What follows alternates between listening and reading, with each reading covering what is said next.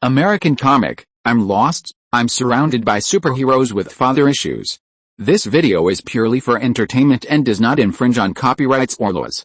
The rights to the novel and image belong to the original author. We do not claim ownership. Don't like waiting and want to listen to this fanfic in full now?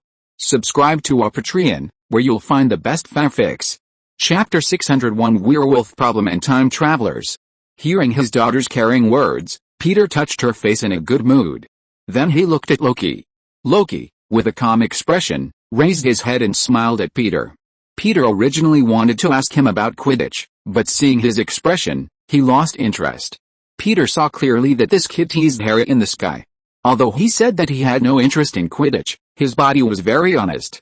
Peter shook his head slightly and moved his eyes away from Loki.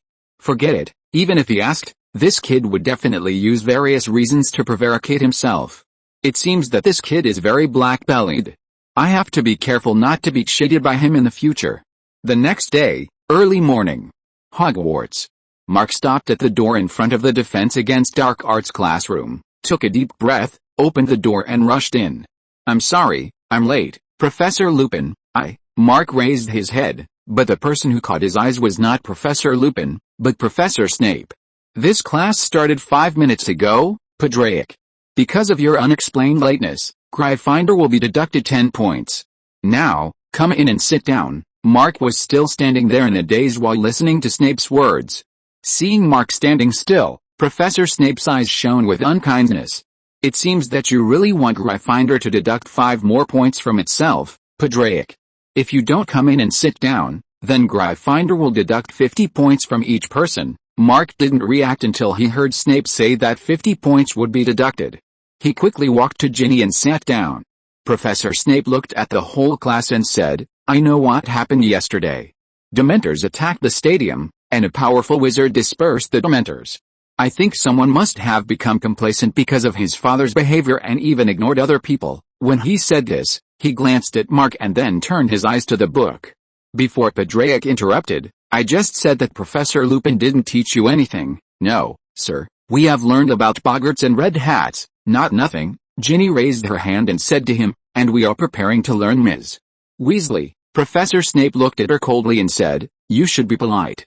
Maybe you have learned something, but I believe that the courses that Professor Lupin taught you are definitely not organized. No, I don't think so, Mr. Snape. Professor Lupin is the best teacher in the Defense Against Dark Arts class. Mark hesitated for a moment, then stood up bravely and said to him. As soon as Mark finished speaking, there were waves of echoing voices in the class.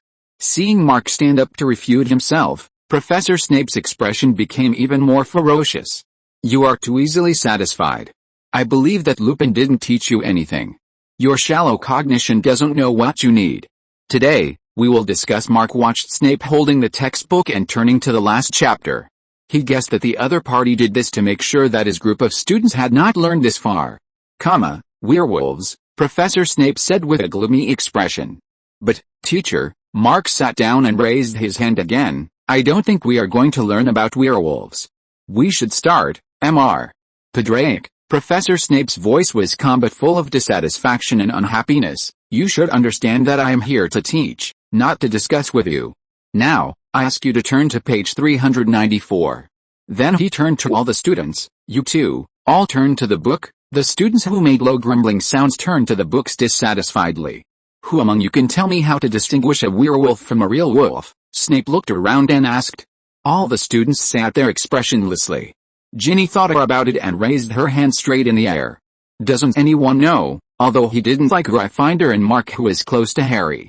But because of Peter's power, Snape would give some face and would not say too much to Mark. But he had no such concerns for others. Snape ignored Ginny and continued to ask questions to everyone. Then his sinister smile appeared on his face again. It seems that your Professor Lupin has not taught you the basic knowledge to distinguish. Professor Snape. Thomas, who said that he was afraid of witches before, stood up and said to Snape, we haven't learned about werewolves yet. We are still learning. Shut up. Snape looked at him angrily. You know how rude it is to interrupt others.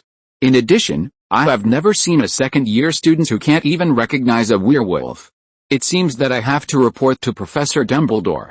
The second-year Gryffindor is really backward, teacher. I know. Ginny wanted to show her rich knowledge in front of Mark, so she kept raising her hand to answer questions. "This is the second time you interrupt, Miss Weasley," Snape said to Ginny unceremoniously. "Gryffindor will lose another 5 points." Hearing Snape's words, Ginny put down her hand with a red face. She looked at the floor with tears in her eyes.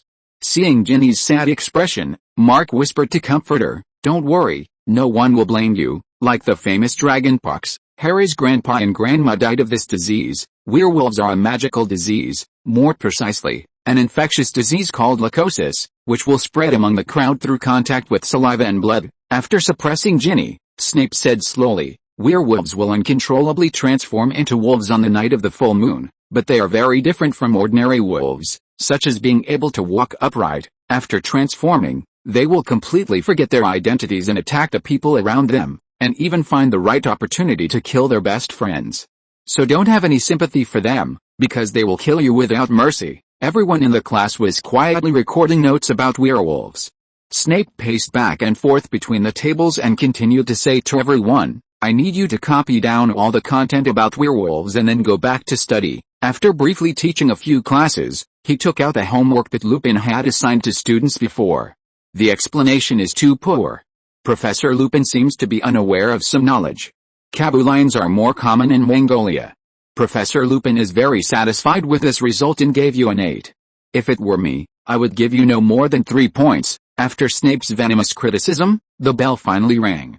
He stood on the podium and said to the students below, "Next, I need you to go back and write a paper and hand it in to me. The content of the paper is about werewolves and how to hunt werewolves. The paper must be as long as 2 pieces of parchment. Submit it to me before Monday. You should hurry up, otherwise it is likely that you will not be able to finish it. Weasley, Thomas, you two stay. I will arrange for you to stay in class." Hearing that Snape wanted to stay in class, Ginny looked at Mark with frustration. Mark could only cast a helpless look at Ginny. He wanted to help Ginny, but he could do nothing in this situation. After finishing Snape's class, Mark went to visit Harry, who was still receiving treatment. Mark, who was accompanying Harry, Ron and Hermione in the infirmary, looked up at the sky and suddenly thought of the werewolves that Snape had mentioned. "Are there werewolves in Hogwarts School?" Mark asked Hermione and Mark curiously. "I don't know, but I feel that Professor Snape would not suddenly talk about werewolves for no reason.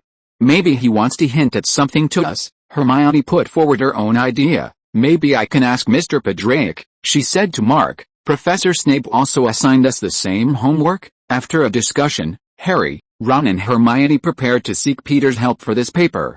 After school in the afternoon, Harry, Ron and Hermione followed Mark on the school bus back.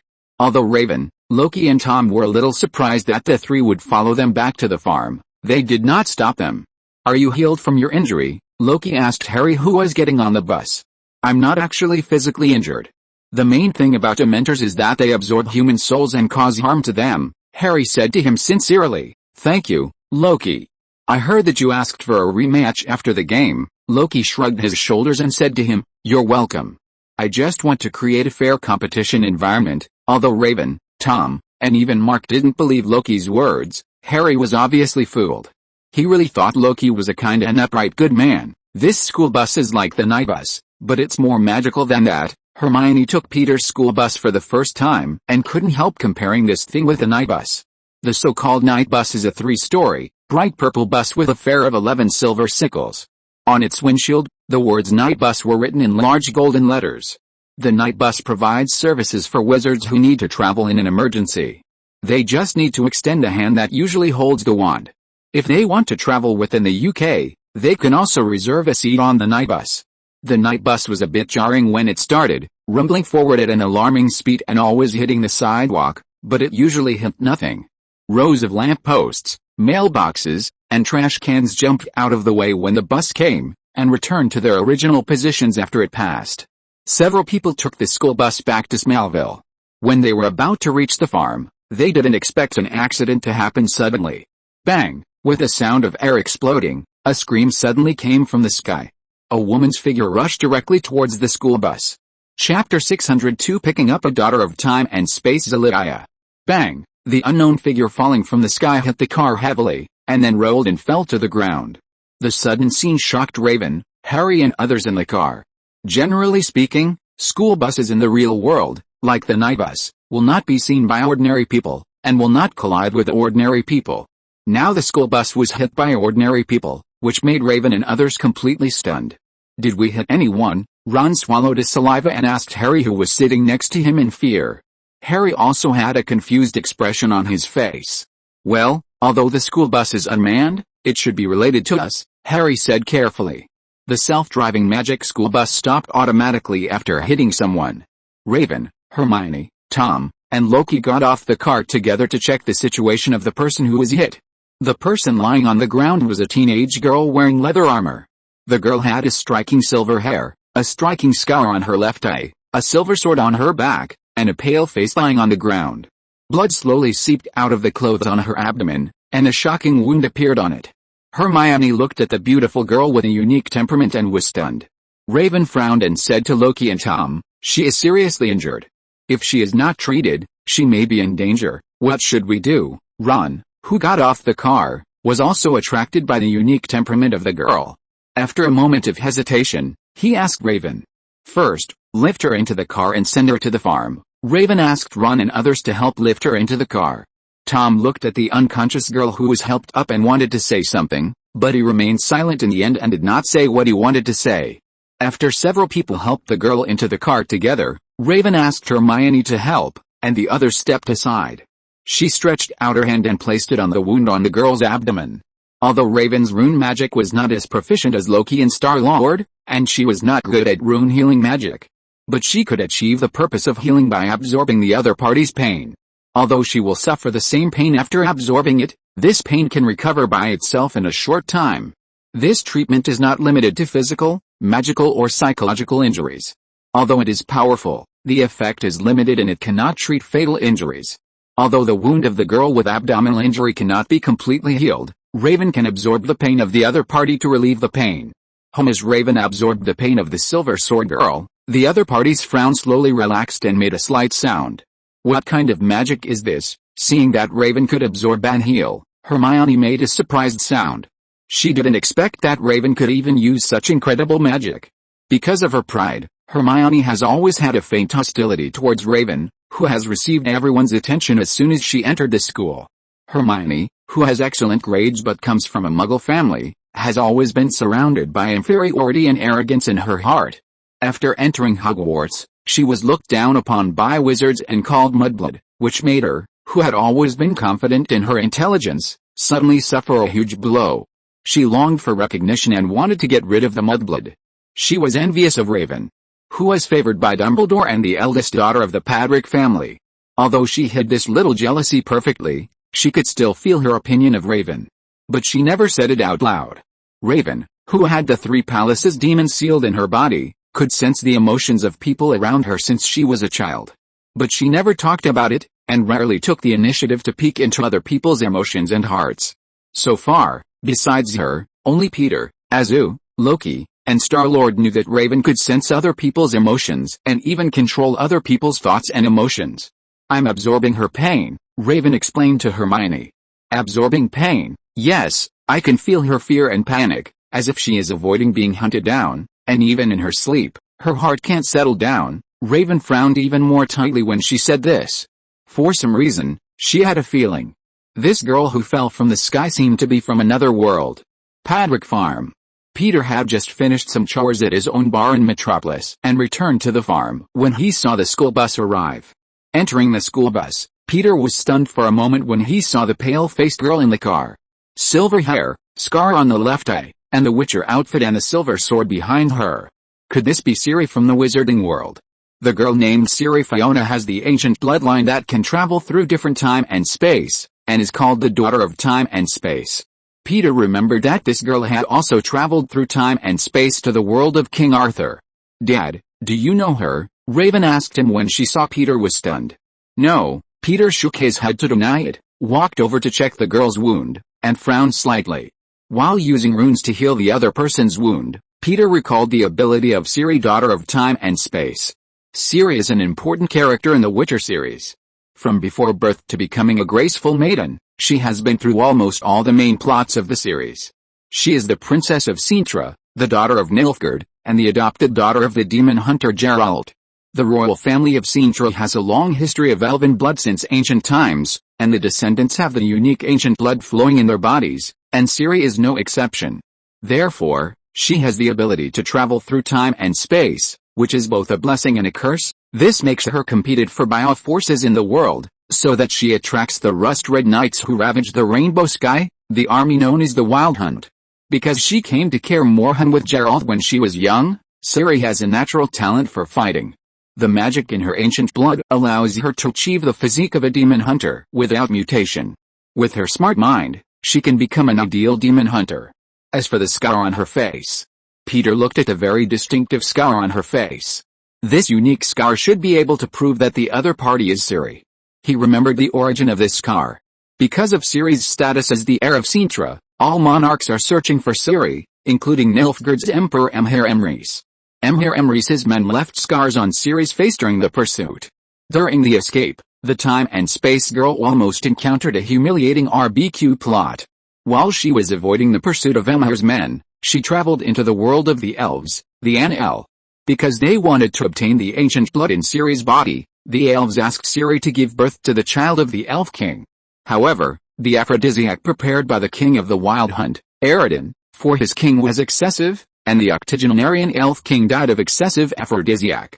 In the end, Ciri, who escaped the disaster, unlocked her own ancient blood's ability to travel through time and space with the help of the unicorn and return to her own world.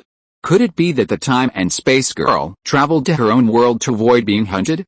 After using the rune magic to heal the girl's wounds, Peter picked up the girl and thought to himself, if the other party is really Ciri, Peter will suspect that it is the system that is doing something wrong. Even though Ciri's ability was amazing, Peter didn't believe that she could cross the dimension and break through the cosmic barrier to enter the DC world.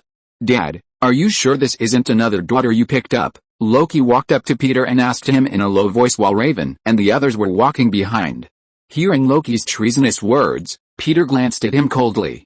This kid is really getting bolder and bolder. He even dared to make fun of him. I didn't pick it up. I should say you picked it up, Peter said to Loki in a bad tone. Also, Loki, we can talk about your attack on Harry in the Quidditch match tonight. Loki, he regretted that he shouldn't have said too much. He actually forgot that his father had the ability to settle accounts. In the guest room of the farm, Ciri woke up faintly, covering her forehead.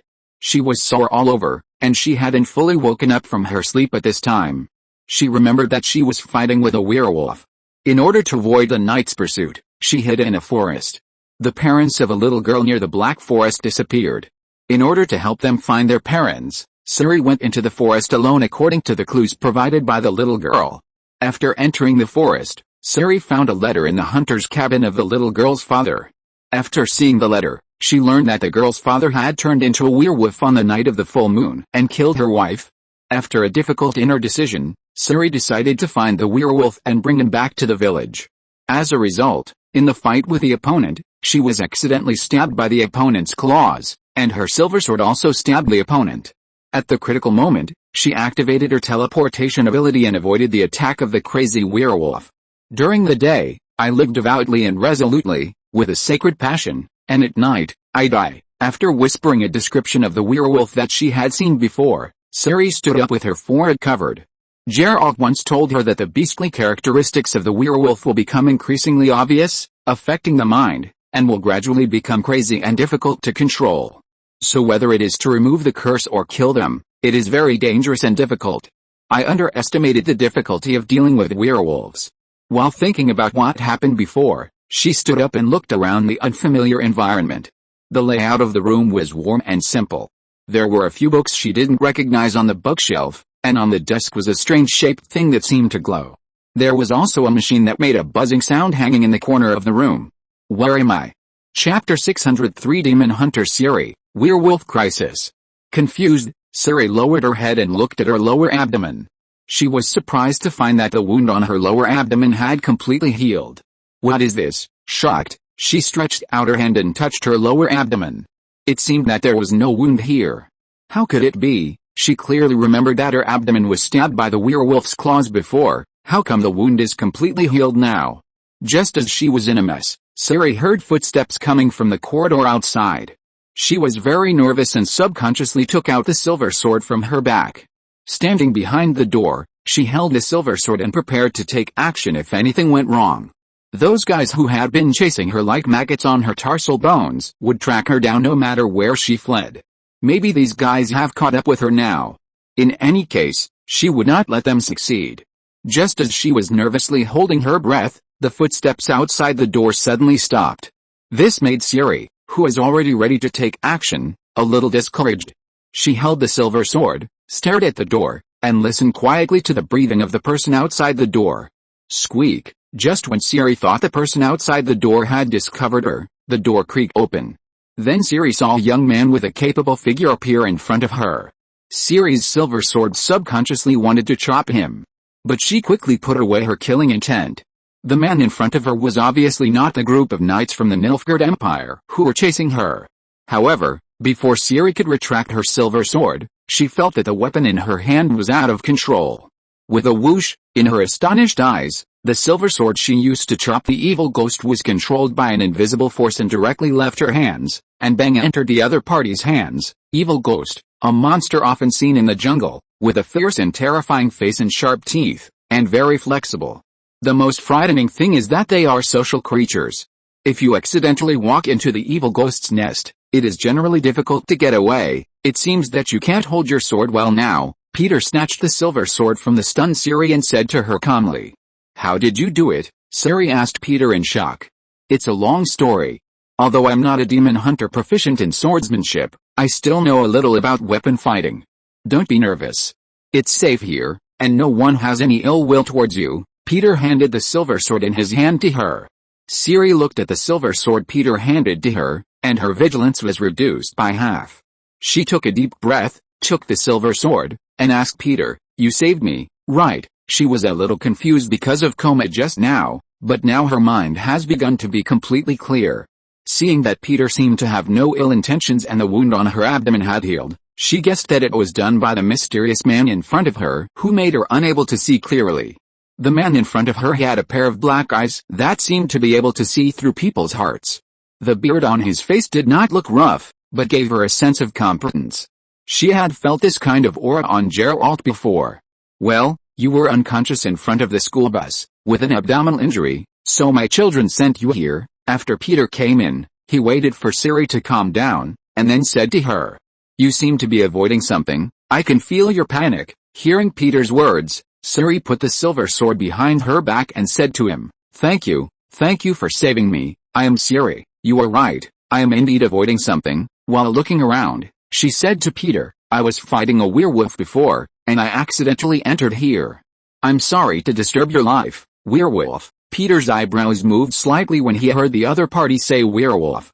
Yes, I should have prepared the alchemical potion to deal with werewolves in advance before taking action. Geralt is right. My understanding of those dark creatures is only limited to books. There are still many problems in practice, Siri said with some regret. But she quickly adjusted her mood and said to Peter, Thank you for your hospitality, sir. I think I have to leave, although I don't agree with you leaving like this, but if you insist. Seeing that the time and space girl was eager to leave the farm, Peter did not stop her. After all, this princess was not the father's sorrow given to him by the system and bound to him, and Siri's fate had nothing to do with him. Thank you, Siri thanked Peter again. She wanted to take out her purse and prepare to give Peter some reward, but found that her pocket was empty. She was a little embarrassed and was about to say something, but suddenly her stomach made a gurgling sound. Siri's face turned red, and she was a little embarrassed to look at Peter's eyes. If you are not in a hurry, you can have lunch here before leaving. Peter shrugged his shoulders and said to her with a calm expression. Thank you, sir. I don't know your name yet. Siri said that she didn't know Peter's name yet. Peter. Podrick. Peter told him the name. Siri nodded and remembered Peter's name. At lunch. Because of the arrival of Harry, Hermione and Ron, Peter had to ask the Kents to come and help with the cooking. As he was not good at cooking, he could not help Persephone much, so he could only ask the Kents to help. Siri sat at the dining table, looking at the food that was completely different from her world, with a surprised expression on her face. This is a Mexican chicken roll, fried chicken, vegetables and special sauce wrapped in lotus leaf cakes. The taste is very unique, you can try it. Persephone looked at Siri with a wide-eyed look and said to her with a smile. Thank you, This is the first time I have tasted this kind of food, Suri thanked Persephone and glanced at Peter. She now understood that she had come to a universe that was completely different from the demon hunter world she was in.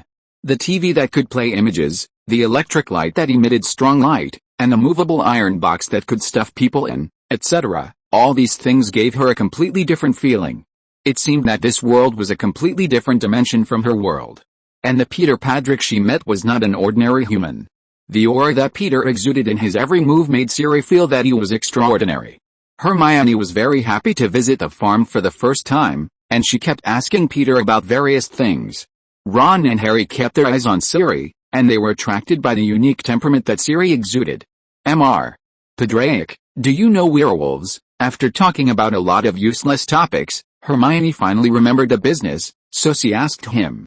Hearing Hermione talking about werewolves, Siri, who was happily making a Mexican chicken roll next to her, also perked up her ears. Are there werewolves in this world? The werewolves you are familiar with are all caused by lycanthropy, which is a terminal illness, Peter said slowly to Hermione. Then can it be cured, sir? Hermione continued to ask Peter. At present, there is no cure, but the invention of wolfsbane potion can greatly alleviate the pain of werewolves, so that they can maintain human rationality when they transform into wolf form during the full moon, and not do things that they will regret for the rest of their lives because of their wolf nature. Peter glanced at Siri, whose ears were erected, and continued, but the preparation method of wolfsbane potion is very complicated. Only top potion masters can do it, and the raw materials for preparing the potion are expensive. Most werewolves are very poor and cannot afford the cost of wolfsbane potion at all, therefore, many victims bitten by werewolves would rather choose to die than endure the pain of transformation. At this point, Peter added meaningfully, but you should also be vigilant. There is also a werewolf around you. Hearing what Peter said, Raven, Loki and Tom were completely stunned. Dad, are you saying there is a werewolf in Hogwarts school? Mark swallowed nervously and asked Peter. Then who is he? Dad, Raven asked Peter. If there is a werewolf in the school, it will be troublesome. You will know later. Peter kept it a secret and did not say it actively. Although Professor Lupin is a werewolf, he will not take the initiative to hurt others. And if the students knew that Lupin was a werewolf, they would probably expel him directly. Compared with other black magic teachers, Lupin should be the most reliable.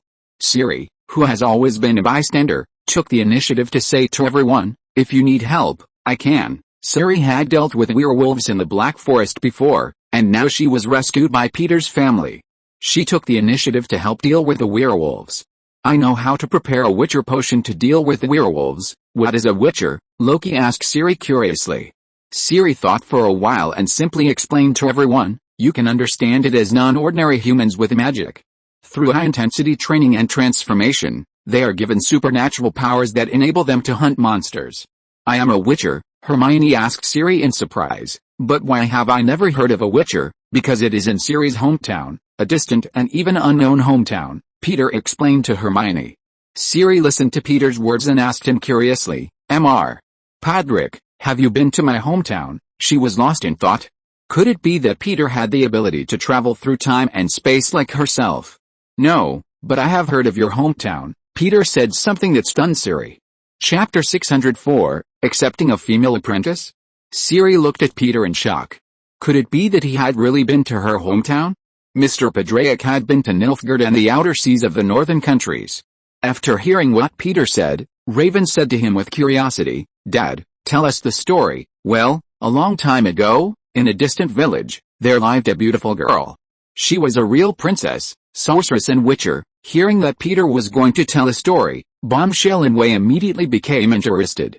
Especially Bombshell, she leaned towards Peter. Mark couldn't help but ask Peter, Dad, 3 titles? Isn't that a bit too much? Raven glared at Mark. Don't interrupt Dad. Mark, do you want to hear a story? Mark immediately became honest and said weakly, okay, I won't interrupt again. Peter continued in a low voice, this is a story that may prove that destiny really exists. This girl was born in a royal family. Her parents loved her very much. Her grandmother was a great queen. The court where she lived was guarded by hundreds of knights.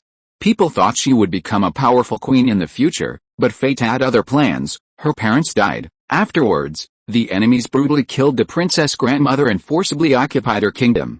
Fortunately, The princess survived. From then on, her fate was tied to a special demon hunter. Siri felt a little familiar when she heard this. Could it be that Mr. Padraic was talking about herself? Later, she got a new family in the demon hunter's fortress, Kaer Morhen. The princess learned how to fight here, but fate changed again. Peter's voice quickly immersed everyone in it. This princess has an outstanding magical talent. She is a sorcerer. The demon hunters were afraid that her magic source would get out of control, so they called a sorceress to help her. She learned magical knowledge and felt very happy at that time. Moreover, she should have become a powerful sorceress. After hearing this, Siri was 100% sure. The story told by Peter was her own story. Why did he know about her? Siri looked at Peter with shocked eyes. She could never have imagined that she would meet someone who knew her life experience in a strange and foreign world.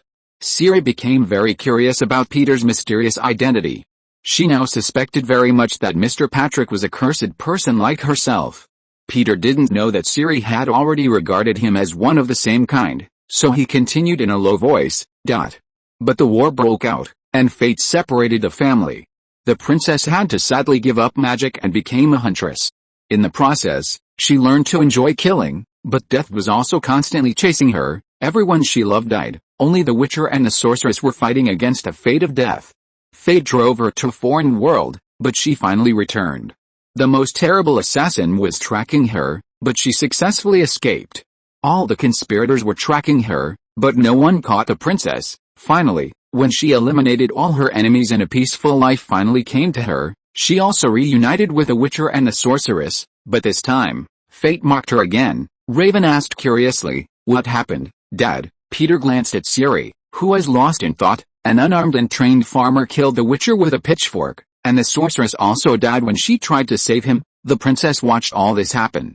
But she could do nothing about it because she had given up her magic.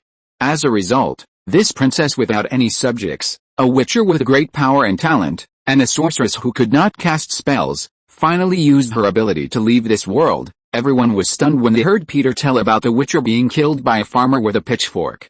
How can a Witcher who can be killed by a farmer deal with monsters? As for Siri, she was completely stunned. At the end of the story, did she kill all the enemies, and Geralt, the Witcher, and Yennefer, the sorceress, died? No, it's impossible. Her closest family would never die like this. The fateful ending would not unfold like this. She kept comforting herself.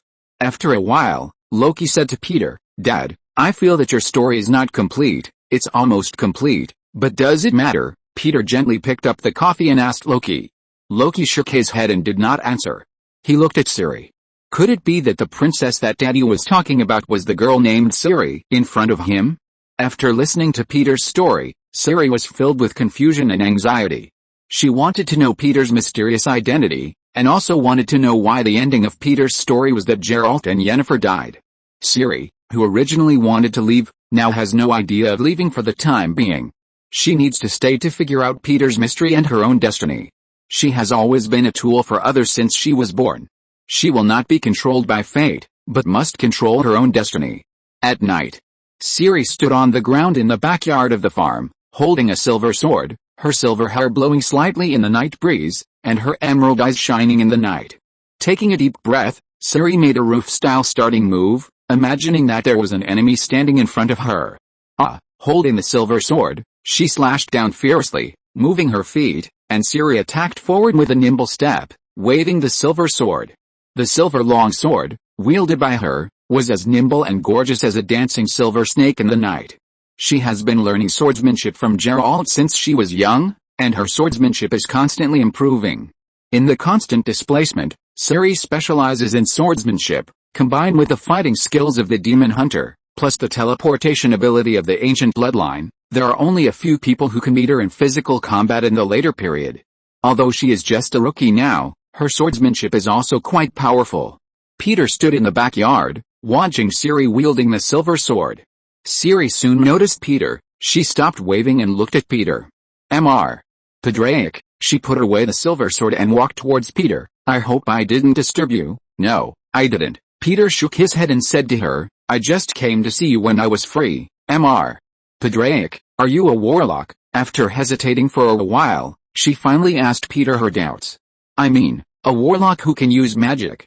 I heard that your magic car can travel between two worlds. She already knew that Hermione, Ron, and Harry were from another world like her, invited by Peter. This made her suspect that Peter, like herself, was cursed by fate. Freely traveling through time and space, Siri knew that her ability was not a blessing, but a curse. Because many people coveted her power nakedly and wanted to take it for themselves at all costs.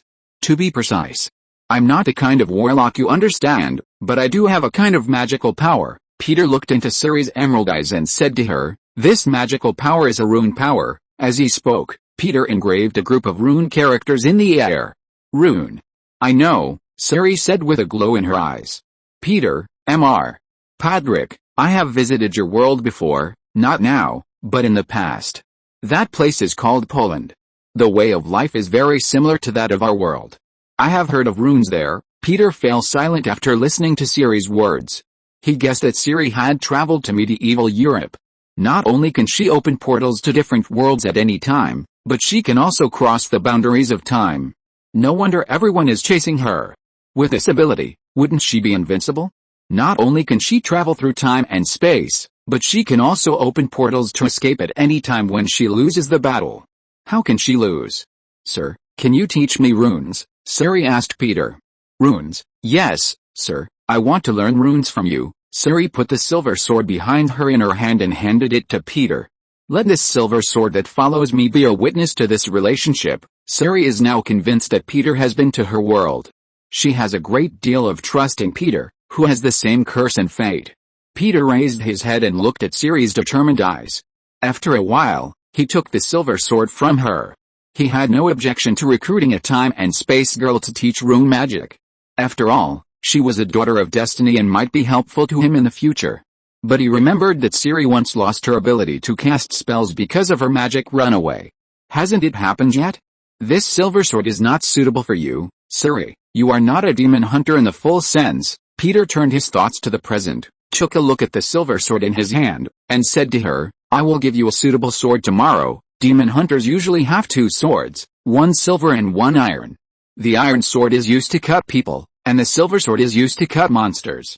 But the silver sword is usually hung next to the horse. This is because the silver sword is rarely used.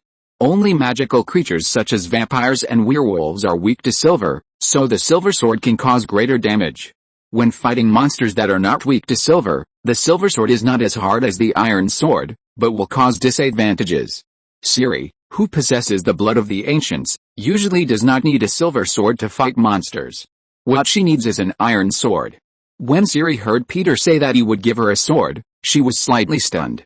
Chapter 605 Siri and the Magical Beast Buckbeak. The next day. Hogwarts World. Diagon Alley. Peter pushed open the door of Flourish and Blots and entered the bookstore. This is a large wizard bookstore filled with many bookcases that reach the ceiling. The dazzling books made Siri, who was following Peter, stunned. Here we sell elementary wizard books, but it may be the only bookstore that provides textbooks for Hogwarts students. Although the books required for Hogwarts courses are beyond the scope of what they sell, Peter introduced to Siri as he entered the bookstore. In addition, there are some weird and troublesome books here, such as books that bite people, Monster Book of Monsters, and completely invisible books, Invisibility Book of Invisibility. So working here is also challenging. Siri was wearing a plain long skirt and a dark open-chested dress on the upper body. Her long legs and unique temperament made her quickly attract everyone's attention after she entered the bookstore. So this world is also a world full of witchcraft and magical creatures? Teacher, Siri walked to the bookshelf and took out a book called Traveling with Vampires and asked Peter curiously. Next to this Traveling with Vampires was a book called Wandering with Werewolves, and Siri took them out together. Well, although the magic in this world is very different from the world on your continent, Peter introduced to the other party and entered the bookstore. I know, Siri, the convergence of the celestial spheres event broke out, and your world collided with the worlds of different dimensions, causing the worlds to be linked and interpenetrated, which became the source of magic in the new world. Peter picked up a few magic books and said to Siri as he walked forward, some of the ancestors of mankind were the first to master the power of chaos, so the earliest batch of magicians were born. This power of chaos is called source power, but not everyone can possess it. Those who are naturally sensitive to this power are called sources. They can use it for their own benefit after training. Some people have amazing magical talents, but they are naturally repelled by magic. Only when they encounter danger will their abilities suddenly burst out. This group of people is called sorcerers. At this point, Peter turned around and said to Siri, "Just like the muggles and wizards in this world." Siri nodded. She herself is a source of law, a person with ancient blood. She has also heard legends that people with ancient blood will change the entire world and create a new world based on it. When I taught you the runes yesterday, Siri, your magic had the sign of writing. Sometimes you can't control the flow of magic because you are the source of law and the magic in your body is too strong. Peter paused here. Perhaps some witchcraft books in this world can give you some enlightenment on how to control the magic in your body. I understand, teacher, Siri nodded. She put the Traveling on a Ship with Vampires in her hand on the bookshelf, and at the same time, while Peter was not paying attention, she put another book of Peter's autobiography written by Loki that she had just found behind her. Peter did not notice Siri's little action. He picked up a few books and went to check out. Siri also mixed a book of Peter's autobiography with a pile of books and went to the counter on the other side to check out. "Where are we going next, teacher?" Siri asked Peter expectantly after coming out of the bookstore. "To Hogwarts School," Peter replied to Siri. Since she promised to give Siri a sword, the ready-made Gryffindor sword of Hogwarts is the most suitable. Peter had no psychological burden when he took other people's things as gifts. It is said that the sword of Gryffindor was forged by the elf king Ragnar. Although the elves in Hogwarts are not as tall and handsome as those in The Lord of the Rings, they are also the best craftsmen in the world, and the elf king is the most skilled among the craftsmen. Ragnar accepted the commission of Godric Gryffindor and forged a pure silver sword with a large ruby inlaid on the hilt. Because the sword was made so perfectly, even Ragnar, who had seen countless treasures, wanted to take it for himself. However, this sword has been hidden in the Sorting Hat. According to the setting, anyone who inherits the unique spirit of Gryffindor College can become the heir of the founder and be able to pull out the sword of Gryffindor from the Sorting Hat. Back then, Tom Riddle wanted to make all the relics of the four giants of Hogwarts into Horcruxes, but he could not find the sword of Gryffindor. Thinking of this, Peter looked towards Siri. Although Siri was not from Hogwarts, it was obvious that she was also a girl with courage. Peter wanted Siri to try to see if she could pull out the sword of Gryffindor. As for if the sword of Gryffindor was taken away by Siri, would Neville Longbottom be unable to kill the snake in the future because he lacked the sword? If it really came to that, he would naturally take action. However, he really didn't believe that with his 4 children, he would not be able to deal with the resurrected Voldemort. While thinking about this, Peter talked to Siri. A figure like a hill came towards them, blocking the sunlight. Siri looked up in surprise, and what she saw was a giant over 3 meters tall. Looking at the giant who suddenly appeared in astonishment, Siri subconsciously took a step back. "Mr. Padraic," the surprised voice of Giant came. Peter looked up and looked at Hagrid, who was wearing an oversized moleskin coat and holding a packaging bag in his hand. "I didn't expect to see you here, Mr. Padraic." Hagrid was surprised and a little reserved, and came up to greet Peter. "Hello, Mr. Hagrid, are you here to buy something?" Peter greeted Hagrid, who was bending down. Yes, Mr. Padraic, I'm buying some slugs and chicken bones, but I may not have enough money this time, so I have to go back to the forest again." Hagrid scratched his head and said embarrassedly, "If you go back to the forest again, it may be dark when you come back." Peter shook his head and took out a few gold galleons and handed them to him. "Just think of it as me lending it to you." Seeing Peter lending him money, Hagrid said a little uneasy, No, this is too expensive for you, Mr. Padraic." Although Hagrid refused, he still took the money at Peter's request. "Anyway, Mr. Padraic, Miss Siri, thank you for your help." After buying the slugs and chicken bones, Hagrid thanked Peter and invited them to visit his forest hut in the Forbidden Forest. Peter, who knew that this guy's dark cuisine was even more horrible than his own, was about to refuse, but Siri, who was full of curiosity about everything, immediately agreed. Siri's curiosity was aroused after hearing that Hagrid had raised a large group of magical creatures. "Teacher, don't you want to visit Mr. Hagrid's house?" "No, it's just that, you'll know when you go," Peter said vaguely. The 3 of them soon came to Hagrid's Forbidden Forest hut. "Sorry, I didn't clean the house." Hagrid scratched his hair embarrassedly, apologized to the 2, and touched the head of the hound Fang. After talking to the 2, he began to light a campfire and boil water. After pouring 2 cups of black tea for Peter and Siri, Hagrid specially took out the food he prepared. What is this? Siri looked at the sausages that were grilled by Hagrid, which were greasy and burnt. She didn't know how to eat them, so she had to turn her attention to other food. This is rock skin cake. Hagrid put the cake on a plate and handed it to Siri. Out of curiosity, Siri took the rock cake, put it in her mouth and took a bite. Crack! The next second, Siri cast a tearful look at Peter. Her teeth were almost broken.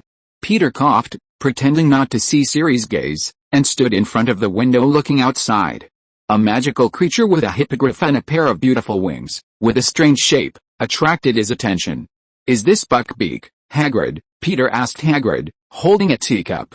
Hagrid stood up and replied to him, Yes, Mr. Padraic, it's Buckbeak. Siri also stood up, walked to Peter, and looked outside. Buckbeak, with a strange shape and beautiful wings, immediately attracted Siri's attention. It's so beautiful. Siri put the rock cake down quickly and asked Hagrid, Mr.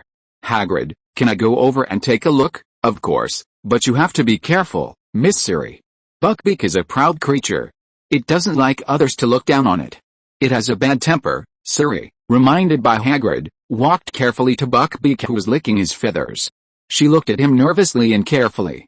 Miss Siri, if you want to approach it, you must bow to it first, and it must be sincere. When it bows to you again, you can go up and touch it, and then you can ride it, but you can't pull its hair, it will be unhappy. Hagrid walked to Buckbeak and said to Siri while gently comforting Buckbeak. Can I ride it? Siri asked excitedly. Of course, as long as you show enough respect, I will. Siri took a deep breath and looked at Peter. Seeing the encouraging look from the other party, Siri took a deep breath and bowed to Buckbeak. Buckbeak seemed to be closer to Siri and bowed back to Siri. You can go up and pat it now, slowly, Miss Siri. Listening to Hagrid's words, Siri walked forward gently. She stretched out her hand and touched Buckbeak, who was a little anxious. Buckbeak seemed to feel Siri's kindness, and gradually calmed down, lowered his head, and took the initiative to move closer to Siri's hand. Chapter 606, Siri is so sentimental and blushes easily, isn't she a girl? Very good, that's it, you did very well, Miss Siri. Seeing Siri successfully touching Buckbeak, Hagrid clapped his hands excitedly.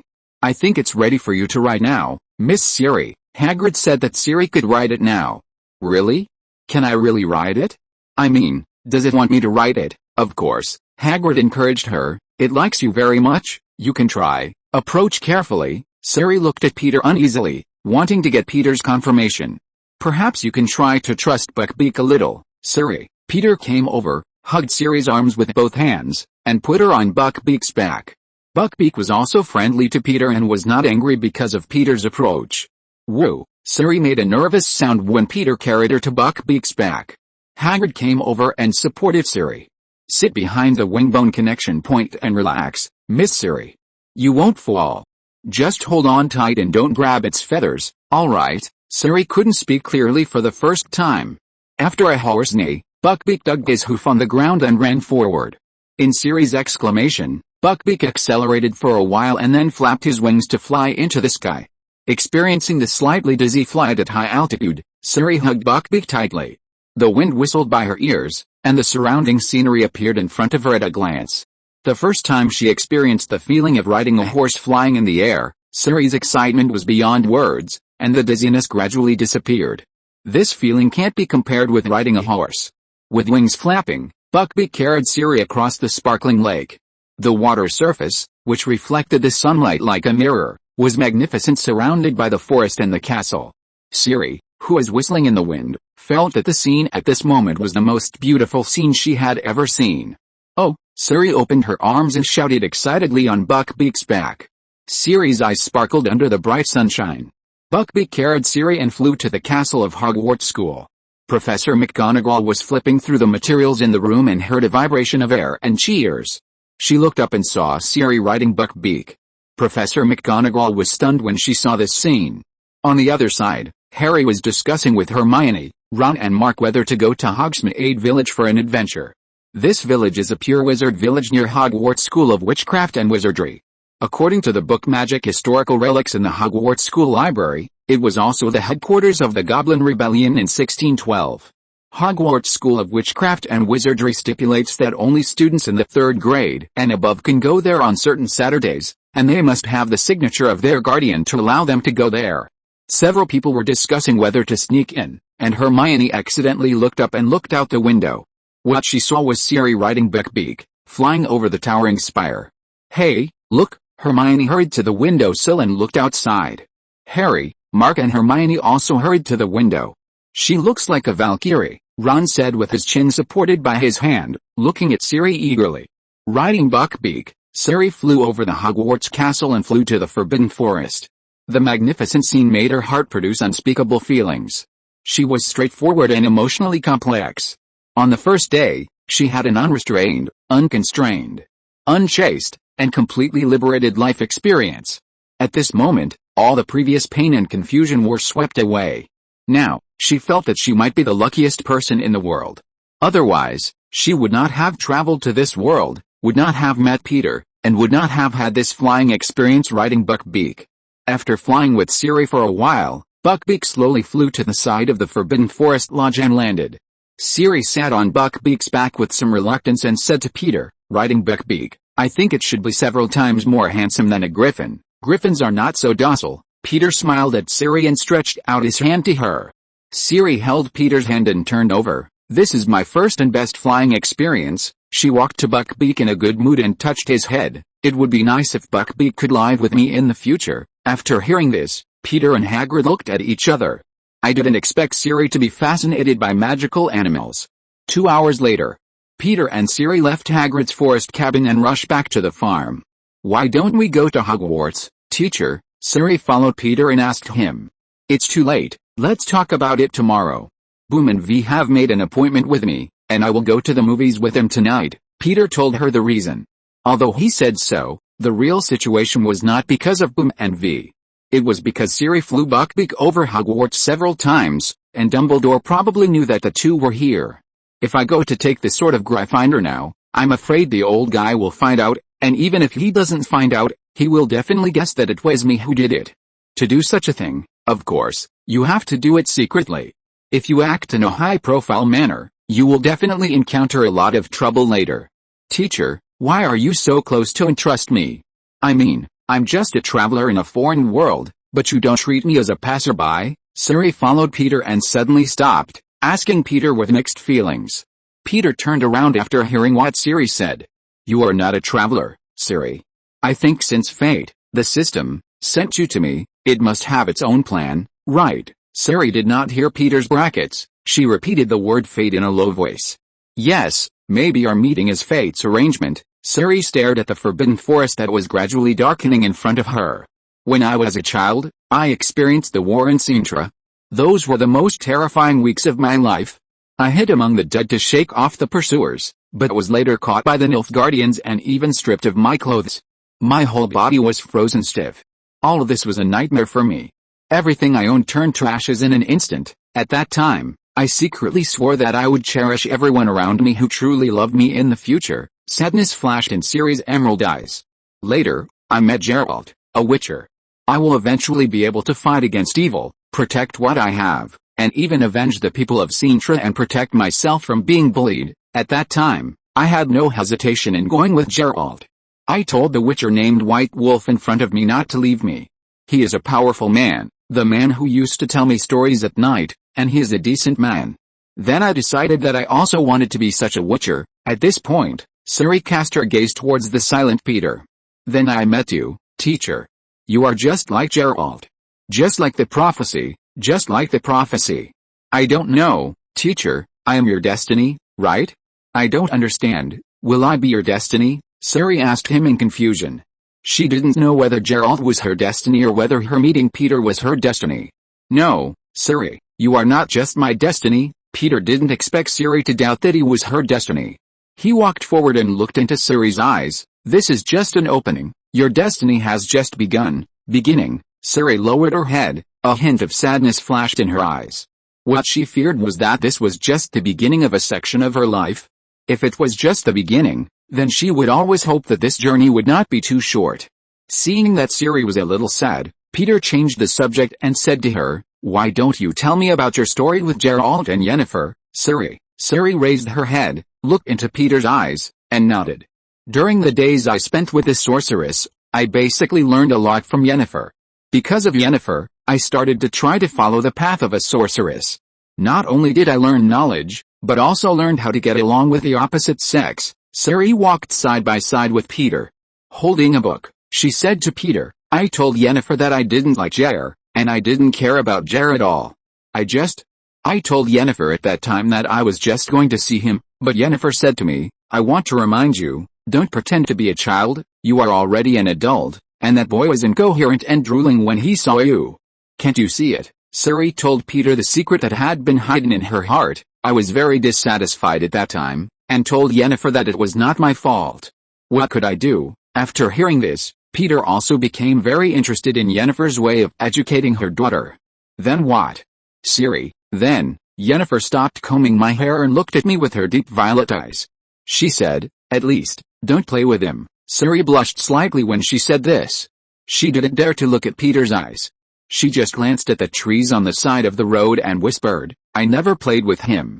Okay, this story is not suitable for childhood, but I am an adult now. I can look at these problems rationally. Peter nodded to show his understanding. Although he agreed on the surface, he did not agree with Siri's already an adult. Obviously, Siri is not mature yet and is still a girl who is still growing. She is so emotional and blushes easily. Isn't she a girl? If you're listening to this novel on a channel other than Fanfic World, it means they downloaded and uploaded it without effort. We cordially invite you to visit our channel, Mundo Fanfic Novelis. There you'll find the original version of this story and you can explore many other novels of various genres. We're waiting for you to immerse yourself in a world of incredible novels. Chapter 607, Siri asks about love history. Mark goes to the bar. Soon, Siri started to complain about her adoptive mother Yennefer. Although many of the standards Yennefer taught me were beyond her ability to achieve, I still didn't dare to raise objections to her. The more Peter listened, the more he felt that something was wrong with Siri. This famous time and space girl seemed to be a gossipy girl. Siri not only told him that she would listen to how Yennefer secretly helped Geralt.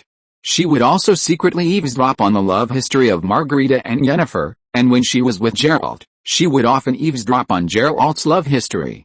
And Siri talked directly about Peter's love history. Teacher, from John to Bomb and V, are they all born to you and different women? Siri asked curiously and with a gossipy face. Peter, he now regretted that he shouldn't have brought this naughty child. Is this a question a normal girl would ask? It was the first time he knew that Siri, who was dashing and heroic and killed the wild hunt with one sword, was a gossipy naughty child when she was a girl. No, the identity of their mother is unknown, Peter said vaguely. I understand, teacher, you and Geralt are both people who are easily attracted to women's physique. Siri pretended to understand very well and nodded. Peter felt that he was more wrong than Dowie now. Timo, how could he compare with Geralt, who was known as the female sorcerer pile driver? The origin of the female sorcerer pile driver was that Geralt, due to the blessing of the protagonist's halo and the setting that the demon hunter could not have children, maintained ambiguous relationships with many female sorcerers. So many players jokingly called him the female sorcerer pile driver. Peter remembered that the sorceress Margarita also bluntly said that except Ciri and herself, Geralt had slept with every woman on the ship, and Philippa on the side also teased, don't worry, it will be a matter of time with you. Peter, who was frustrated, was too lazy to explain to Ciri. Peter found that if he continued to discuss such inappropriate topics with her, she would become more and more excited. When Peter and Ciri passed through Hogsmeade Village, they entered the Three Broomsticks bar in the village at Ciri's suggestion. Since it was not far from Hogwarts, many people liked to sit here. As soon as the two entered the bar, a woman about 40 years old came to greet them. Welcome, guests. Is this your first time to the Three Broomsticks? The owner of the bar, Ms. Rosmerta, asked Peter and the others enthusiastically. Yes, it's our first visit. Then you should try our mead, oak ripened mead. You will definitely like it. Ms. Rosmerta recommended it to the two with a smile. Thank you. After Peter thanked her, he sat down at a place. Ciri looked around curiously. There were many senior students from Hogwarts in the bar. There was a lot of food in the bar, and there were racks of very sweet candies on the counter, butter almond peanut candies. There were also shiny pink cocoa bean ice and oily honey-colored toffee. Here are some special candies. This bubble can be blown into blue bubbles as big as a house, which will not burst for several days. This is the cracked black pepper bran, Peter explained to Siri after ordering some snacks. Siri, who had never experienced such incredible food, picked up the candy curiously and tried it. As a result, the mint candy cake that looked like a toad kept jumping in her stomach. It's incredible, Siri said to Peter as if she had discovered a new world. If I lived here when I was a child, I would have eaten a fat girl. Soon she became depressed. Well, although I was a little fat and ugly when I was a child, Siri has always been upset about being called ugly duck by Yennefer when she was a child. When Ms. Rosmerta brought a mead up, Siri's depression soon dissipated and she began to taste a mead. As a result, after just 2 drinks, he leaned his head on Peter in a daze and began to talk about his resentment towards Yennefer. At the same time, Harry got the Marauders map from the Weasley brothers. After the Marauders map was opened with a spell, a map of Hogwarts, including secret passages, and the location of everyone in Hogwarts would appear on the map. The map would also indicate how to open the secret passages. Harry found many passages that he had not visited on the Marauders map, and many of them seemed to lead to Hogsmeade Village. There are 7 roads in total. Now Filch knows these 4. The one behind the mirror on the 4th floor is not feasible because Fred said they walked through it last winter, but they couldn't pass through it. It was completely blocked. As Harry spoke, he found a secret passage that led safely to Hogsmeade Village. In the narrow and short tunnel, Harry held up the map, determined the route, and carefully folded it and stuffed it into his clothes. He could hear the sound of his heart beating rapidly, which was a feeling of excitement and anxiety. The passage to the Chamber of Secrets was winding and more like a rabbit hole. Harry walked down quickly, tripping over the uneven ground from time to time. He used his wand to light the way and walked forward carefully. After walking for about an hour, the passage began to rise. Harry panted and quickened his pace. 10 minutes later, he came to an old staircase. Because it was pitch black in front of him, he couldn't see where the stairs led to. He took a deep breath, tried not to make any noise, and began to walk up the stairs. He didn't know how many steps he had climbed, and with a bang, he accidentally hit his head on something hard. It seemed that his head hit the floor. Harry stood on the stairs, stroking the top of his head, and listened carefully. There was no sound outside, so he quietly pushed open the trapdoor and peeked out through the gap. He found himself in a basement full of wooden boxes. Climbing out from under the floor, he moved the floor back to its original position, so that the floor blended in with the thin dusty floor next to it. Then he clearly heard the sound of a bell ringing and the sound of doors opening and closing. He was thinking about what to do when he suddenly heard a door very close to him being opened. Someone was walking down the stairs to the basement. "We need another box of mead, dear. They almost want all of it. There are a lot of customers these days," a woman's voice sounded. After the voice disappeared, Harry came out of the basement and entered the bar. After entering the bar, Harry was shocked to find Peter and Siri. "That's Mr. Padraic." Seeing Peter in the bar, Harry was a little scared and didn't approach him. If he was found entering the bar, he might be scolded. Although he didn't come in to drink, but to investigate something about Sirius Black. Harry entered another room of the bar and saw Hermione, Ron, and Mark here. "Mark, why are you here?" Harry asked Mark and the other two with a shocked face. "Harry," Hermione was also a little confused, "didn't you say you were feeling unwell and resting in the dormitory?" "I changed my mind, but what are you 3 doing in the 3 broomsticks?" Harry asked with a stunned face. Hermione explained to him, "Ron said the butterbeer here is delicious, so he brought us here to try it." Harry glanced at Mark, who still had a nonchalant expression on his face, and said to him, "Mark, I have bad news for you. I just saw your father outside." Mark was struck by a bolt from the blue, and felt like the sky was falling. He was about to cry, and asked Harry in a panic, "Then what should I do?" If his father knew that he dared to come to the bar at such a young age, he would definitely punish him. Besides, he was innocently dragged here by Ron, and he hasn't drunk a sip of beer yet.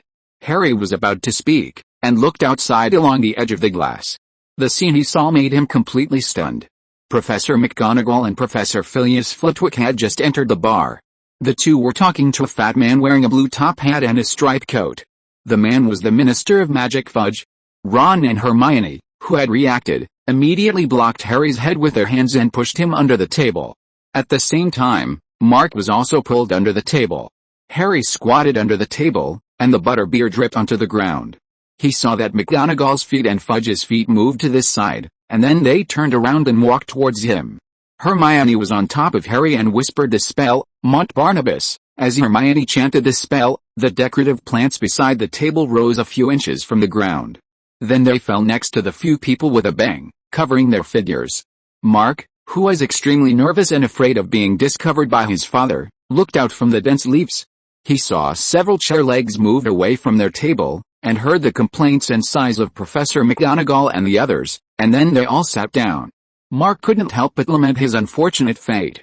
Now not only was his father blocking the bar outside, but the teacher was also here. If Professor McGonagall found out, there was no need to call the parents, and the parents would come over to deal with him together. While thinking about it, Mark saw another pair of feet coming. It was wearing shiny green and blue high heels, and then he heard a female voice, "A glass of honey water, mine." Professor McGonagall's voice sounded. 4 pints of warm mead, that's what I ordered." Professor Flitwick moved his lips with great relish. "What do you want, a glass of, Minister?" "Thank you, Ms. Rosmerta, my dear," Fudge said to the boss. "Ms. Rosmerta, it's nice to see you come and have a drink with us again." After a round of greetings, Ms. Rosmerta's high heels gradually walked away. Mark guessed that they would talk about business next. Dad must not find out. Chapter 608, Black Dog Attack, Series. Little thoughts? "Do you think Black is still here, Minister?" Professor McGonagall asked Fudge. "I am sure," Fudge said in a capable tone. Madame Rosmerta came over and said in an unhappy tone, "Those Dementors have searched my bar twice. They scared away all my customers. This is a very bad impact on business, Minister." Fudge's voice was helpless. "Ms. Rosmerta, my dear, I hate them as much as you do, but this is to prevent misfortune. I have run into them several times. They are very dissatisfied with Dumbledore and he won't let them into the castle." Hearing what Fudge said, McGonagall immediately said dissatisfiedly, "Of course, Headmaster Dumbledore did the right thing. If that terrible thing floats around, how can we have classes?" "It's all the same," Fudge said to Professor McGonagall. "The purpose of the Dementors is to come here to protect you from some terrible things. We all know what Sirius Black is capable of." As the boss, Madame Rosmerta sighed and said, "I still find it hard to believe that everyone will become bad. I never thought that Sirius Black would be like this. I mean, I remember when he was studying at Hogwarts. If you told me at that time that he would become like this, I would say you drank too much meteors," Fudge said to her. "Ms. Rosmerta, you only know some of them. Many people don't know the biggest mistake he made." "What's the biggest mistake?" Ms. Rosmerta asked him curiously. "Do you mean that he has committed a more serious crime than killing those poor people?" "That's what I mean. I can't believe that he has any other sins." The two were talking, and Professor McGonagall suddenly interrupted. "Ms. Rosmerta, when you were studying at Hogwarts, do you remember Black's best friend?" "Of course." Ms. Rosmerta smiled and said, "They are inseparable.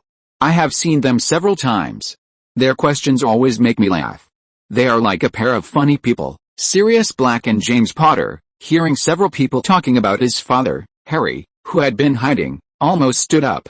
Ron quickly grabbed him.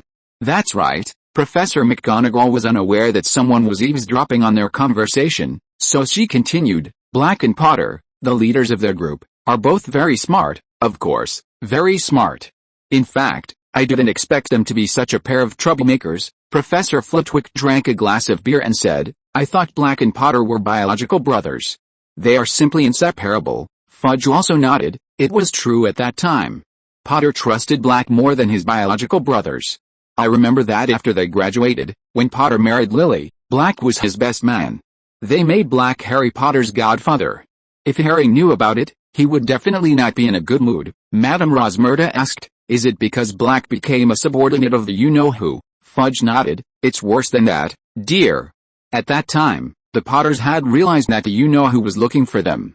Dumbledore had many people undercover in the you-know-who at the time, and one of them betrayed him, so Dumbledore immediately warned the Potters and asked them to hide. Dumbledore used a complex protective spell. At that time, only the secret keeper knew Potter's whereabouts, and there was only one secret keeper, Black." "Do you suspect Black?" Madame Rosmerta asked with a sigh. "That's right. Black was tired of his dual role at that time. He was ready to publicly declare that he stood on the side of the you-know-who and announced it when Potter died. However, we all know that the you-know-who was defeated in front of little Harry Potter. His power was gone and his power was seriously weakened, which put Black in trouble. Under the table, Harry was completely shocked when he heard Fudge's words. Mark, Hermione and Ron were all staring at him. Harry's memory was blurred at this time. Why didn't anyone tell him? Dumbledore, Professor McGonagall, Hagrid, Professor Flitwick, these people never told him that his parents were killed because of the betrayal of their friends.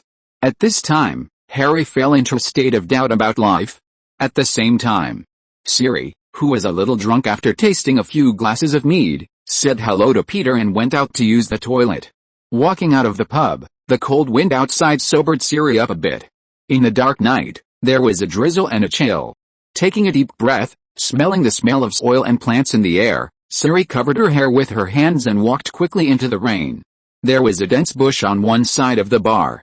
As soon as Siri walked over, she heard a rustling sound from the bushes. Siri stopped immediately after hearing the sound.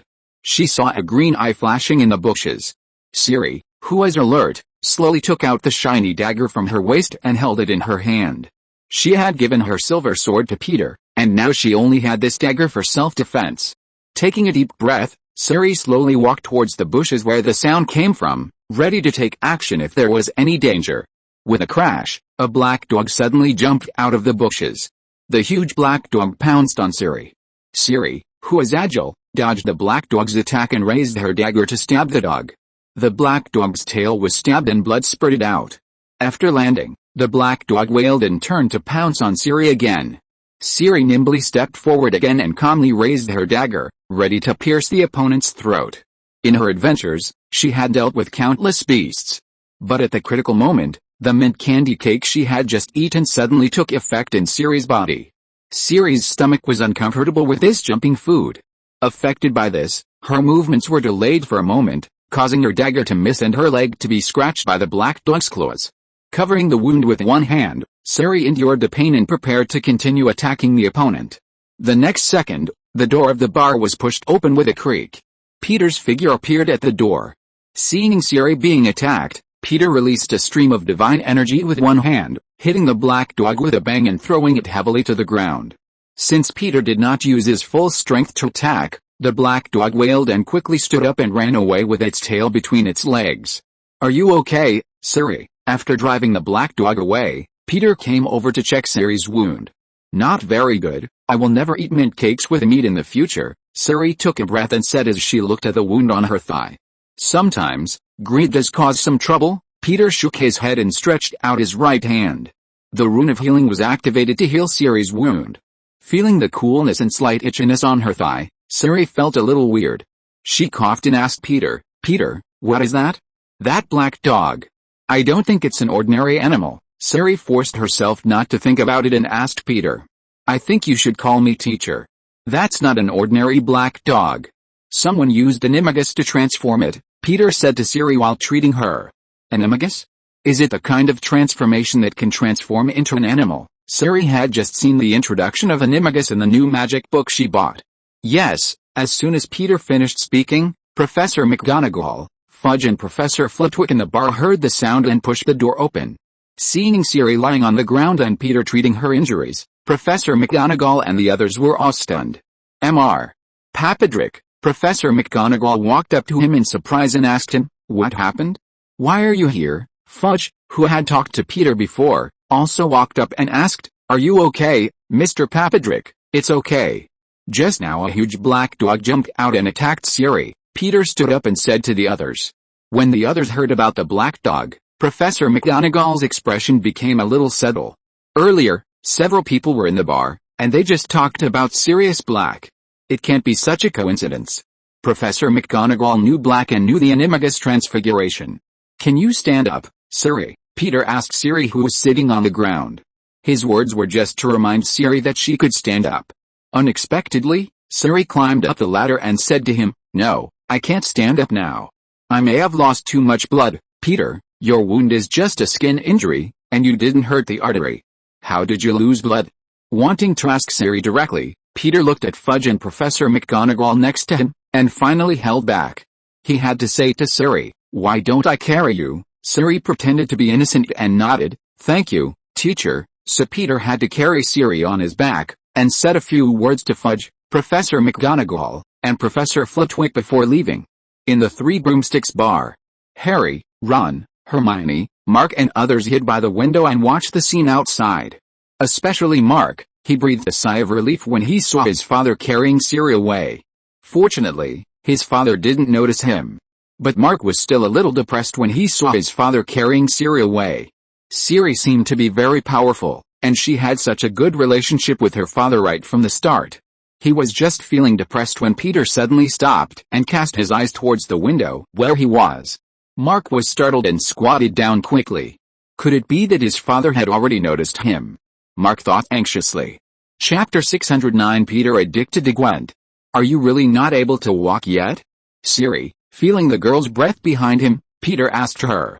I'm injured, Peter. Oh sorry, it should be the teacher, Siri said confidently that she was a patient. Can't you stand up after bleeding a little? Siri, you know, teacher, women will be weak when they bleed, Peter. He felt that Siri was making a dirty joke to him, but there was no evidence. Coughing, Peter pretended not to hear and asked Siri, can you hold an umbrella for me? The rain was getting heavier and heavier. Siri was carried by him. Not only did she not block the rain for him, but she also let the rain pour down on him. Of course, Siri took the umbrella from Peter.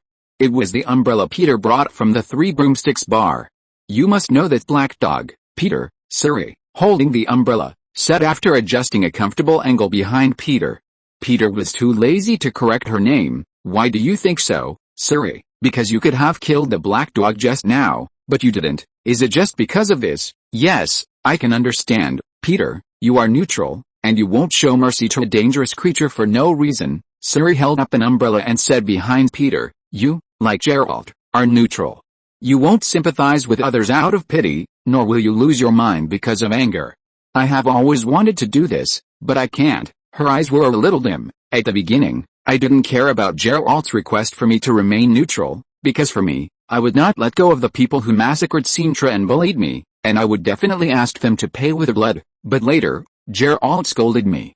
He said, you are not allowed to pick up the sword again until you understand what the sword is and the purpose of the sword in the hands of a witcher. You don't learn the sword to kill and be killed. You don't learn the sword to kill driven by fear and hatred, but to save lives, your own life and other people's life. Peter's eyebrows moved slightly when he heard this. It sounds reasonable. Later, I accidentally broke into the elf ruins and was finally persuaded by Geralt. I let go of my revenge. Geralt was willing to pin a white rose in his pocket to symbolize beauty and prosperity, to remind myself of the importance of reason. He told me to keep the rose pure. Listening to Siri's words, Peter shook his head and said to her, you can't do this, Siri, because as long as you love the people around you, you can't be neutral. You're right. Later, Geralt gave up his neutrality oath for me. Siri pinned a white rose that she had picked at some point on Peter's chest. Today, in this world, I hope that when I see you, when I see the white rose on your chest, I can be aware of the importance of reason. I want you to be the one who is entangled with my destiny and the one who warns me. Peter looked down at the white rose on his chest and nodded. In the rainy night, the two did not speak again and continued to move forward. A week later, Hagrid's forest cabin. After Harry, Ron, Mark and Hermione entered, they saw Hagrid, who looked a little strange. Hagrid sat on a chair, leaning on the table, crying uncontrollably. His face was wet with tears, and the tears flowed onto his shaggy beard. Hagrid, what happened? Seeing Hagrid's miserable state, Hermione asked him in surprise. Harry looked and saw an open official letter on the table. What's that, Hagrid? Hearing Harry's question, Hagrid cried even louder. He pushed the letter on the table in front of Harry. Harry and Mark read the contents of the letter with puzzled faces. Dear Mr. Hagrid, after a detailed investigation into Buckbeak's attack on a student in your class, we have accepted Professor Dumbledore's guarantee that you are not responsible for this regrettable incident. That means you're fine, Hagrid. Ron heard this and patted Hagrid on the shoulder. 6 days ago, because of Siri's friendly interaction with Buckbeak, Hagrid thought that Buckbeak could also get along with the students in a friendly manner. So Hagrid sent Buckbeak to the classroom to interact with the students. As a result, an accident happened. Malfoy was kicked away because of his wild words to Buckbeak. The result was that Malfoy's arm was broken. Hearing Ron's comfort, Hagrid did not stop crying. Instead, he waved his big hand and motioned Harry to read on. However, we have discussed the issue of Buckbeak. We have now decided to support Mr. Lucius Malfoy's complaint and hand the matter over to the Dangerous Animal Eradication Committee. The trial will be held on the 20th. At that time, please bring your Buckbeak to the committee office in London. At the same time, this dangerous animal must be controlled by someone. Salute, all members. At the end of the letter was a long list of government personnel. Mark put the letter down and said to Hagrid, "Well, but you said Buckbeak is not a dangerous animal, Hagrid. I'm sure it will be fine." "No, you are not familiar with those weirdos in the Committee for the Elimination of Dangerous Animals." Hagrid wiped his tears with his sleeve and said to them, "They are particularly interested in animals." As they were talking, a voice suddenly came from the corner of Hagrid's hut. Harry, Ron, Hermione and Mark all turned their heads. Buckbeak was lying in the corner, biting something hard, and the blood of the small animal he was biting dripped onto the floor. "I can't tie Buckbeak in the snow." Hagrid wiped the tears from his face and said to them, "It will be very lonely alone." Harry and Mark looked at each other after hearing what Hagrid said. They had an unprecedented sympathy for the many interesting animals here of Hagrid. The same goes for Buckbeak. It doesn't look dangerous at all. Just as Hagrid usually said, it is very cute. You have to provide strong evidence, Hagrid. Hermione sat down, put her hand on Hagrid's arm, and encouraged him. "I'm sure you can prove that Buckbeak is a safe animal." "No, it's useless." Hagrid shook his head in frustration. "Those guys, the Malfoy gang, are very afraid of Buckbeak. If I lose, Buckbeak will." "Maybe we can ask my father for help," Mark interrupted him and said to everyone. "If it's Dad who takes action, I believe he can protect Buckbeak. Mr. Padraic will not be able to affect the verdict in London." Hermione felt that even if Peter took action, he would not be able to influence the opinions of London. Padraic Farm. Peter didn't know that Mark was thinking of asking him to rescue Buckbeak. At this time, he was playing Gwent with Persephone. Gwent is a deck of cards that Ciri brought from the Demon Hunter continent. This kind of card game is said to be very popular in the Demon Hunter continent, and many people are addicted to it. When they heard that they were going to play cards, the armor master threw away the big iron hammer, the swordsmith threw away the big iron sword. And even the Bloody Baron, who was always known for his infatuation, ignored the safety of his wife and daughter, and was determined to sacrifice his life to accompany the gentleman. "Villager, monster hunter, my wife and children have been captured. Hurry up and save them. Geralt, let's play a game of Gwent." "Villager, come on, I haven't lost Gwent yet." Ciri stood by the window, looking at the endless autumn rain outside, and felt melancholy when she saw Peter obsessed with Gwent. If she had known this, she would never have taken out a deck and shown it to Peter. "Ciri, I put together a Scoia'tael deck. Do you want to try a game with me?" "Ciri, come on, my deck is one of the best." Ciri's eyes lit up, and she expressed her confidence in defeating Peter. "How about this? If you lose, you have to agree to one unconditional request from the other party." Teacher, feeling that it was not exciting enough, Ciri added a condition. Peter looked into Ciri's eyes, nodded and said, "Okay, but are you confident that you can beat me?" "Ciri, of course. I have defeated many people during my travels, and there are many rare cards in my deck that I won." Ciri sat down with great interest and put the Gwent cards on the table. Mark, who was in the room, originally wanted to talk to Peter about Buckbeak. Now seeing his father obsessed with Gwent, he sighed with some melancholy. "Mark, what's wrong?" Boom saw Mark sighing and came over to ask him curiously.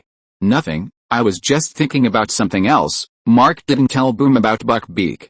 It's better not to tell his sister about things that affect his mood. "Really? You must not be telling the truth, Mark, because you are not the kind of person who can hide your thoughts. You will show it on your face." Boom shook his fingers, took out a piece of black chocolate from his pocket and handed it to Mark. "Dad said that if you are in a bad mood, it will be as painful as having your soul sucked away by the Dementors.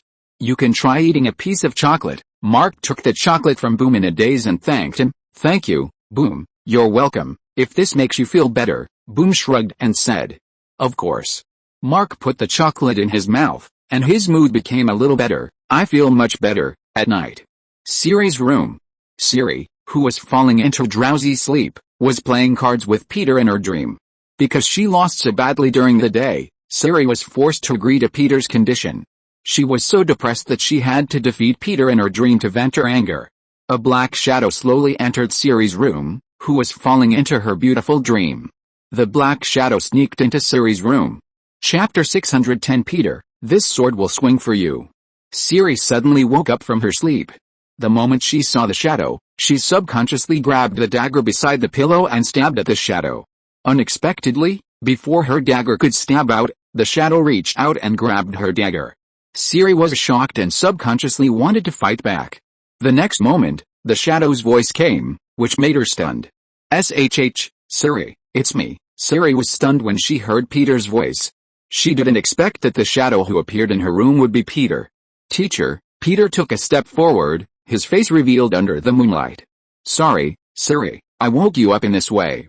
I was playing Gwent with you in my dream just now, but you seem to be a little addicted to it." Peter just entered Siri's dream and wanted to wake her up. Unexpectedly, Siri only thought about Gwent in the dream world, and she couldn't hear anything else. "Am I addicted to it?" Siri asked in surprise. She thought Peter was the card master, but she didn't expect that she would become the one addicted to Gwent. Peter did not continue to talk to her about this topic, but said to her, "We have a mission tonight and have to go to Hogwarts. Siri, you can open the portal to the Hogwarts world now, right?" Siri nodded and said, "Yes, but why do we have to go to Hogwarts?" Siri asked in confusion.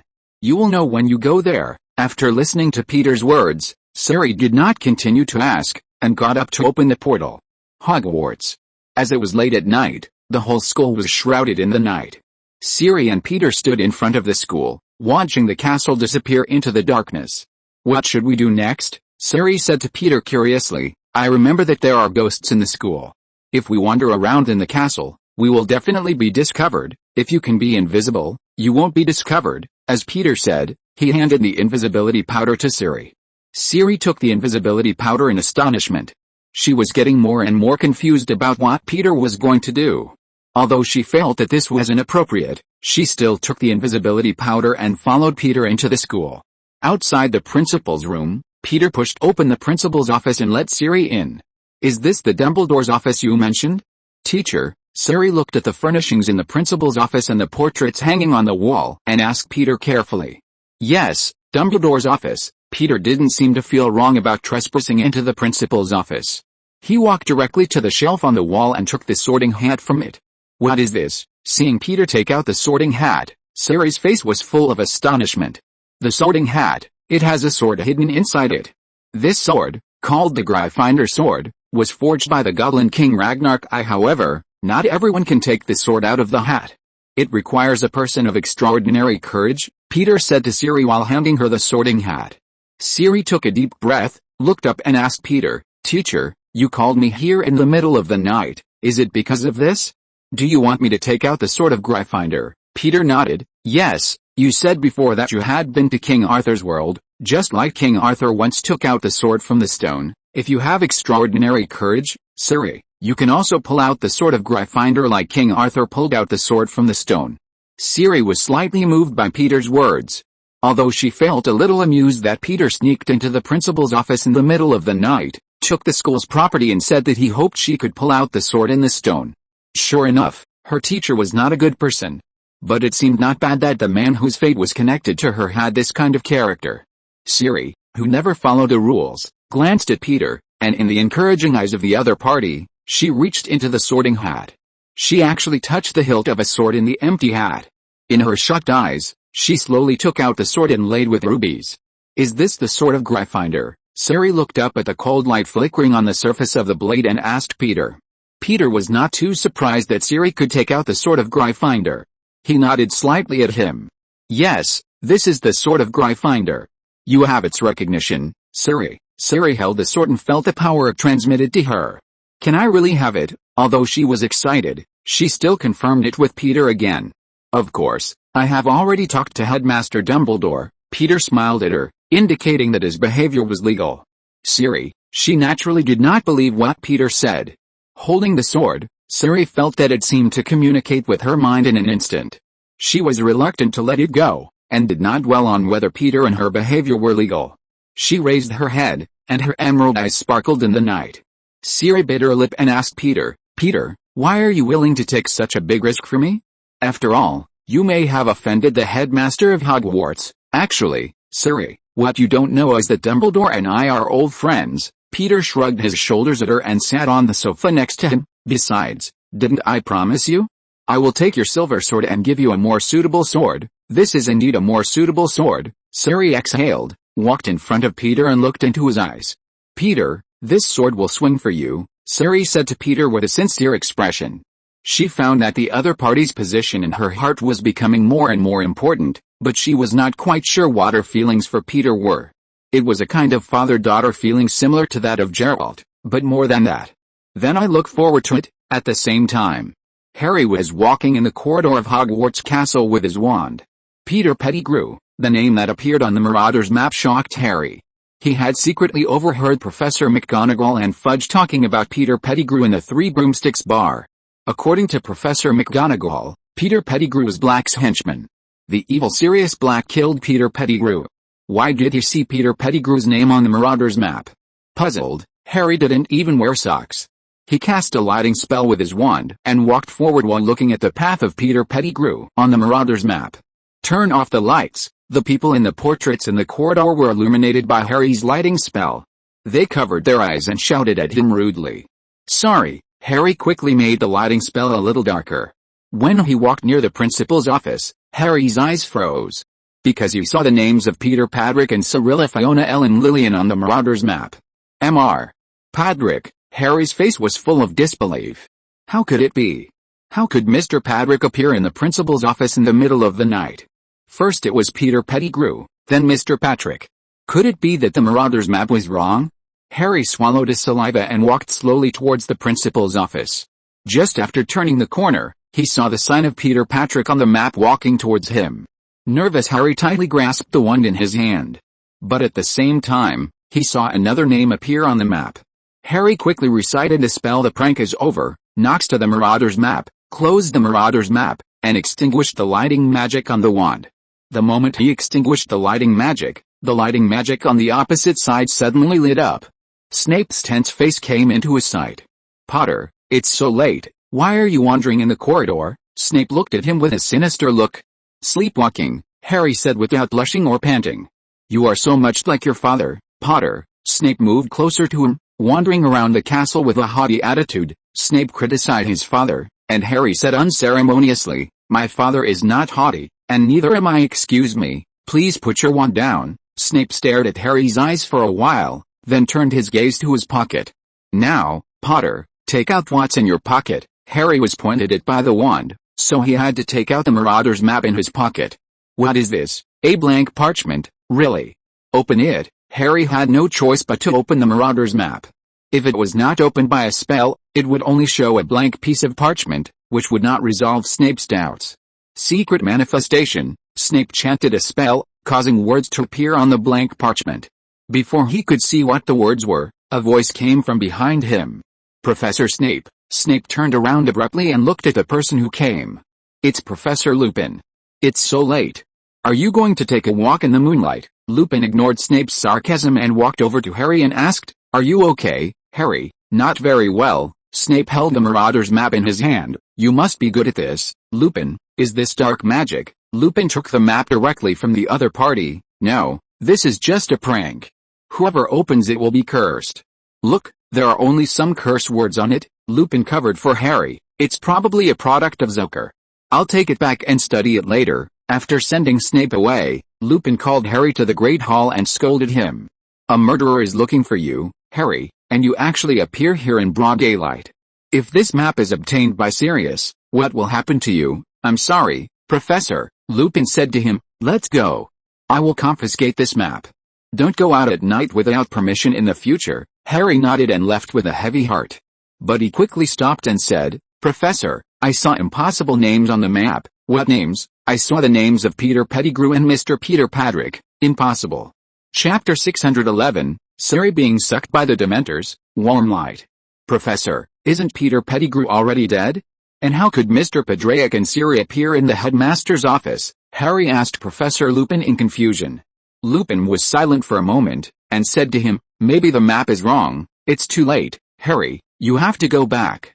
Remember, there is a person who escaped from Azkaban and is trying every means to find you. Your parents sacrificed their lives to protect you. Don't let them down and protect yourself. I know. Thank you, Professor. After thanking Professor Lupin, Harry turned and left. Lupin stood in the hall, watching Harry's back as he left until he disappeared into the corridor. Mr.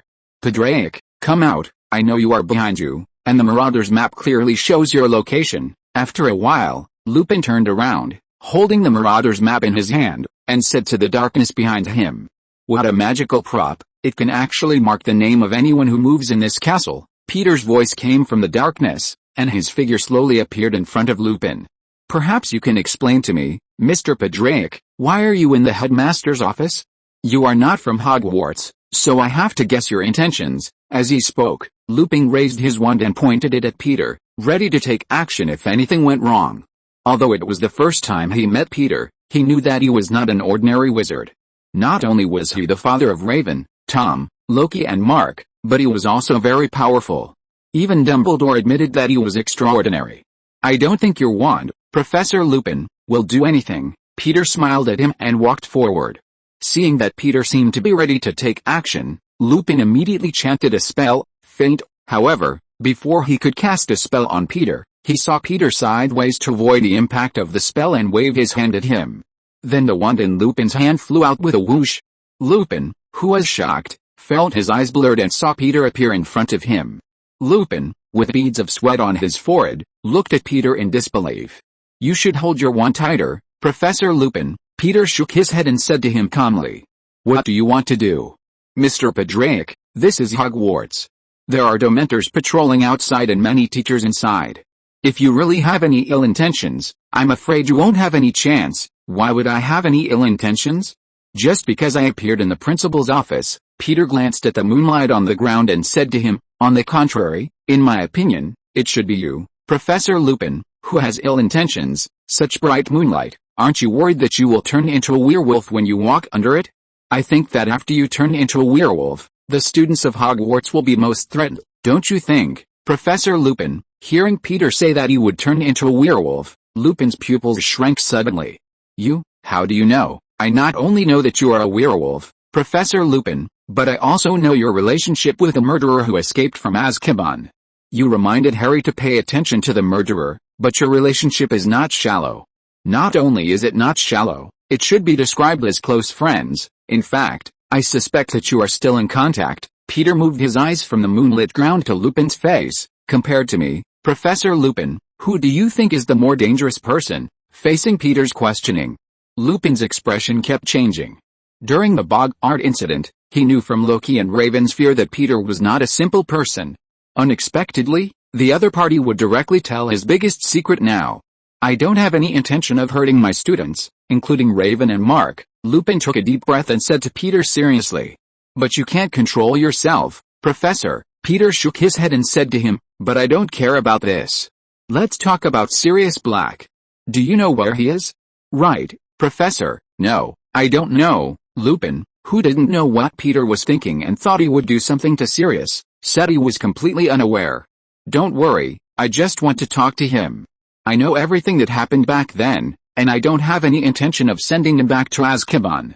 After all, he is Harry's godfather, right?" After hearing what Peter said, the expression on Professor Lupin's face became more solemn. "Do you know what happened back then?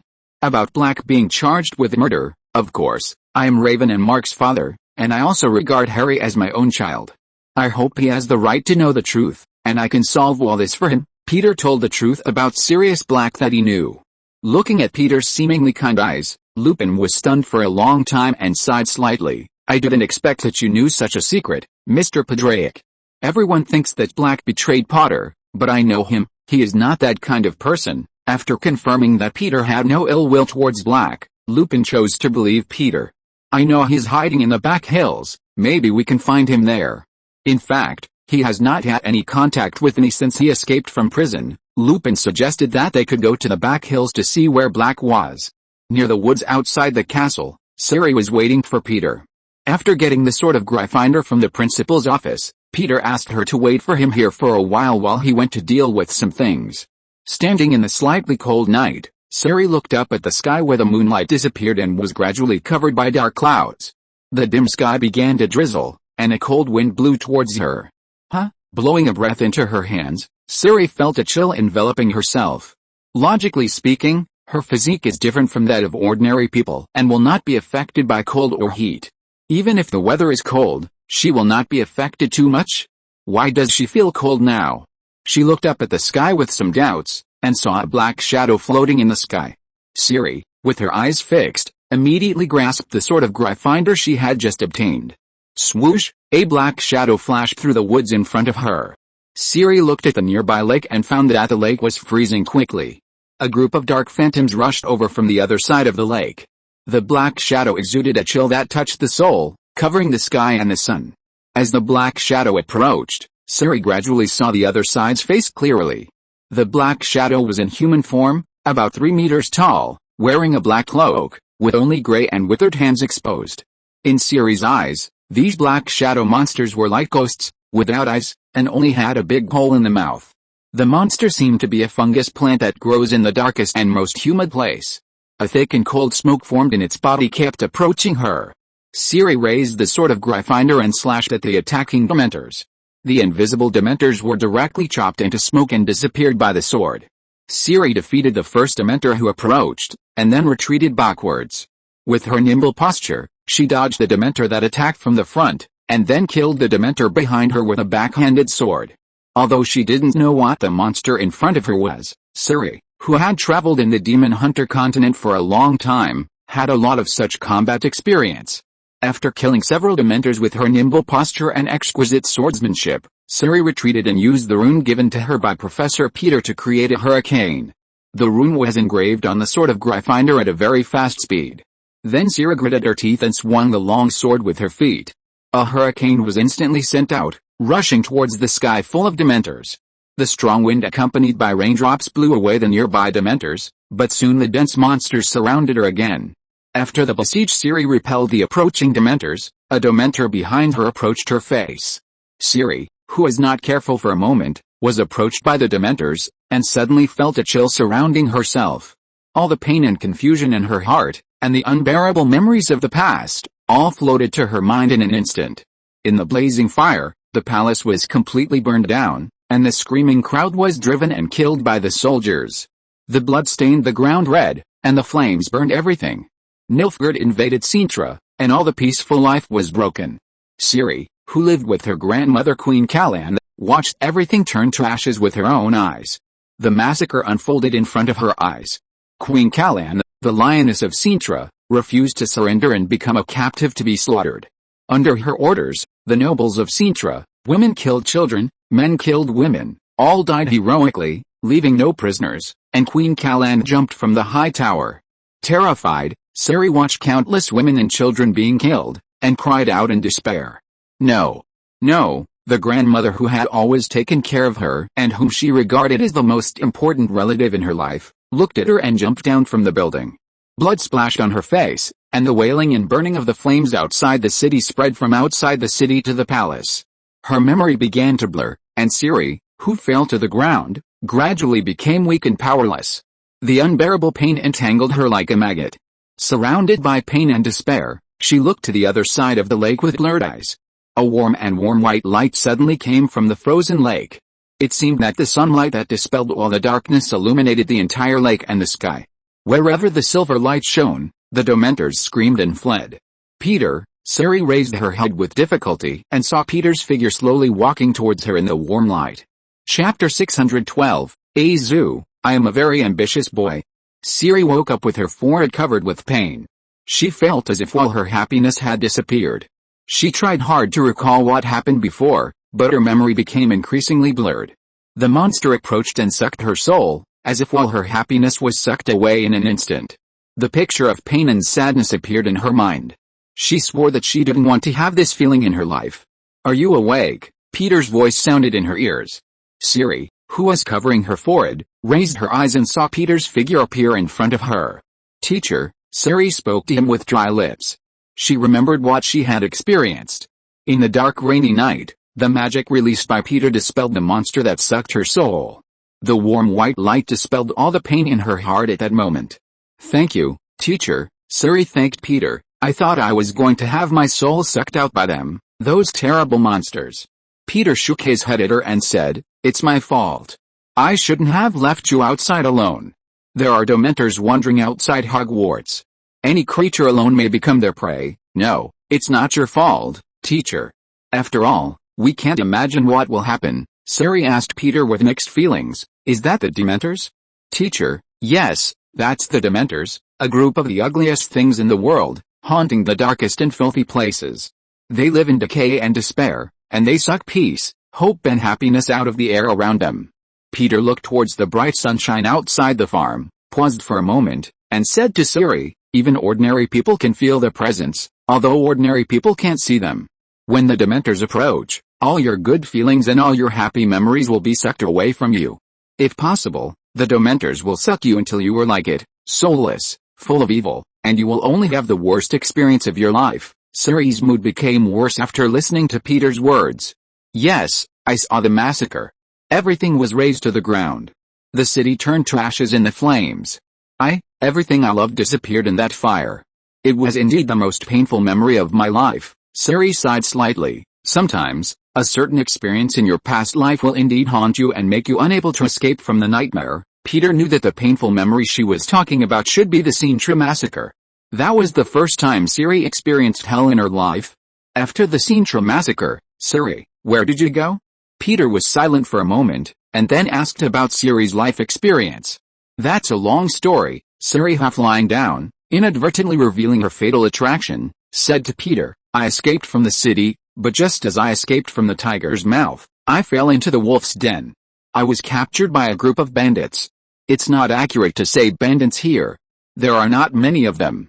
According to their own words, they are a small gang composed of little brats, because they are not very old, and the oldest is only a few years older than me. Siri said in a complicated tone, the leader of this gang wanted to force me. Siri was also quite troubled by the fate she often encountered. Obviously, she is an ugly duckling. Why does almost everyone who sees her want to develop a super friendly relationship with her? Siri, who has no self-awareness of her beauty, couldn't help but complain in her heart. Peter, who was listening to Siri's words, didn't expect the other party to say such explosive words directly. Peter was stunned for a moment, and his expression on his face did not change. He nodded pretentiously. Well, what happened next? I was alone and weak at the time, so Siri had a heavy expression on her face. Peter suddenly fell silent, and felt that his current mood was a bit like his soul being absorbed by the Dementors. All the happiness was absorbed, leaving only a numb soul. The apprentice was raped? But she was a good person. I mean, we got along well later. Siri didn't notice Peter's abnormality and continued. Wait, you mean, she? Peter quickly realized the key point in Siri's words. Yes, she is a woman. Siri said something that made Peter stop. You mean a female bandit was attracted by your beauty and didn't even care about your gender, but later, she died at the hands of Nilfgaard soldiers. When Siri said this, he became depressed. Peter, after a long silence, he didn't know what to say. Siri didn't seem to treat him as an outsider and told him everything. Although he really wanted to ask Siri if she was turned gay, he felt that asking this question was too presumptuous. Dad? There were explosions downstairs, and Peter, who was forcibly controlled, was instantly released from control. He nodded to Siri and walked downstairs. Siri saw Peter leave with a regretful expression. She still had many stories to share with Peter. After experiencing the Dementors, Siri found that her dependence and trust in Peter seemed to have increased a lot. She wanted to continue to share with Peter the adventures she had experienced. Even the secrets buried in her heart. Outside Patrick's farm, a teenager who looked like a high school student was tiptoeing towards the farm. A young man with brown hair and freckles, holding a camera in his hand. He took a deep breath and walked around to the barn behind the farm, wanting to enter the farm from here. Standing near the barn, the young man picked up the camera and pointed the lens at the window where Siri was. Siri's figure happened to appear in the window.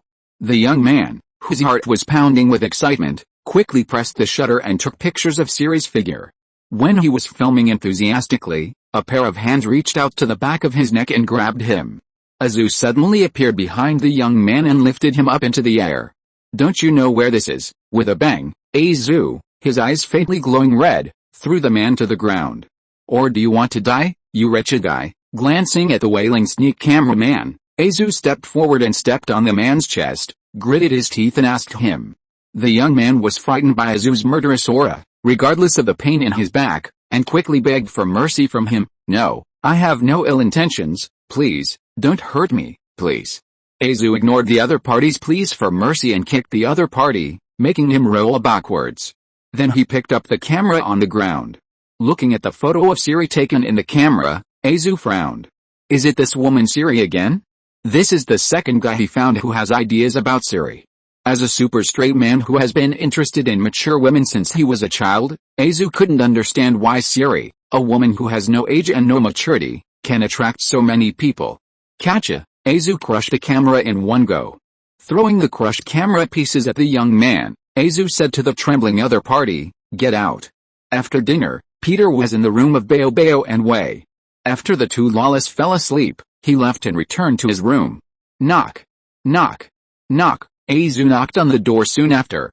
John, Peter looked at Azu with a little surprise. What does this kid want to do here so late? Good evening, Dad, Azu said to him in a seemingly good mood. It's getting late now. How are you and Clark doing at Piltover University? Is there anything you are not used to? Peter asked him about his experience studying at Piltover University. Not bad, although there are a lot of weirdos there. Clark met a guy named Victor a few days ago, Azu shrugged and said, didn't he say his name is Mechanical Pioneer? Mechanical Pioneer Victor, a well-known technology scholar in Zon, finally joined the glorious evolution because of his belief in flesh and blood are weak, and machines ascend. Peter didn't expect Azu and Clark to know each other. Mechanical Pioneer? Azu was stunned for a moment. No, he just said his name is Victor. Azu didn't know why Peter was interested in Victor, but he quickly got the topic back on track. Dad, something happened on the farm today. Azu told him about the guy who was caught taking pictures of Siri today. You mean, the person who took the pictures said he was Siri's admirer? Peter asked in surprise after hearing this. Yes, he said he was madly infatuated with Siri, and he's not the first one like this, Azu said in a somewhat unhappy mood. I think Dad, you have to deal with it. Peter was stunned and asked him, then how do you think I should deal with it? Maybe, we can change Siri's residence from the farm to somewhere else, such as a hotel, so that no bored guys will come over. Azu made his own suggestion. To be honest, Dad, I don't think Siri's charm is that great. Azu expressed his opinion. I don't understand why so many people are crazy about her. Well, then what kind of woman do you think is charming? Peter planned to talk to him about this. I don't know, but if you ask me, I think she is not mature enough. There was contempt for Siri's beauty in Azu's words. If I had to choose, I think Storm is good, or Maeve. Hearing Azu's words, Peter's eyes narrowed. Is this kid still thinking about the two people in the Black Robe world? Could it be that he is going to the Black Robe world to prepare for a relationship? Seeing Peter's unfriendly eyes, Azu immediately showed a spring breeze on his face. I'm kidding, Dad. Actually, I plan to build my career first, and then fall in love, Azu said to Peter. After all, Dad, you are not in a hurry to get married, so why should I be in a hurry? I am learning from you, Father, to put career first, Peter. Chapter 613, The Screaming Shack. Unsurprisingly, Azu's remarks angered Peter. In order to punish Azu for rebelling against the heavens, Peter stopped all of Azu's pocket money. Although he knew that this kid could always get the money he wanted, this was to show his attitude. If he was not severely punished, this kid would go crazy. After punishing Azu, Peter had a new understanding of Siri's charm. Siri's charm value was full, and she was called a humanoid succubus, which was not an exaggeration. It was probably only the Elf King and Azu who felt that Siri's charm was not enough. The next day, Peter called Raven when she and others went to Hogwarts to go to school. Raven just opened the door to the living room and turned around to look at him. What's wrong? Dad, do you know what Mark and Harry are busy with recently? Peter asked her.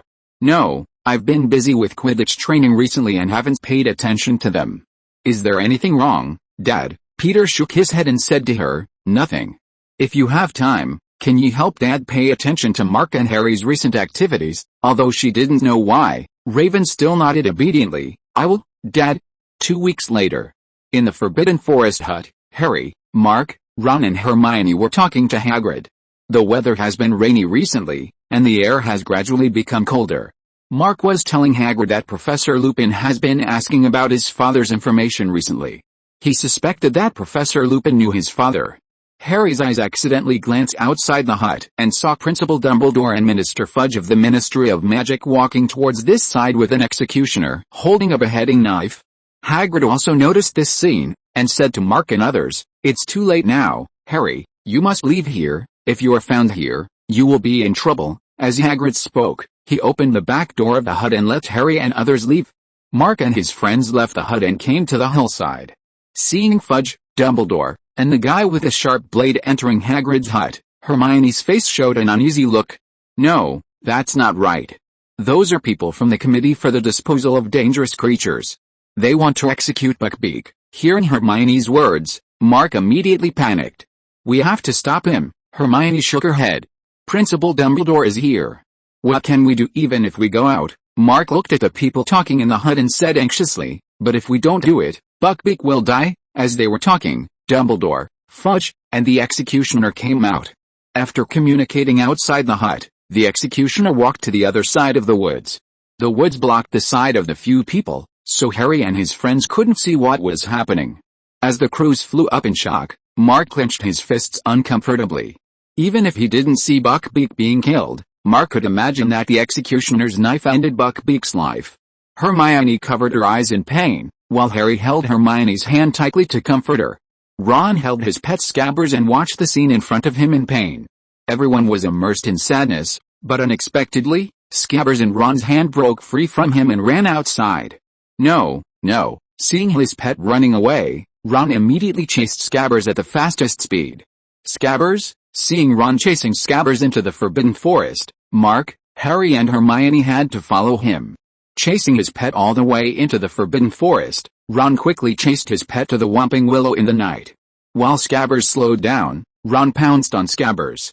Ron, who fell to the ground, pressed Scabbers with his hands to prevent it from escaping. "Okay, calm down, Scabbers, calm down." Ron stood up from the ground while comforting Scabbers. But he was soon stunned, looking at the back of Harry and the other two in shock. A huge black dog stood behind Harry, Mark and Hermione. "Run, Harry!" The moment Ron shouted at Harry, the black dog rushed over. But the black dog's target was not Harry, but Ron. The black dog ran past Harry and the others, and then pounced on Ron. Ron was caught off guard and was knocked down. Then the black dog bit Ron's leg and dragged him forward. Ron, who was holding Scabbers, screamed, "Harry, Hermione, Mark, save me." The scene that suddenly happened in front of them shocked Harry and the other two. By the time the three of them reacted, the black dog had dragged Ron to the Whomping Willow. Biting Ron, the black dog went directly into the tree pit under the Whomping Willow. "Ron!" Seeing Ron being dragged in, Hermione shouted anxiously. The three of them quickly ran to the Whomping Willow, waving the willow branches to attack the approaching Harry. Mark immediately took out his wand, Fantasy Shock. After being repelled by the willow branches, the three rushed into the tree pit as fast as they could. Unexpectedly, there was another world inside the tree pit, and the three found that there was a vast space here. "What place is this?" Hermione stood up and wiped the dirt off her clothes and asked Harry. Harry saw the stairs leading to the depths of the tree pit, and thought of the route he saw on the Marauder's map, and said to Hermione, "I guess this leads to the Shrieking Shack." The Shrieking Shack. Mark, who heard the name for the first time, asked puzzledly, "What place is this?" Harry explained to him, "There is a haunted house in Hogsmeade Village, the Shrieking Shack. It has always been rumored to be the most terrifying haunted place in the whole of Britain. The villagers of Hogsmeade have always believed that it is haunted, and it is said that no one dares to set foot there. Fred told me that the Shrieking Shack cannot be entered from the outside. He and George have tried it, so they guessed that there must be a secret passage to get inside, and now we have found that the secret passage is under the roots of the Whomping Willow." Hermione listened to Harry's explanation and asked him in shock, "How many secret passages do you know about Hogwarts, Harry?" Harry shook his head. "That's hard to say. As far as I know, Hogsmeade Village and Hogwarts have experienced a long history together. Fred said that there are at least 8 secret passages between Hogsmeade and Hogwarts. These secret passages may have been built during the Goblin Rebellion in 1612.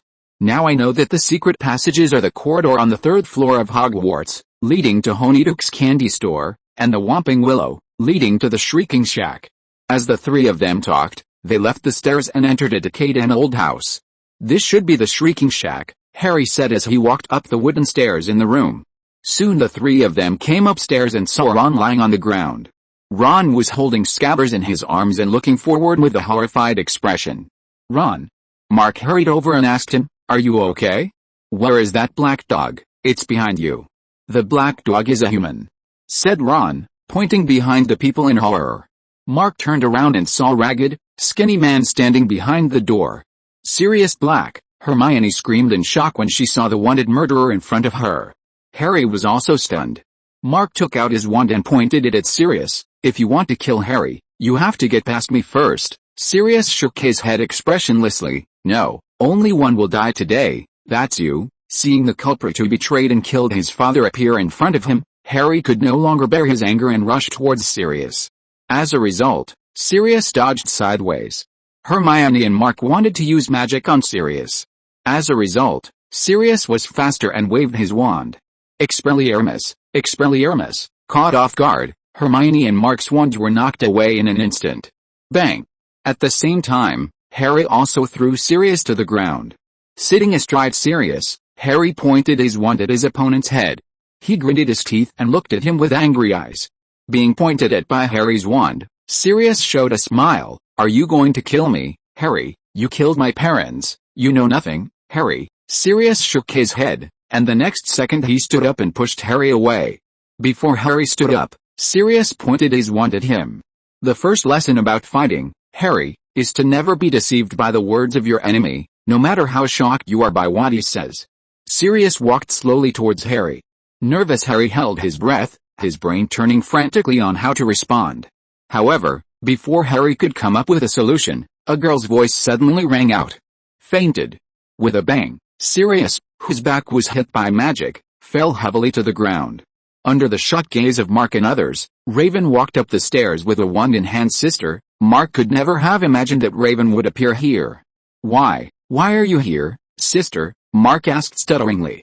"Because Dad asked me to keep a close eye on your whereabouts, and I know your recent activities very well." Raven went upstairs and entered the room. Seeing Sirius lying on the ground, who had been hit by a bullet and had not yet fainted, she frowned slightly. "It seems that you Gryffindors are not very good at practicing dark magic, otherwise you would not be able to deal with him," Raven said with a little pride. She raised her wand, ready to completely knock the groaning Sirius to the ground. But before she cast the spell, she heard a spell rang out. "Disarm you." With a whoosh, the wand in Raven's hand was knocked away. Raven heard a familiar voice, raised her head and looked at the person who attacked her, with an expression of disbelief on her face. "Professor Lupin." If you're listening to this novel on a channel other than Fanfic World, it means they downloaded and uploaded it without effort. We cordially invite you to visit our channel, Mundo Fanfic Novelis. There you'll find the original version of this story and you can explore many other novels of various genres. We're waiting for you to immerse yourself in a world of incredible novels. Chapter 614, The Big Villain Peter comes on stage. Professor Lupin. Raven looked at Professor Lupin, who suddenly appeared in shock. She never expected that Professor Lupin, whom she respected, would suddenly appear and stand up to stop her. Lupin, holding his wand, did not speak to Raven, but cast his eyes on Sirius Black, who was lying on the ground. "Look at you, Sirius, why are you so embarrassed? Your clothes are ragged and your face is full of fatigue." Professor Lupin pointed his wand at Sirius with a sarcastic smile on his face. "Or is it that your appearance is finally as crazy as your heart?" Threatened by Lupin, Sirius did not show any fear on his face, but a smile. "No matter how crazy I am, I can't catch up with you, Remus. Your heart is the craziest." The two looked at each other, both with a serious expression. The next second, the two who could not hold back smiled at each other. Professor Lupin put down his wand and stretched out his hand to pull Sirius up. The two had a passionate hug. "He's right here, Remus. Kill him," Sirius said to Lupin excitedly. I know. Lupin patted Sirius' arm to comfort him. Everyone was stunned. Raven, Hermione and others never thought that their respected Professor Lupin was actually a friend of a notorious murderer. The good impression Lupin had built in everyone's hearts was gone in an instant.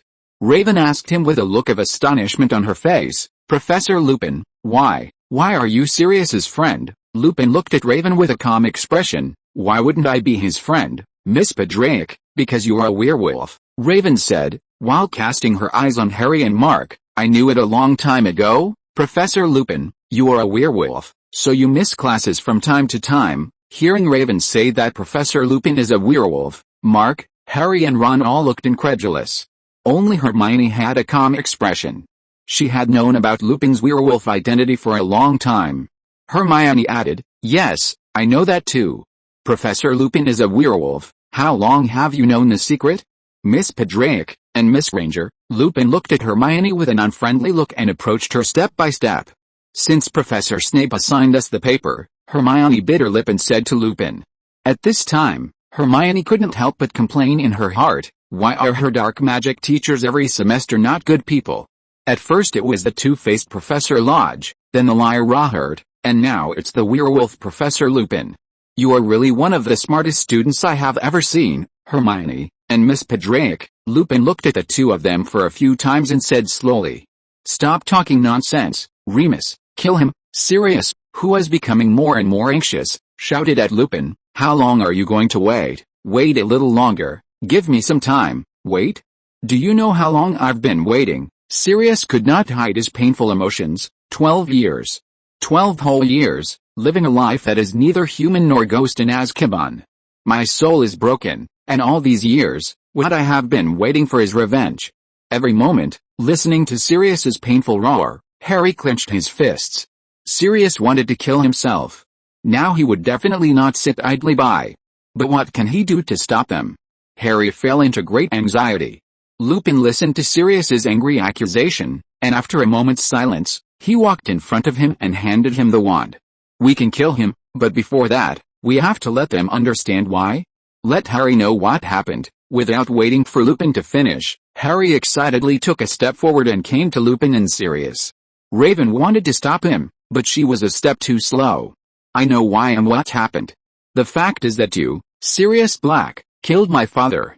You betrayed him and became the lackey of you-know-who, and you, Professor Lupin, became his accomplice." "Accomplice? I don't think so. It's obvious that Harry, Raven and Mark don't know what happened." Professor Lupin shook his head and said to Harry. Sirius couldn't wait any longer and was about to walk towards Harry with his wand. Raven saw Sirius coming and was ready to cast a spell. She was not a traditional wizard in Hogwarts and could not cast a spell without a wand.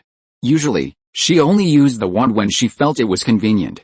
However, before Raven could cast a spell, there was a sound of footsteps on the stairs outside. Expelliarmus, swoosh. The wand in Sirius's hand was once again blasted out by a magical energy and fell to the ground with a bang. Then Snape stepped into the room and pointed his wand at Sirius. The changes that happened again on the scene stunned Harry, Mark, Ron, Hermione and Raven. What is going on? People keep joining in, and the situation keeps reversing? Now we are in the advantage again and in control of the situation? Will someone jump out and reverse the situation again? Ron held Scabbers and sat on the ground, unable to help but secretly complain. Sirius and Lupin were also surprised by Snape's appearance at the end. Both knew that Snape was the kind of guy who is absolutely stubborn and difficult to deal with. Revenge tastes really good. I have been looking forward to catching you with my own hands, Sirius Black. It seems that you will soon enter the prison of Azkaban again. Snape pointed his wand at Sirius and slowly approached him. Lupin now lost his wand and could only try to persuade Snape with words. Severus. Snape did not give him a chance to speak, but pointed his wand at him. Lupin had to raise his hand to indicate that he had no ill intentions. Calm down, Severus. Do you think this is a problem that can be solved by staying calm? Lupin, I've been telling Headmaster Dumbledore that you've been trying to help your old friend get in, and now we finally have evidence. Sirius turned and walked to the door. What a smart head, Severus, but you're wrong. We don't have time to play with you here. We have to go. You want to leave? Snape pointed his wand at the two of them. Then give me a reason for me to let you go. Lupin stepped forward and said to Snape, Hey, don't be stupid, Severus. Sirius, who was pointed at by Snape's wand, sneered, When has he not been stupid? Seeing that Sirius had been angering Snape, Lupin stopped him and said, Maybe you should calm down, Black. Hearing this, Sirius's face showed impatience. You should calm down. Stop talking, Remus. You're the one who shuts up. Black. The two even argued. Look at you two, bickering like an old couple, Snape said sarcastically. What an enviable friendship. Don't worry, you will meet in Azkaban soon. Sirius sneered and replied, "You'd better go play with your chemical glass bottle." Hearing Sirius' words, Snape was completely enraged and pointed his wand tightly at Sirius' forehead. "Do you think I won't do it?" Snape's eyes flashed with anger. "The Dementors seem to miss you, Black. There is a hint of fear in you. The kiss of the Dementors must taste delicious." Being pointed at by Snape with his wand, Sirius stepped back step by step.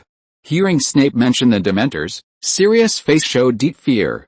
"Everyone says the scene is unbearable to watch, but I will try my best to watch it." As he said, Snape looked at Harry and Raven. "Harry, Mark, you go first." At the critical moment, Snape asked Mark and others to leave first. Harry hesitated and did not leave. He began to doubt what Professor Lupin said. Could there be another truth?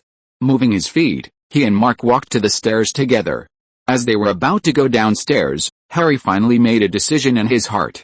He picked up the wand and was about to knock Snape out. He had a feeling in his heart. If he didn't find out the so-called truth now, he would never know what happened behind Sirius being captured. Why did Sirius betray his father? Why did Professor Lupin say that he didn't know the truth? Gritting his teeth, Harry raised the wand he had picked up and pointed it at Snape. With a bang, Snape, who was caught off guard, was directly hit out by a powerful force. The rotten room where the sundries were stored made a deafening sound. The half-collapsed materials directly buried Snape inside. The sudden scene not only shocked Harry, but also Ron and Mark, Hermione and Ron.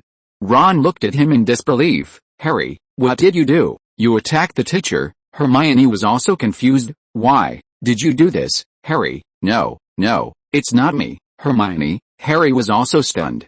He looked at the wand in his hand, then looked at the room where Snape flew out, with a shocked expression on his face. "It wasn't me." He was indeed about to attack Snape, but before he released the spell, Snape flew out. "Who is it?" Everyone turned their eyes to the door and saw a figure appear outside. "It looks like there's going to be some excitement tonight," a familiar voice sounded outside. Raven and Mark looked outside in shock. "Dad, Mr. Padraic." Chapter 615 Hermione's Collapse. "I trusted you so much." Seeing Peter and Siri appear at the stairs, Harry and his friends were awe-stunned. They didn't expect that the last person to appear would be Peter. Sirius and Professor Lupin breathed a sigh of relief when they saw Peter appear. The night when Siri got the sword of Gryffindor, Peter and Lupin rushed to the back hill to find Sirius. Peter healed Sirius's wound stabbed by Siri, and told him about his relationship with Harry, gaining his trust. Now seeing Peter appear, Sirius immediately came up excitedly and shook Peter's hand. "Great, Padraic, you are finally here. You shouldn't act on your own, Black," Peter whispered to Sirius in the stunned eyes of everyone. "Sorry, I can't bear it anymore. I'm going to kill him now." Sirius looked at Ron behind Harry in pain. "Like Professor Lupin said, you need to wait a little longer." Peter glanced at Harry, walked up to Lupin, shook his hand, and said to him, "You are a little embarrassed now, Professor Lupin." "Believe me, Mr. Padraic, I have experienced countless more embarrassing and crazy scenes than now," Lupin smiled and said to Peter. "No." Before Peter finished greeting Lupin, he heard a painful voice. He turned around and saw that it was Hermione, who was slightly panting, and her eyes were red. Hermione's spirit was now close to collapse. She could never have imagined that Peter, whom she respected and liked, and even regarded as her savior and idol in life, would be such a person. He would actually be the one who colluded with Sirius and Professor Lupin. Could it be that the gentle and kind Mr. Padraic that she had known before, who made her respect, was all fake? A feeling of heartbreak spread throughout Hermione's body. Feeling deceived and surrounded by betrayal, Hermione cried in a tone, "I trusted you so much. I liked you so much. Why did you betray us?" Peter looked at Hermione's red eyes and painful look, and was slightly stunned. "Why do you think I betrayed you, Miss Granger?" Peter took a step closer to Hermione and asked her. "You and Sirius have known each other for a long time. He is a murderer. He betrayed Harry's father and killed many innocent people," Hermione said, and the tears in her eyes could no longer be controlled. "I respect you so much, like you so much, and regard you as my goal to pursue on my way forward, but you. Why do you treat Harry like this? Harry also regards you as a relative." Peter listened to Hermione's words and looked at Harry. He found that Harry also had an uncomfortable and disappointed expression. Raven and Mark next to him were completely stunned after hearing Hermione's words. Neither of them thought that their father would have known Sirius for a long time. Siri, who was standing behind Peter, didn't know the whole story. She was stunned when she heard Hermione's accusation. She looked at Peter with shock.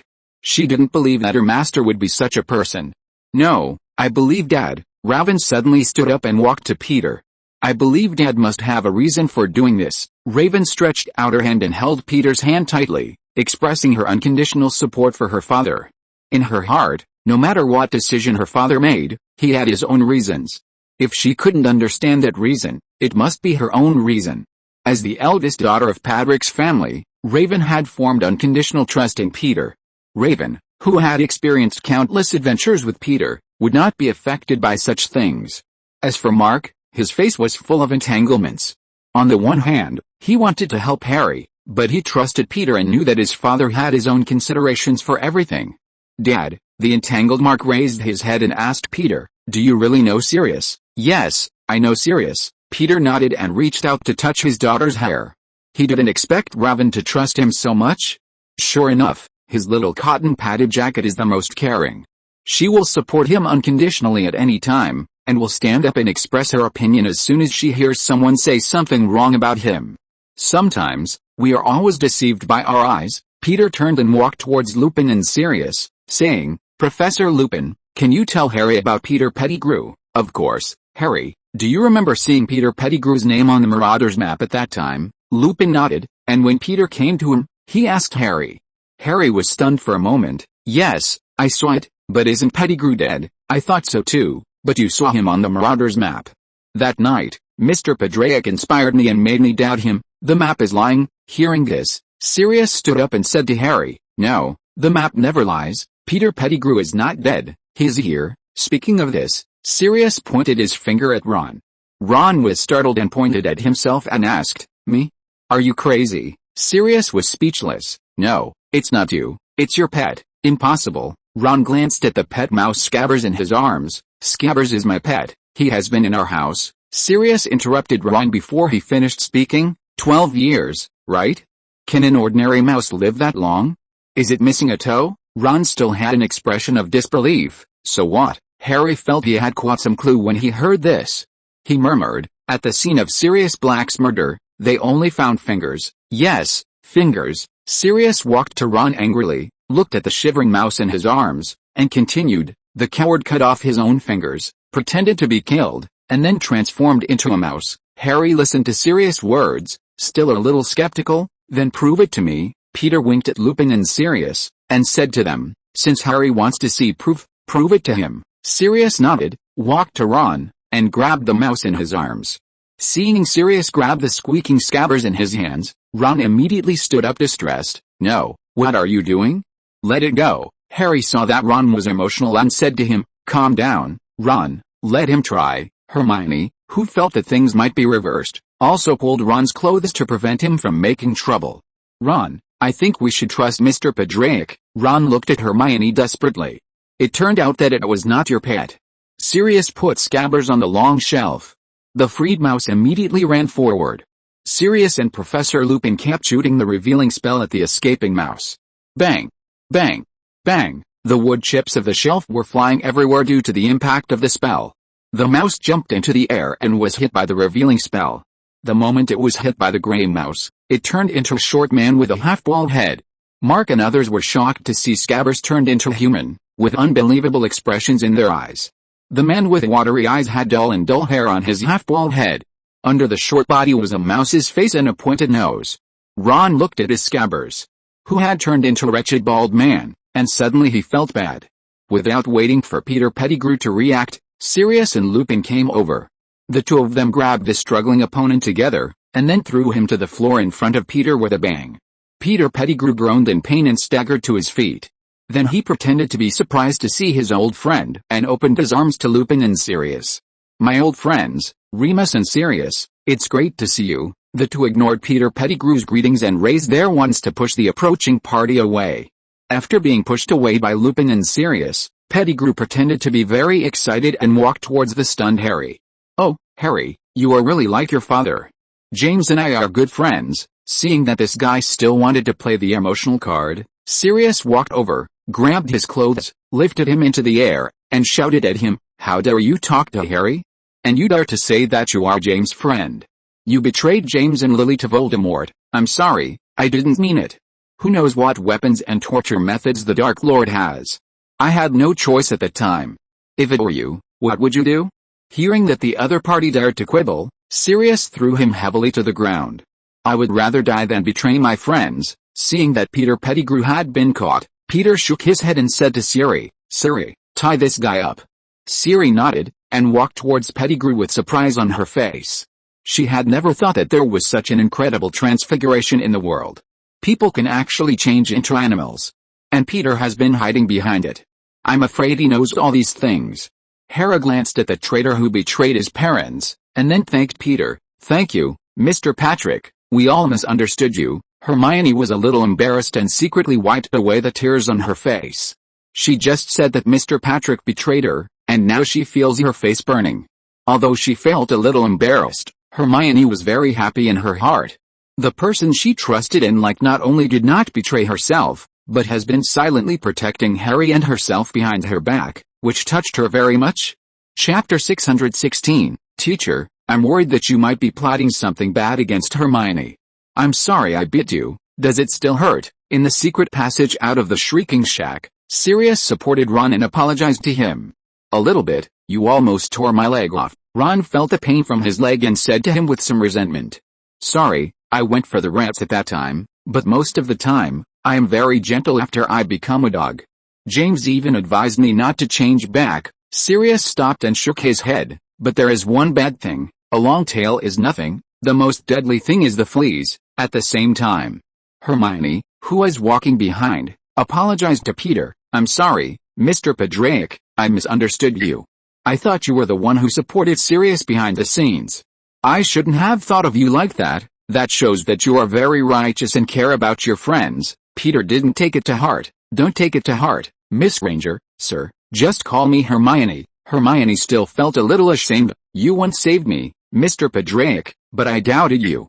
I always think I'm right. We all do this when we encounter something like this unexpectedly. Hermione, I understand you. You just care about Harry. Hearing Peter say that he understood her, Hermione took a deep breath and asked Peter nervously, Sir, did Mark tell you?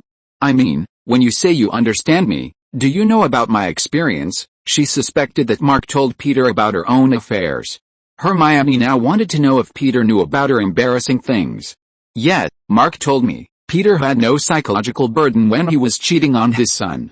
For example, I know that Hermione can restore order. The idiot Professor Gilderoy Lockhart released a group of crazy goblins. When he found that he had no ability to catch these goblins and protect the students, he ran away. Then there was chaos in the classroom. At this time, you stepped forward and quickly recited the Immobilize All spell, immobilizing all the goblins, controlling the situation and ending the chaos. Right. Hearing Peter talk about his past experience and praise herself, Hermione blushed slightly. She whispered, I feel that I have to stop the goblins from hurting my classmates. Peter nodded and continued, I also know that this semester, Malfoy mocked your origin and bloodline, and you finally couldn't bear it anymore and angrily punched Malfoy.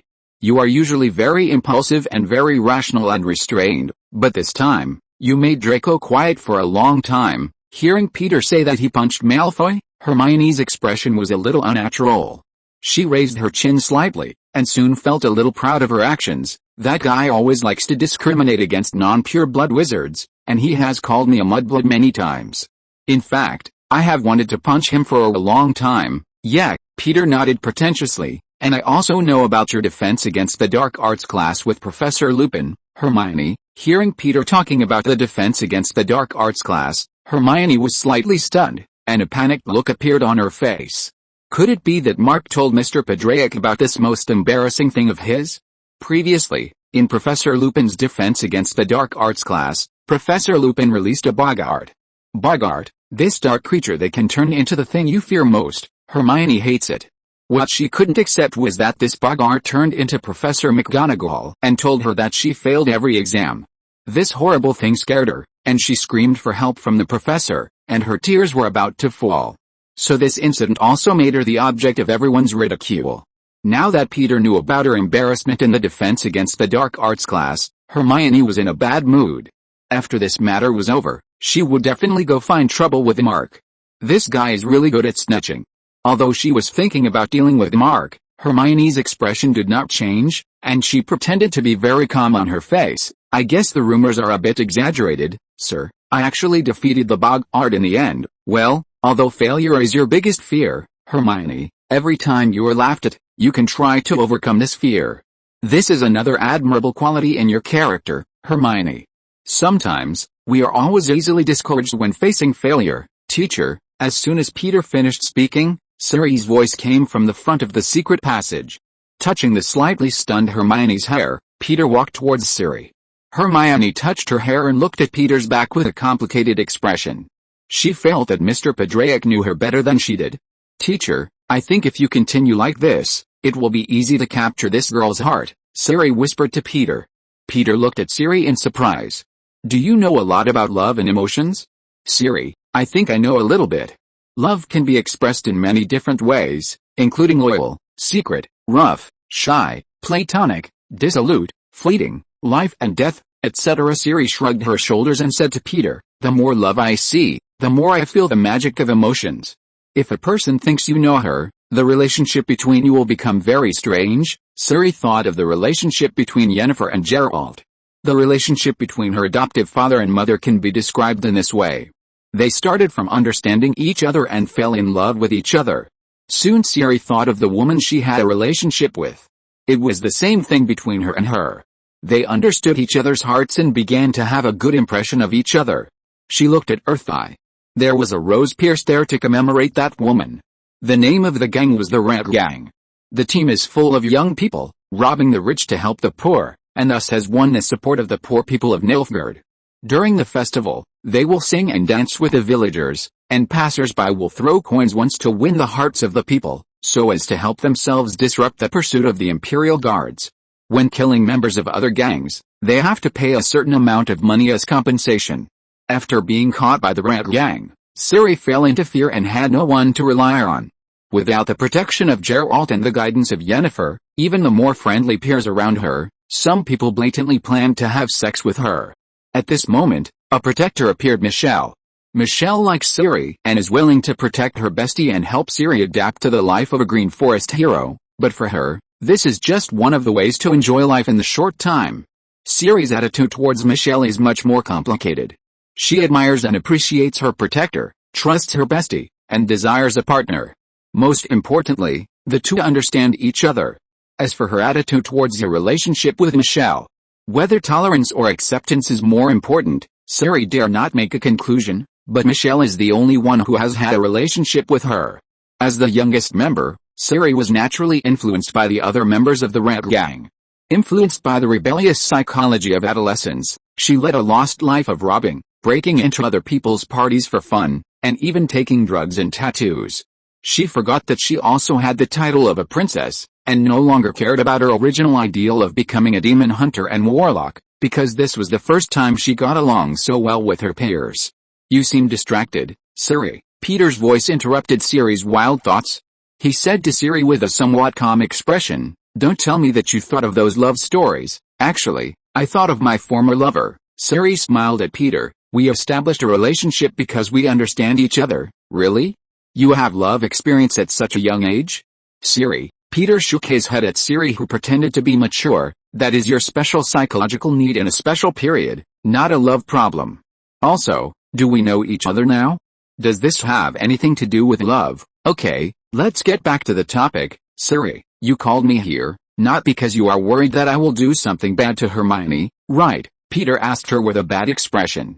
No, of course not. I think Professor Lupin is a little weird. Siri was a little uneasy because of Peter's words. She took a deep breath and cast her eyes on Professor Lupin in front of her. Peter looked at Lupin, who had already walked out of the Whomping Willow Pit. It was a full moon outside, and the moon cast a green glow. Lupin was sitting on the ground resting, looking up at the sky. Looking at the full moon, Lupin was stunned. Sirius on the other side immediately realized that something was wrong. He ran to Lupin as fast as he could. Hey, didn't you take your medicine tonight? Lupin ignored him and seemed not to hear his voice. Oh, no. No. Sirius immediately went forward and hugged him. I know who you are, and you know who you are. Lupin, don't be affected by your madness. I know your heart. Hold on. Seeing this scene, Hermione, Raven, Mark and others hurriedly chased after him. In the astonished eyes of everyone, Lupin's body trembled. Then his body's surface changed dramatically. Sharp teeth grew out of his mouth, and the surging muscles tore open his clothes.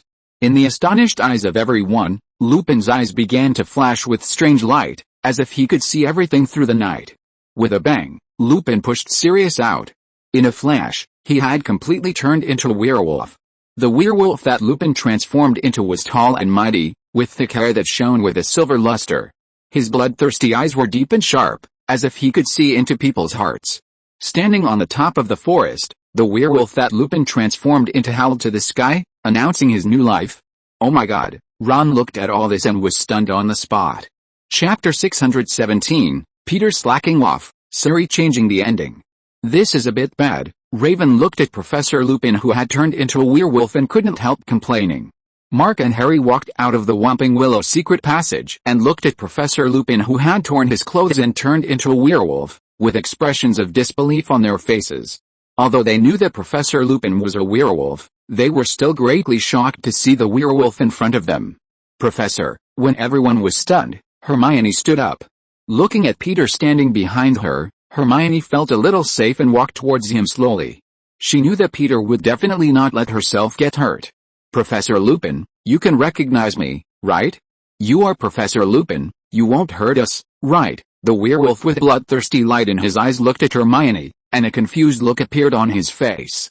Hermione, Mark wanted to step forward to stop Hermione. Be careful, don't worry, Mark, I believe Professor Lupin can understand what I'm saying. Hermione took a deep breath, and under the gaze of everyone, she stretched out her hand and approached the werewolf step by step. Professor Lupin, I'm Hermione. You said you wouldn't hurt your students, didn't you? Seeing that the werewolf's expression seemed to have calmed down, Hermione breathed a sigh of relief and approached him. Reaching out to the werewolf, she tried to calm him down. But the next second, the werewolf showed its ferocious teeth and grabbed Hermione with its claws. Ah! Hermione screamed in fear, and her expression was no longer calm. After screaming, she immediately hid behind Peter. Peter, so you were pretending. After scaring Hermione away, the werewolf that Lupin turned into raised his head and wailed at the sky. Looking at the werewolf howling under the full moon, Peter blocked Raven, Siri and the others behind him. Siri was blocked behind Peter and subconsciously wanted to take out the sword of Gryffindor from behind to deal with the werewolf. Before I traveled to this world, I was dealing with werewolves. I didn't expect that I still had to deal with werewolves in this world. Leave it to me, teacher. I have a lot of experience in dealing with werewolves, Siri said as she stood up from behind Peter, ready to take out the sword of Gryffindor. Woof, but before she could do anything, a black dog suddenly pounced on them. The black dog transformed by Sirius stood in front of Peter and his friends with his teeth bared, blocking the werewolf. Seeing the black dog stopping him, the werewolf growled at him and pounced on him. The black dog nimbly dodged the werewolf's attack and bit the werewolf's arm. The thick-skinned werewolf endured the pain and threw him to the ground. With a bang, the black dog on the ground let out a wail, then stood up and continued to attack the werewolf. A wolf and a dog started biting each other in front of everyone. Mark, who was standing aside, looked at Peter, who opened his arms to protect himself and his group. As a result, he saw Peter calmly watching the fight between the two creatures, with no intention of taking action at all. Mark was a little sad. His father started watching the show again. Even though it was something that could be solved with just a move, my dad would always slack off. With a bang, the black dog was thrown heavily to the ground by the werewolf. Seeing that the black dog that Sirius had turned into was no match for the werewolf, Siri could no longer bear it and was about to attack the werewolf. As a result, the next second, the howling of wolves was heard from the forbidden forest in the distance. The werewolf, who heard the howling of his compatriot, immediately stopped attacking the black dog. After looking at Peter and the others, the werewolf sniffed and chased in the direction of the wolf's howl. When the werewolf disappeared, Harry hurried over to check on Sirius.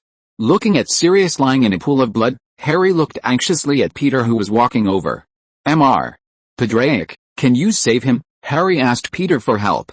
Of course, Peter bent down and briefly checked Sirius's condition. After confirming that he was not fatally injured, he began to use runes to heal his wounds. After a simple treatment, he stood up and said to Harry, Sirius needs to rest.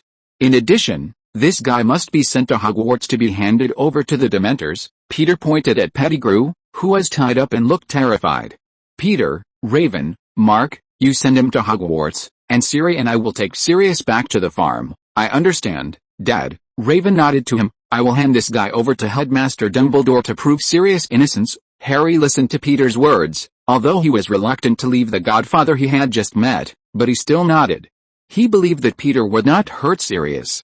Looking at the full moon in the sky, and then looking at the direction where Lupin disappeared, Harry couldn't help praying in his heart, I hope Professor Lupin is okay. The next day, early morning. Sirius woke up slowly. After waking up, he found himself lying in an unfamiliar room. Touching his forehead, which was aching slightly, Sirius stood up and looked around. There were bookshelves in the room, with some bedtime stories and horror novels on them. Sirius got up and walked to the bookshelf. Looking at the two books of completely different styles in front of him, he fell into deep thought. Didn't he remember that he was fighting with Lupin? Why was he lying here? Are you awake? With a creak, the door was pushed open, and Siri's figure appeared outside. It's you? Seeing Siri, Sirius roughly understood where he was. Am I at Padraic's house now? He wiped his messy hair and asked Siri. Yes, you are at Padraic's farm now. Siri walked in and said to him, don't worry, Harry and the others are safe and have returned to Hogwarts. Hearing the news that Harry was safe, Sirius breathed a sigh of relief. So, what is your relationship with Padraic? He asked about the relationship between Peter and Siri. Peter is my teacher. Siri did not hide anything from Sirius, but I am not from this world, nor from your world. Tell me about you, Sirius. Why were you imprisoned in Azkaban for 12 years? Siri became curious about Sirius' story. She was still a little confused about what happened in the Shrieking Shack. How did Sirius, who was originally a villain, suddenly turn around? Me? Sirius smiled bitterly. I just believed someone I shouldn't have believed. He sat down and pressed his aching forehead. When I graduated from Hogwarts, Voldemort was gaining power and the wizarding world was once again in chaos. In order to deal with the Dark Lord, I joined the Order of the Phoenix founded by Dumbledore, and fought side by side with my comrades to resist the Dark Lord's invasion. When Voldemort was tracking the prophecy and attempting to kill Harry, I suggested that James and Lily replace Peter Pettigrew as the secret keepers to conceal the whereabouts of the Potter family and catch the enemy off guard. Siri looked at Sirius. So, you failed. Yes, I didn't expect that Wormtail, the most cowardly member of our Predator group, would use this secret as a token of his loyalty to the Dark Lord and betray his former classmates without hesitation. A painful expression emerged on Sirius' face. When I rushed there after learning the truth, I discovered that James and Lily had been killed, and Voldemort had disappeared due to the backlash of the Killing Curse. That night, I stood in front of the broken ruins and almost collapsed. After a pause, he continued to Siri with a painful unresentful tone. After that, I was sent to Azkaban prison because of Wormtail's betrayal. When I was only 22 years old, I began a 12-year prisoner life. During those 12 years, I could only immerse myself in the abyss of regret and despair, and lived with Dementors. Not long ago, I learned that Wormtail was still alive in the form of an animagus rat, so I ignited the determination to escape from Azkaban. I longed to protect my godson Harry and avenge the death of my best friend. Later, I met Padraic, who healed my wounds and said that he knew everything that happened to Harry and me, and he was willing to help me get revenge. At this point, Sirius showed an apologetic expression on his face. Sorry, Siri, I didn't mean to attack you outside the Three Broomsticks bar that day. It was raining that night, and you were talking to Fudge from the Ministry of Magic. I thought you and Padraic were the ones from the Ministry who wanted to arrest me. Actually, I knew nothing about the Ministry of Magic. You should have rushed towards Peter. Before Siri finished her teasing words, Peter walked in. Siri, it seems that you didn't go easy on me just because I'm your teacher. Peter heard what Siri said, and said to her with a dissatisfied expression. Being caught saying bad things about Peter, Siri coughed a little embarrassedly. That? I was joking, teacher, really? I really doubt you'll do it, Siri. Peter didn't continue talking about this topic, but said to the two, one bad news, one good news, which one do you want to hear first? Siri immediately said, good news. The good news is that Peter Pettigrew was sent to Azkaban by Dumbledore. Sirius, your injustice has been cleared. Peter then turned his gaze to Siri, and the bad news is that Harry and the others told me that Buckbeak is dead. Buckbeak dead. Siri was immediately struck by lightning. Buckbeak, the one that he rode into the sky? died. Oh, but we can change this ending after time passes. Under the gaze of Sirius and Siri, Peter slowly said, time is really wonderful, with infinite power, but if you interfere with it, it is very dangerous, don't you think so, Siri? Chapter 618 Peter, the farm is also my homeland. Does time change the ending? Listening to what Peter said, Siri fell into thought. Although she has the ability to travel through time and space, Siri has never had a clear understanding of her ability. Sometimes, she just completed the travel inexplicably. The unstable portal often takes her to some inexplicable places. For example, in order to avoid pursuers, she opened the portal and entered a world full of plague. Feeling a little uncomfortable, she quickly left that place, but when she returned to the demon-hunting continent, the plague began to spread on the continent. Siri has always suspected that it was she who brought the plague to her world. Siri, who has a little fear of her own abilities since then, believes that her abilities are cursed, and does not believe that her abilities will have a positive meaning of saving others. Now hearing Peter talking about time, she understands what Peter means. Peter wants to let herself travel through time and go back to the past to change the ending. But she is not confident that she can do it, nor does she believe that she can save others. Actually, Siri said to Peter in frustration, I can't control my ability accurately. Besides, if I use this ability of mine, it may bring worse results. Siri looked into Peter's eyes. Peter, although I have the ability of super time and space teleportation, I have also fallen into another kind of confusion. When there are infinite possibilities in front of me, it is difficult to determine the direction. I have become a real wanderer, thinking about my adoptive parents, but I am lost in the myriad worlds. Countless attempts, each time is different, each time is the same. This is not the place I want to go. When I can't control the direction, what does it matter if I can break through time and space? In the world of all kinds, I will always be an outsider. Siri said this, a trace of sadness in her green eyes.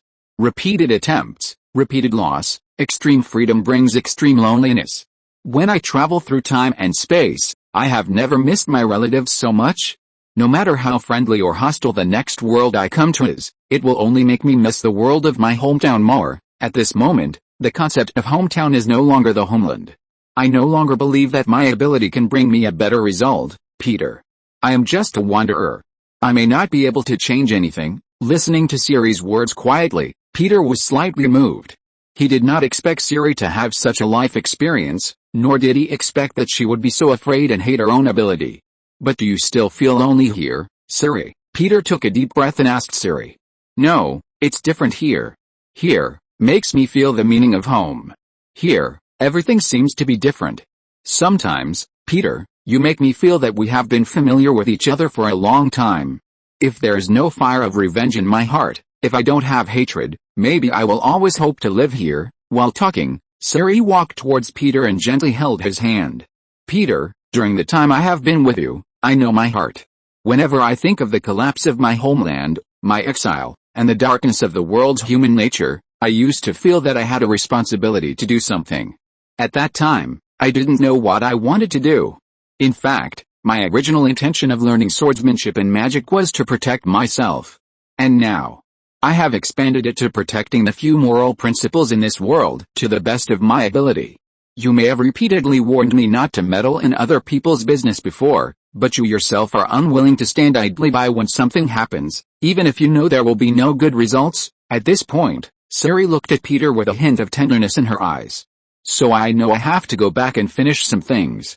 After this, if I come back here alive, I will always hope to live here.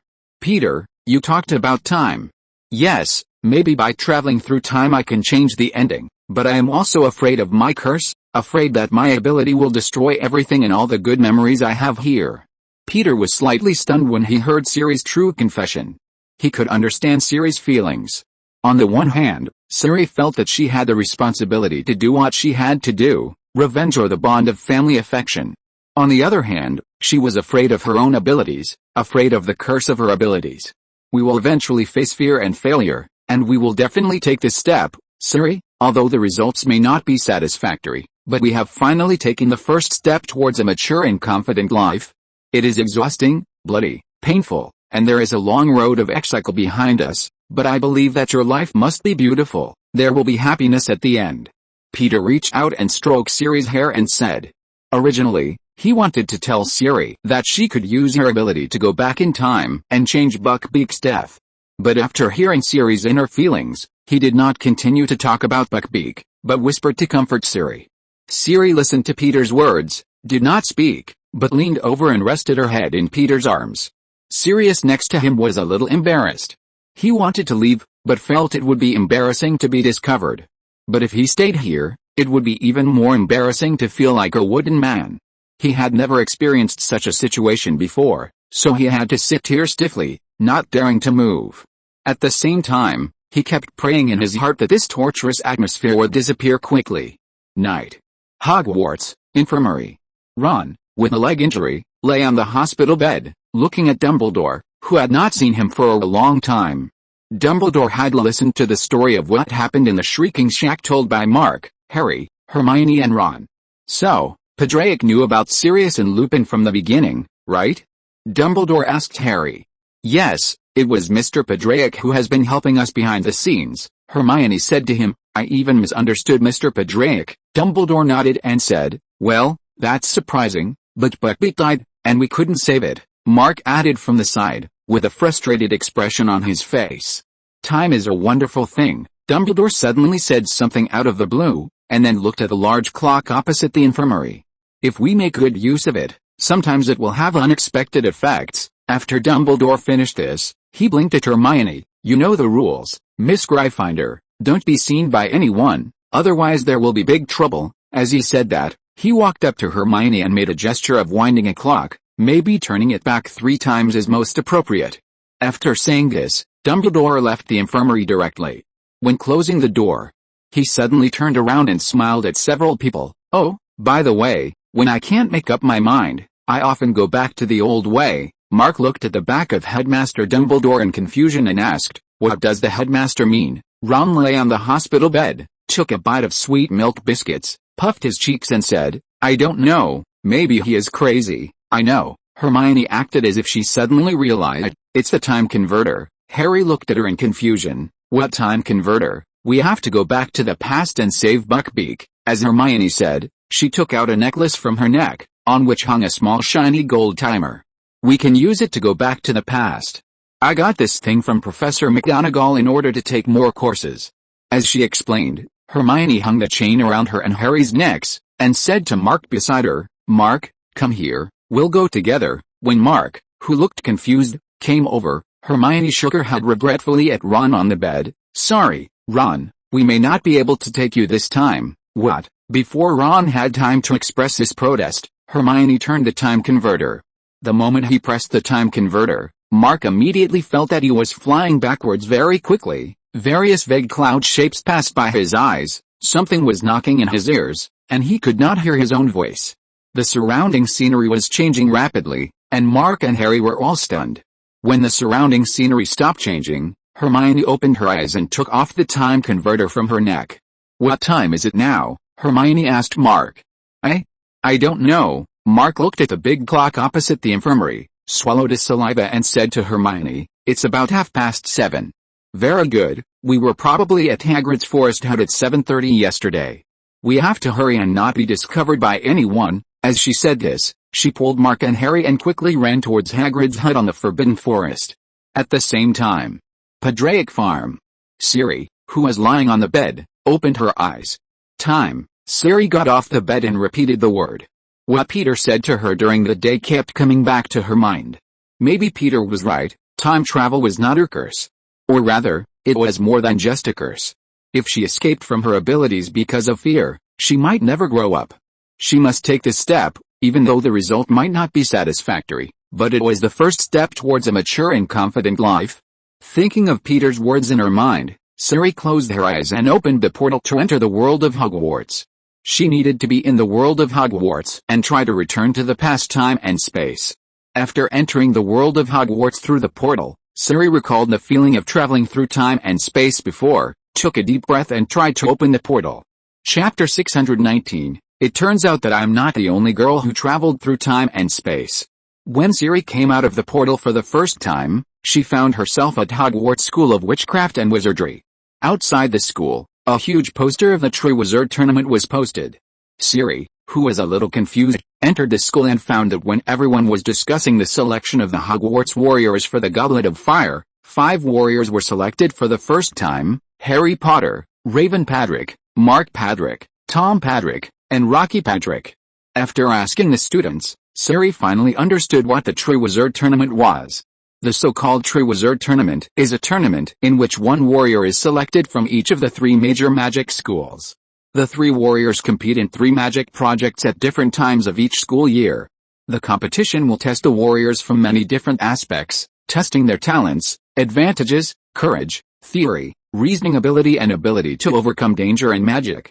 The contestants will be scored according to the quality of their completion of each project, and the warrior with the highest comprehensive score in the 3 projects will win. The tournament is held every 5 years, and the 3 schools take turns to host it. It is said that in the first task, each warrior has to fight a dragon of a different kind. In the second task, the warriors faced greater danger. They had to find and rescue a loved one at the bottom of the Black Lake. The third and final task required the young wizards to travel through a gloomy and terrifying maze composed of tall and thick tree trunks and foggy roads.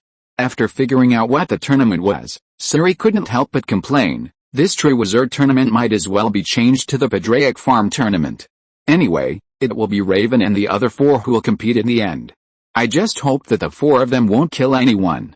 While complaining, Siri checked the time. Finally, she learned that she had come to the future 1 year later.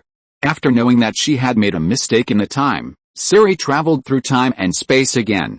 This time, after entering through the portal, she found herself in Hogwarts 2 years later. 2 years later at Hogwarts, Peter actually became the teacher of the Defense Against the Dark Arts class.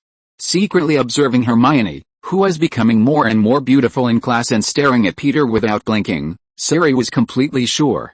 Peter, this guy, has always been eyeing Hermione. With mixed feelings, Siri opened the time portal again to travel through time. As she traveled through time constantly, Siri gradually became familiar with the time travel skills in this world. After trying dozens of times, Siri, who traveled through the past and future of Hogwarts, finally successfully returned to 7:30 yesterday. After returning to 7:30 yesterday, Siri rushed to Hagrid's Forbidden Forest hut without stopping. She had to rush over to save Buckbeak. On the other side, Hermione, Mark, and Harry also used the time converter to come to yesterday. Standing in the corridor of the school courtyard, the 3 saw themselves at this time. In order not to be discovered, Hermione pulled the 2 to hide behind the stone pillar. Hermione, Harry, and Ron in this time and space were teaching Malfoy a lesson. With a bang, Hermione punched Malfoy in the face. Mark, who was behind the stone pillar in the corridor, whispered to Hermione, "Well done, thank you," hiding behind secretly. Watching herself punch Malfoy, she felt that this feeling was not bad. "I don't quite understand." Mark looked at Hermione in front of him for a while, then looked at the other Hermione who was beating Malfoy, and asked in a low voice, "Will we cause a time-space paradox, or a grandmother paradox by doing this? Or have we changed the past, but in fact we just created a parallel world?" Mark, who has experienced the Marvel world, has his own understanding of time travel. He asked Hermione the question he cared about. "I don't know, but I know we can't be seen by anyone, otherwise it will definitely cause time chaos," Hermione whispered to the 2 of them. "Let's get out of here quickly." After speaking to the 2 of them, Hermione was about to leave, but she didn't expect to see a familiar person walking towards this side again. Peter and Siri parked the school bus on the parking lot outside the school, left Hogwarts together, and walked out of the school. Hermione guessed that the 2 were going to the Shrieking Shack, and the time was right. Peter, who had just taken 2 steps, suddenly stopped and turned to look in the direction of Hermione and the other 2. Hermione and Mark, who were startled, quickly retracted their heads and hid behind the stone pillars without daring to breathe. "What's wrong, teacher?" Siri asked Peter in confusion.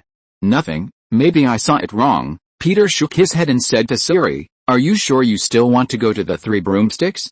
You got drunk very quickly last time, and you started to get drunk after 3 cups. It's just my first time tasting mead," Siri said confidently. Peter's eyebrows moved. "I seriously doubt it, Siri. You want to drag me to the tavern to play Gwent. Didn't you say that the tavern has the best atmosphere?" "No, of course not," Siri denied immediately. "I am very interested in everything near Hogwarts." "Didn't you say that there is a haunted Shrieking Shack nearby?" Maybe we can go there for adventure. I am very interested in ghosts. After hearing the conversation between his father and Siri, Mark suddenly realized why his father appeared in the Shrieking Shack yesterday. It turned out that Siri wanted to go to the haunted house for adventure. The three of them rushed to the woods behind the Forbidden Forest hut, looked at the huge pumpkins on the ground, and then looked at the few of them talking in the hut. Harry wanted to go forward and take Buckbeak away, but was stopped by Hermione. No, if you take Buckbeak away now, they will suspect Hagrid. What should we do then? Hermione frowned, and she looked at Hermione, Mark, Ron and Harry from this timeline who were talking in Hagrid's hut. In the distance, Principal Dumbledore, Minister Fudge and the Executioner were rushing over here. Seeing that they hadn't noticed that Principal Dumbledore was coming, Hermione was quick-witted and immediately picked up the stone at hand and threw it at Harry in the house. Harry felt a pain in the back of his head, touched his head, turned around and saw Dumbledore and the other two. It turned out that you hit me. Hermione, no wonder I felt a little pain in my head at that time. Harry, hiding behind the pumpkin, whispered to Hermione. That's the closed loop of time. Hermione glanced at Harry with pride. When Hermione and the others in this timeline found that Dumbledore and Fudge had arrived and quietly left through the back door, Harry, Hermione and Mark prepared to step forward and take Buckbeak away. Unexpectedly, they suddenly saw an impossible figure appear in front of Buckbeak. Siri carefully untied the rope that tied Buckbeak and led Buckbeak into the Forbidden Forest. When Siri just led Buckbeak away, Fudge and Dumbledore came out and saw the empty space. They were stunned. Where is it? I just saw it. Minister Fudge had an expression of disbelief on his face. Someone must have let it go. Dumbledore. Fudge looked at Dumbledore in astonishment. Dumbledore coughed, looked at Hagrid who was also stunned, and said, Hagrid, I don't think Mr. Minister will doubt you. After all, you have been with us all the time. Fudge nodded. Yes, but who did it? He looked at the executioner and said to him, keep searching. Carpet search? Dumbledore smiled, but soon put it away and said to Hagrid seriously, please prepare a cup of tea for me, or a glass of brandy, and Mr. Executioner, you can go now. The executioner, who had made a wasted trip, raised his huge axe in frustration and chopped the huge pumpkin on the ground in half. A large number of crows on the wooden stakes next to him were startled. It turned out that it was not us who saved Buckbeak, but Siri who saved him. Didn't we just see Siri? Does she also have a time converter? Did she go back to the past? Hermione asked Mark in shock. Mark was confused. I don't know, but Dad said Siri is the time girl. He now completely understood. It turned out that nothing had changed after he and Hermione and others traveled back. Everything has already happened. He was on the hillside at that time and did not see Buckbeak being killed. Hermione and Harry were blocked from seeing the crows startled and thought Buckbeak was killed. But in fact, at that time, the executioner only chopped the pumpkin to vent his anger. Buckbeak had already been taken away by Siri who traveled through time. It turns out that we haven't changed anything. These things have already happened. Harry also understood what was going on. It turned out that Siri, like them, also traveled through time and returned to this time point. Hermione held a time converter and frowned. Who is Siri? Let's go to the Shrieking Shack. After thinking about it, Hermione decided to go to the Shrieking Shack. After the three ran to the Shrieking Shack, they saw Lupin transformed into a werewolf and fighting with a black dog. Peter in this time and space opened his arms to protect Raven, Siri and Mark. Just as Lupin was gradually losing strength, he suddenly heard the howling of wolves in the distance. Hermione looked up in shock and found that it was Siri hiding in the Forbidden Forest who pretended to howl to lure away the werewolf. Hermione was a little depressed after seeing all this. She thought she had changed the ending, but it turned out that it was another girl who traveled through time who changed the fate. We have to go back. Hermione looked down at the time and said to Harry and Mark, since it has been confirmed that Siri saved Buckbeak, our mission is also completed. Putting the chain around Harry and Mark's necks, Hermione turned the time converter and prepared to return to the normal timeline. But as the time converter turned, Hermione suddenly found something wrong, and time was completely disrupted. A turbulent flow appeared in the space, and the three people were absorbed in with a whoosh. Chapter 620 Tom, I will take action against Dumbledore. Bang! Harry, who was standing unsteadily, could not control his body balance and fell heavily to the ground. Mark, who was quick-witted and quick-handed, grabbed him. Are you okay, Harry? Mark, who was sucked into the time and space turbulence and transported to an unknown place, also felt dizzy at this time. He asked Harry, trying to endure the discomfort of his body. "I'm fine, thank you, Mark." Harry exhaled a long breath and asked Hermione beside him, "Where are we?" "I don't know." Hermione stood up and looked at the surrounding scenery. The surroundings were pitch black, and the forest shrouded in the night stood majestically in front of her. Hermione looked at the time converter in her hand. "I guess it's because Siri also traveled through time and space, which triggered the time and space turbulence, so we were teleported here." Hermione guessed the reason why the time converter suddenly sent her here. Harry asked her doubtfully, "What is time-space turbulence?" "In the world we live in, time flows from the past to the future. We are all like people in the same river, following the same current. However, this current has become chaotic. I mean, our entanglement with Siri in this time may have caused a large whirlpool, swallowing us up accidentally." Hermione looked at Harry and Mark. "So, we who were swallowed up entered the turbulence of time. We may have come to the past or the future. Can we go back?" Mark asked worriedly after hearing Hermione's words. He was worried that he would never be able to go back and see his father and brothers and sisters. Swallowing his saliva, he said to Hermione with a worried look on his face, "Or will we be lost in the time turbulence forever?" "Probably not," Hermione thought for a moment and whispered to comfort Mark, "We are just caught in the time turbulence. We are neither dead nor disappeared, just like fossils of living things. They are neither destroyed nor disappeared, but are covered by sediments." She showed the two of them the time converter in her hand. "Don't worry, we still have the time converter in our hands. We can always go back to the past." Hearing Hermione say this, Harry felt relieved. As long as he could go back, he had nothing to worry about. "Let's go ahead and take a look." "We should still be within the Forbidden Forest," Hermione suggested to the two of them to go ahead and take a look, and took the lead to walk forward. Harry and Mark followed Hermione's footsteps. "I heard there are acromantulas, thestrals, unicorns, centaurs, werewolves, grop, and flying Ford Anglias, the car Harry and Ron had damaged by the Whomping Willow. If we encounter these creatures, we'll be in trouble." Mark walked behind the two, alert to the dangerous creatures that might appear at any time, and said to them. Harry lit his wand to illuminate the road ahead, and fell silent after hearing Mark complain about the flying Ford Anglias. After a moment of silence, he said to Mark, "Last summer, Ron and I were almost eaten by Aragog's descendants. It was the Ford Anglia that saved our lives." Hermione next to him added, "That's because you violated the ban first. Harry, the Weasley twins and Ron first drove this car to pick you up from your aunt's house. Later, Ron drove this broken car across half of the UK from London to Hogwarts." Harry was speechless about Hermione's old-fashionedness. "I know, so Ron and I were put in detention, and Mr. Weasley was criticized by the Ministry of Magic and fined, but we had reasons for it, and we didn't do bad things on our own will." The three of them walked out of the Forbidden Forest while talking. Hagrid's hut appeared in the distance. Seeing the familiar building, the three of them breathed a sigh of relief. "Fortunately, we didn't get lost in the Forbidden Forest," although they could try to use the time converter to return to the area of the three of them. Hermione didn't use it immediately. She wanted to confirm what time she had arrived. Entering Hagrid's hut, Hermione and the other two did not find any trace of Hagrid. The dust on the furniture in the room showed that the owner had not been back here for a long time. With a click, bursts of muffled thunder sounded outside. Hermione stood outside the door and looked up, and found that it began to rain. Mark walked out, feeling the falling rain, and looked up at Hogwarts in the distance. At the location of the school's astronomy castle, he vaguely saw a spell erupt. Mark pointed to the astronomy castle and said to the two, "It seems that someone is fighting there." Curious and worried about this, Hermione and Harry rushed to the astronomy castle without doubt. A strong sense of uneasiness suddenly attacked Harry, who was on his way. For some reason, Harry suddenly had a bad premonition in his heart. The astronomy tower is the tallest tower in Hogwarts Castle.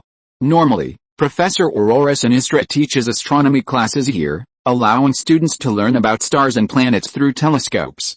This class is usually held at midnight because the stars are most clearly seen at this time. Mark and the other two who arrived here climbed up along the winding stairs. The higher they climbed, the stronger the magical atmosphere could be felt. Soon the three climbed to the top room of the astronomical tower. Strong winds mixed with raindrops fell outside.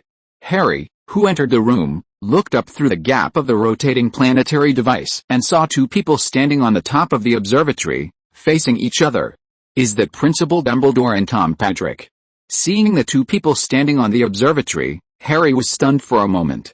In the pattering rain, Tom Patrick, who had grown into a young man, had his hair wet, and his face was expressionless and cold. He held the magic wand in his hand and pointed it at Principal Dumbledore, who was standing on the edge of the rooftop without any weapons in his hand. Hermione and Mark walked behind Harry. Hermione was about to speak, but was stopped by Harry, who turned around. Harry made a gesture to silence Hermione and Mark. Mark raised his head and looked at Dumbledore and Tom, who were facing each other above, and was also stunned. Is that Tom? How could he be here? No, Hermione just said that the three of them were affected by the turbulence of time and space and might have come to the future. Seeing Tom's mature look, he should have come to a certain time in the future. Mark was very nervous and held his breath as he looked at the two people facing each other above. Hermione also looked at Dumbledore and Tom with a shocked face. Tom, you made me re-understand the concept of love and let me know what we should care about in life. As for death, I think you should have understood its meaning now. Dumbledore smiled at Tom. I know that this seems a little incredible to someone as young as you. But for Nico and Perenelle, death is actually like finally going to bed after a long day. For people with a clear mind, death is just another great adventure. You know, Tom, the Philosopher's Stone is not such a wonderful thing. With it, no matter how much wealth you want to have or how long you want to live, you can get what you want. These two things are what humans want most. The problem is that humans just like to choose the things that are least beneficial to them. Thank you, Headmaster Dumbledore. I am no longer afraid of death. After thanking Dumbledore, the expression on Tom's face returned to its cold look. Then, in Harry's incredulous gaze, he raised his wand and chanted a spell at Dumbledore. Avada eats the big melon. Swoosh, a dark green magical energy wrapped in death directly hit Dumbledore. Everything happened in an instant, without any warning. Harry's eyes widened, but he could not make a sound. He could only watch Dumbledore being knocked away, like a tattered doll, disappearing from the battlements of the wall. Amid the howling wind and the pouring rain, Dumbledore was hit in the chest by the killing curse and fell directly from the observatory. In the long river of Hogwarts School of Witchcraft and Wizardry, the name of Headmaster Albus Dumbledore shines like a star. However, the moment Tom raised his wand and sent Avada Kedavra to Dumbledore, the star fell. The headmaster whom he respected the most ended his life at this moment. Slightly cold raindrops fell on Harry's face through the device. He felt as if he was also knocked away, and all this seemed like a nightmare. Mark looked at Tom knocking Dumbledore off the tower with an expression of disbelief. He stared at Tom, who had killed Dumbledore, without much expression change, for a while, then he began to shake uncontrollably. Hermione covered her mouth, watching the scene in shock and disbelief. No. After a while, Harry reacted and uttered a painful sound, then knelt on the ground. At the same time, Tom, who heard the sound from below, put away his wand and looked over. After seeing Harry kneeling on the ground, he was stunned for a moment, then came to the room where Harry and the other two were. Hearing the footsteps getting closer outside, Hermione hurried forward to pull up Harry. We have to go, Harry, hurry up, he'll be here soon. Hermione pulled Harry's arm hard, but Harry, who had already broken down emotionally, lost the strength to stand up. Hermione had no choice but to let Mark come over. Hermione quickly hung the chain of the time turner around the necks of the three people, and then turned the switch of the time turner. As she kept turning the switch, the scenery in front of the three people kept changing.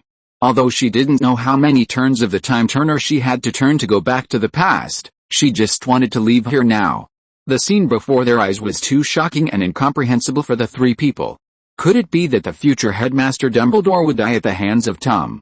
If you're listening to this novel on a channel other than Fanfic World, it means they downloaded and uploaded it without effort.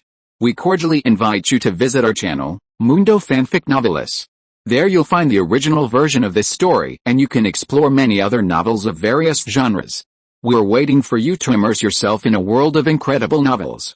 Chapter 621, The End of Azkaban, Bakugo and Way's First Time. Hermione closed her eyes and followed her instincts to press the time converter.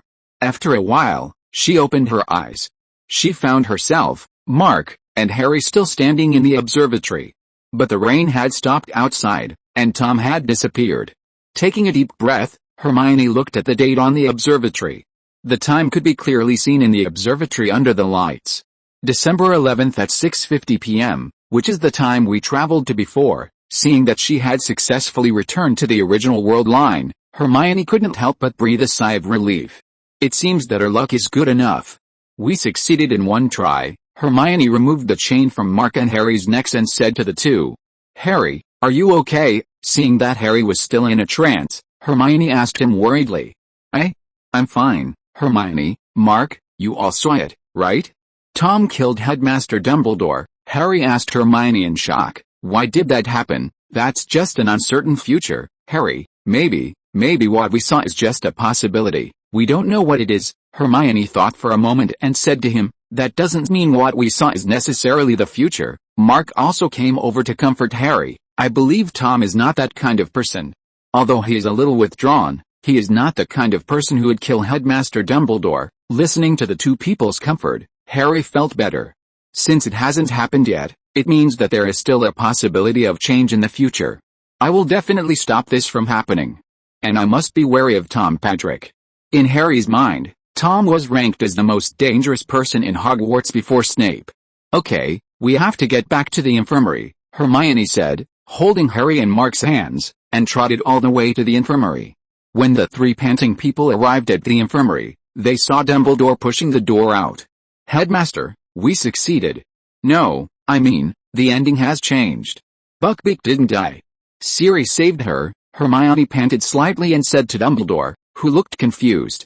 I don't know what you are talking about, Miss Granger. Dumbledore smiled slightly and turned to leave. Good night, Miss Granger, and Harry. Mark. After saying good night to the three of them, Dumbledore left with his hands behind his back in a good mood. The three of them looked at each other, then pushed open the door and walked into the infirmary room. Weren't you standing there just now, looking at the three people who pushed the door in? Ron, who was lying on the bed, asked in shock.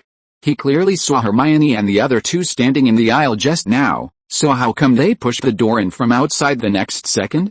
Hermione shrugged her shoulders, pretending not to understand, and asked Mark, what is he talking about? Mark, I don't know. Mark cooperated with Hermione tacitly, and said to Ron, who was stunned, no one can be in two places at the same time, Ron. After that, he and Hermione looked at each other and smiled. The next day, Mark did not return to the farm at night because he had already agreed with his father in advance. He stayed in the Hogwarts dormitory, sleeping on Harry's bed for the whole night. After getting up, Mark came to visit Professor Lupin. Come in, Mark. Before Mark knocked on the door, Professor Lupin's voice came from inside. Then with a creak, the door was opened by Professor Lupin using his wand. I saw your name on the Marauders map, Mark, Professor Lupin said with a smile as he walked in. On a table full of books, a parchment map was placed on it. Professor Lupin was packing up. Professor, you? Watching Lupin putting the washed and bleached old clothes into the suitcase, Mark asked him in a depressed mood, Professor, are you leaving Hogwarts? Have you been expelled? No, Lupin said to Mark while packing his things. I resigned on my own initiative. Why? Mark asked puzzled. Because someone accidentally leaked my situation. The school will probably receive a lot of letters from parents at this time tomorrow. They don't want a werewolf to teach students defense against the dark arts. Mark listened to Professor Lupin's words, and his face showed uncontrollable sadness. But I think Professor Dumbledore will. Lupin stopped packing, sighed slightly, and said to Mark, Principal Dumbledore has taken enough risks for me. I can't keep bothering him. Besides, he paused for a moment, I'm used to people like me. Looking at Professor Lupin's open-minded expression, Mark lowered his head. Why are you so sad, Mark? Lupin walked over and gently touched his head. I just don't want to lose you, Professor Lupin. You are the best defense against the dark arts teacher I have ever met. Mark raised his head and said to him with red eyes. I'm sorry, Mark, I can't continue to be your teacher, but your journey will not stop. You have just started. Professor Lupin smiled at Mark and said, You have extraordinary talent, Mark. You are good at learning, kind and always have good expectations for others. Although sometimes you will show hesitation and uneasiness when facing difficulties and challenges, because compared with your sister and brother, you think you are an ordinary person. But I want to say, Mark, each of us will experience self-doubt and doubt about others in the process of growing up, but you, I can be 100% sure that you are no worse than anyone else, so there is no need to hesitate and be uneasy." After encouraging Mark for a few words, Professor Lupin cast a spell on the box. The clothes in the box were automatically sorted. After the sorting was completed, the box closed automatically with a click. "Don't worry about my future, Mark. Your father lent me some gold galleons and helped me find a job in the Ministry of Magic, so we will meet again," Lupin said. What? Mark was stunned. "Dad, yes, your father helped me a lot. When you return to the farm, remember to express my gratitude to him." Professor Lupin put on his hat, picked up his suitcase and prepared to leave. "I will. I wish you a safe journey, Professor." Mark put his mood in order and said his final goodbye to Professor Lupin. At the same time, at Padraic Farm, Sirius Black had returned to the Hogwarts world. Bomb and V, who had just woken up, looked at Buckbeak in the backyard of the farm with shocked expressions on their faces. Buckbeak lay on the ground in front of the barn, combing his feathers, and occasionally looking at the human in front of him. "Dad, what is this?" V looked at Buckbeak, who seemed a little fierce, and whispered to Peter standing next to him. "It's called Buckbeak. Can it fly?" Bomb asked curiously. "Of course, but you have to let it know that you have no bad intentions." Peter looked at Siri standing next to him, and the two looked at each other. Peter, who already knew that Siri traveled through time to change Buckbeak's ending, reached out and stroked Boom's hair and said, "You can try to touch it." Peter asked Boom and V to touch Buckbeak. Although he was a little scared, Boom was the first to muster up the courage, walked forward, and reached out to touch Buckbeak. Buckbeak was not opposed to Boom, and it stretched out its head to let Boom touch its head.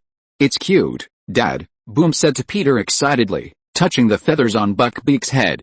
Seeing that her sister was fine, V breathed a sigh of relief. After looking up at Peter, V walked in front of Buckbeak under her father's encouraging eyes and gently stretched out her hand. Buckbeak stretched out his tongue and licked V's hand. "Okay, girls, do you want to try riding Buckbeak and flying in the sky?" Peter clapped his hands, indicating that he could take them to sit on Buckbeak and experience the feeling of flying. "I want to, Dad." Boom immediately raised his hand excitedly. Peter then held a lolly and sat on Buckbeak's back. "Are you ready, girls?" "Yes, I'm ready." Way was in Peter's arms, hugged Peter's waist nervously, and whispered. Boom was on the other side. Boom was excited and seemed not afraid of danger. He looked at Buckbeak under him without blinking. Peter patted Buckbeak's back, and Buckbeak let out a hiss, ran forward a few steps, and flew into the sky. There was the whistling wind in his ears, and looking down at the ground getting farther and farther away under his feet, Boom opened his arms excitedly. "I'm already flying." Way looked at her sister's happiness, and her emotions were also infected, and she gradually relaxed. "Thank you, Dad." Feeling the wind blowing by her ears and looking at the endless farmland under her feet, Way liked the feeling of flying. She whispered to Peter, "Dad, will Buckbeak always be on our farm?" "Yes, Buckbeak will always be on our farm in the future," Peter said to her. "It can't return to Hogwarts, but it is willing to live on the farm." Way nodded, put her head close to Peter's arms, and closed her eyes. "I will always protect my father's farm, my father and Boom," Way said to herself secretly in her heart. After flying in the sky with his two daughters for a while, Peter rode Buckbeak to the ground. After letting Boom and Way experience the feeling of flying, he walked to Siri. "You are a good father." Siri folded her hands in front of her chest and looked at Buckbeak. I don't know what she thought of, and said to Peter, "If a father can make his daughter have an innocent smile on her face, I think he must be a very good father." Quotation mark. Chapter 622 My Swift, may you always walk lightly and laugh unrestrainedly. Peter was slightly stunned when he heard Siri's words. After a while, he raised his eyes and said to Siri, "So, you thought of some bad memories?" Peter remembered that Siri's biological father, Emhyr, the king of Nilfgaard, had always wanted to marry Siri. This ghost father without moral integrity should not be a good father. "Yes, I thought of my father, teacher." "Do you know my biological father Emhyr?" Siri asked Peter. "No," Peter shook his head, indicating that he didn't know. In fact, he, who knew something about the world of demon hunters, certainly knew the story of this ghost father. Simply put, this guy was a prince of the Nilfgaard Empire. His father was killed by the usurper in a rebellion, and he was cursed by the warlock and turned into a monster. Emhyr got lucky as a monster and saved the king of Sintra. He asked for the law of accident in return and tried to marry the king's daughter. Later, Geralt helped him to exorcise the curse and successfully married Ciri's mother. But he was eager for revenge, so he teamed up with Vilgefortz, a powerful warlock, to cause a shipwreck. All the people on the ship, including his wife, died in the shipwreck, but he returned to the Nilfgaard Empire safely and became a prince. After that, he successfully killed the usurper and took the throne. After taking the throne, he began to prepare for the Northern Expedition. In the First Northern War, Emhyr successfully destroyed Sintra, forced Queen Callan, mother-in-law, to death, and caused a Sintra massacre. In the end, in order to legally inherit the throne of Sintra, this old bastard wanted to marry his daughter Ciri. Ciri, who didn't know that Peter was complaining about her father, said to Peter, "He knows how to use people and is ruthless to traitors." After overthrowing the rule of the usurper, he made the tombstones of those who betrayed his family into the new hall of the palace hall to warn the world of the consequences of betrayal. Therefore, he was called the White Flame dancing on the enemy's grave. He pursued an expansionist policy and expanded the territory of Nilfgaard to an unprecedented extent in any known regime. Unlike other leaders, he was more friendly to the subhuman race and even divided an autonomous territory for the elves. Ciri's eyes showed pain. He may be a good emperor, but he is not a good father. Peter nodded. Wanting to marry his daughter, this guy is indeed not related to being a good father. Peter, if one day I encounter danger, I mean a desperate situation that I can't escape, are you willing to come to my side? Ciri was silent for a while and asked Peter. There was a look of reluctance in her green eyes. Are you leaving? Ciri, Peter frowned and asked her. Yes, I have to go back to my world, Peter. I cherish the memories of being with you, Raven and Azu, but I have responsibilities and I have to do something. Ciri lowered her head and didn't look into Peter's eyes. Last night I traveled to the past and saved Buckbeak. You made me realize that my ability is not a curse. You taught me the true meaning of life. If possible, I would always want to live here with you, but I can't, although we will be separated, I think. Ciri, this is only a temporary separation. Peter was silent for a moment and said to her. At the same time, Peter used the power of the ruby to create a rose necklace. Peter put the necklace on the stunned Ciri. Yes, if one day you are in danger, a desperate situation that you can't escape, I am willing to come to your side, and this necklace will protect you. Before that, Peter glanced at the rose necklace on Ciri's snow-white neck and said, Do you know, Ciri, I used to know a princess. Peter said something that stunned Ciri. She is willful and disobedient. She is almost the most destitute and hardest living princess I have ever seen. She is completely stuck at the bottom of society. Every time she is in trouble, she can only save herself. Even if she receives help, the helping hand often comes from another person at the bottom of society, a person who can only pull her out a little bit and is helpful for her current predicament, but is completely unable to escape from the bottom. Peter looked at Bakugo and Wei, who were playing with Buckbeak. Even though she knows so many powerful and high-level external players, even if she herself has powerful abilities, these seem to be all useless and cannot save her. She seems to have been struggling to escape her own fate, a Marisa-like, powerful fate that others may envy to death, but she doesn't know what to do. She doesn't know that internal force does not work, and the saddest thing is that she can't see where the end is. Listening to Peter's words, Ciri's eyes were slightly red, and she bit her lips hard to suppress her emotions. So she can only rely on instinct and make some choices that I, who is watching her from a god's perspective, cannot understand. I don't know why. I blame her chaos and ignorance, but I feel a little distressed in my heart, and I can't help but keep watching, because I want to know what kind of person such a child will become after making such choices. Peter talked about his changing impression of the heroine Ciri when he read this legendary story. I looked at her, and there was almost no aura of a heroine or princess. She was like a natural wild child, fighting with her body, but when I finally put everything together, I suddenly realized that even though fate gave her an extremely powerful magical background and bloodline, fate did not have an unrealistic preference for her. Peter looked into Ciri's eyes and slowly said to the person standing in front of her, she grew up in a real and almost cruel environment. She has always relied on her own understanding of the world, growing up in pain and struggle, just like any ordinary child. She doesn't have a god's perspective. Even if she can foresee the future she needs to break, she can't rely on any powerful other people to complete her understanding of the world and her personal transformation. Hearing this, Ciri could no longer suppress her emotions and threw herself into Peter's arms. Intense and surging emotions stirred in Ciri's body. She only now realized that Peter had always known her and her story, and he knew the heart of this princess better than anyone else. Peter gently stroked Siri's hair in his arms and continued to tell his impression of Siri.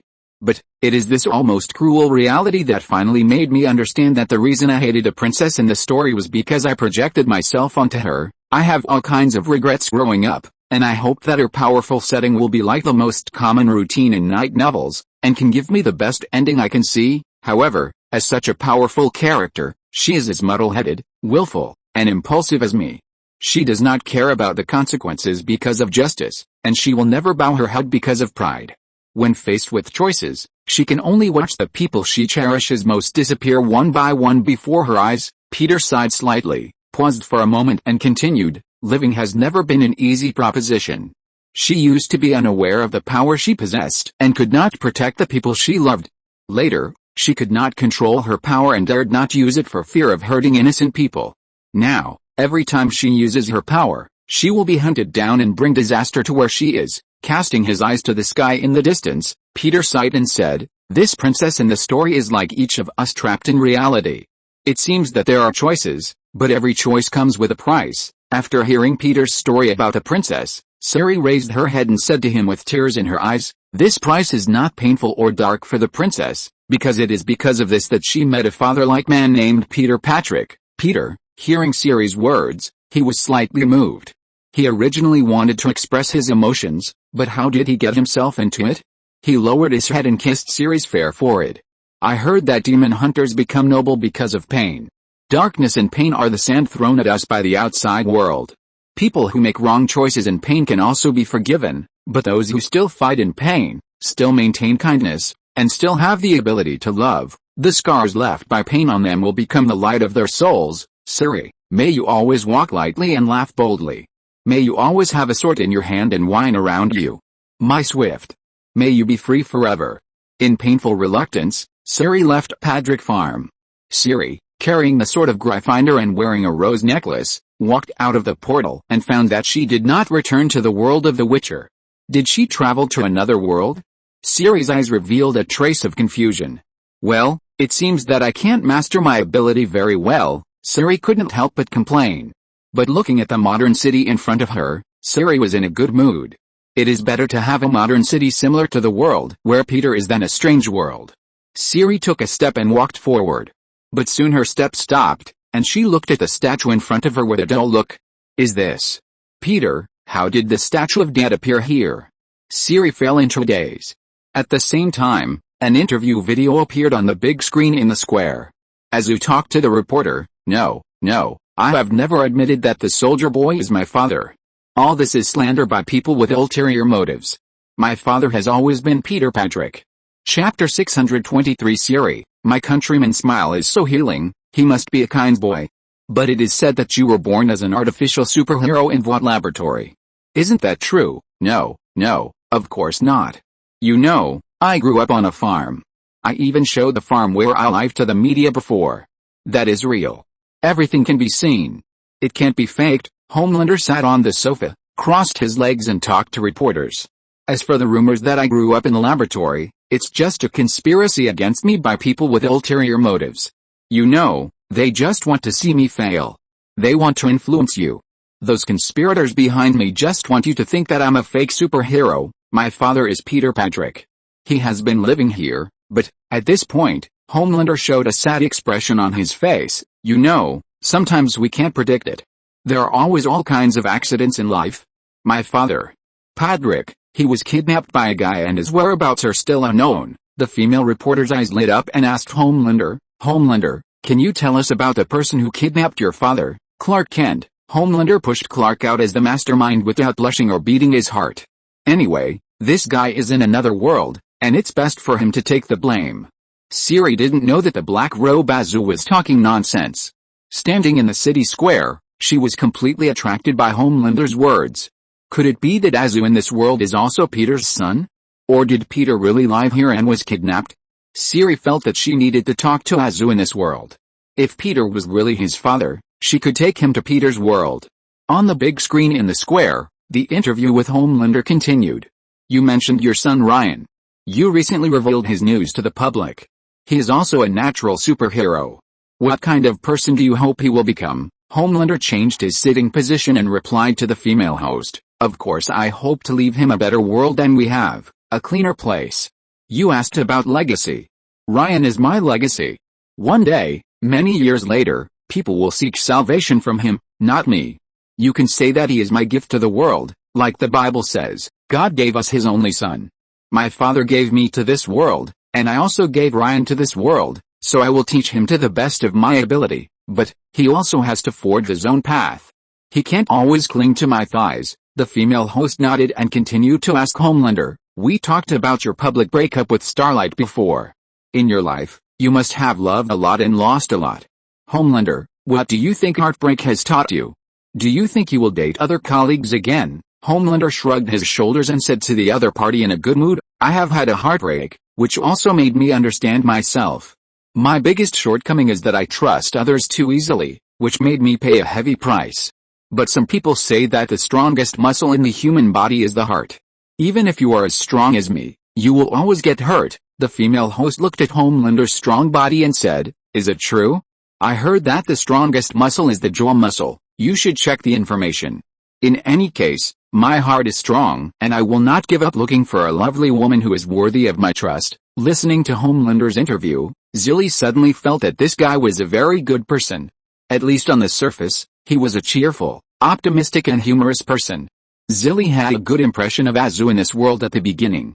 The female host talked about other topics. "What do you think about the possibility of Victoria Newman becoming the next vice president? Given that she once ran the FBSA and built her career on holding superheroes accountable? Are you worried that she will take on such an important new position in the government and even have greater power?" Homelander listened to the host talking about Victoria, organized her words and said to her, "Victoria is my friend, and we have a special relationship. Although it is not an ambiguous relationship, I have seen her daughter's heartbeat speed up when she looks at Ryan. Well, he will kill me if I say that." At this point, Homelander's tone became a little serious. "But yes, I have concerns.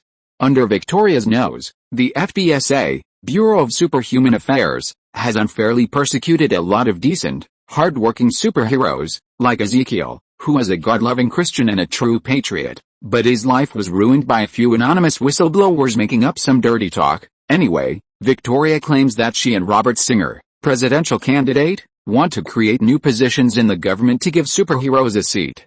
Honestly, I think this is fake equality at its worst. We need far more than just one seat. If anyone is going to pass laws to govern superheroes, should it be the superheroes?" The female host nodded. "So, you think you should govern yourself?" Homelander said with a serious expression. "Who is more qualified? Listen, I have supported every president since I joined the Big Seven, and the Singer-Newman administration will not change that. Regardless of our differences, Victoria is a smart girl, and I would be surprised if she didn't do the right thing in the end." The female host's questions became more and more pointed. "Recently, many superheroes and your supporters, the Homeland fans, have fought back against the so-called superhero critical theory and the abolition of superheroes movement. What is your response to this?" The expression on Zoo's face became a little ugly, and he puffed up his cheeks and took a deep breath. "You know, Katie, I'm glad you mentioned this, because this is a very terrible thing happening in our country. Some ungrateful people are advocating these hateful ideas because they want to bring down their heroes. You should ask yourself why. What kind of people would benefit from a world without superheroes, without order and justice? Everything will become chaotic, which is why the awakening thugs and Starlight fans are so insidious.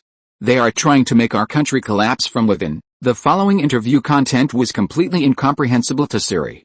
She roughly understood some of the content, as if the Homelanders in this world were not getting along with a superhero called Starlight. The two parties also had a conflict over the issue of fans. After watching the interview, Siri continued to stroll around this city that made her feel everything was new. Just as she was walking near an office building, she suddenly heard gunshots nearby. Shocked, Siri looked up and saw a gunman wearing a mask on his head running out of the bank. The policemen surrounding the bank saw the gangster rushing out and immediately shot at the robber with a pistol.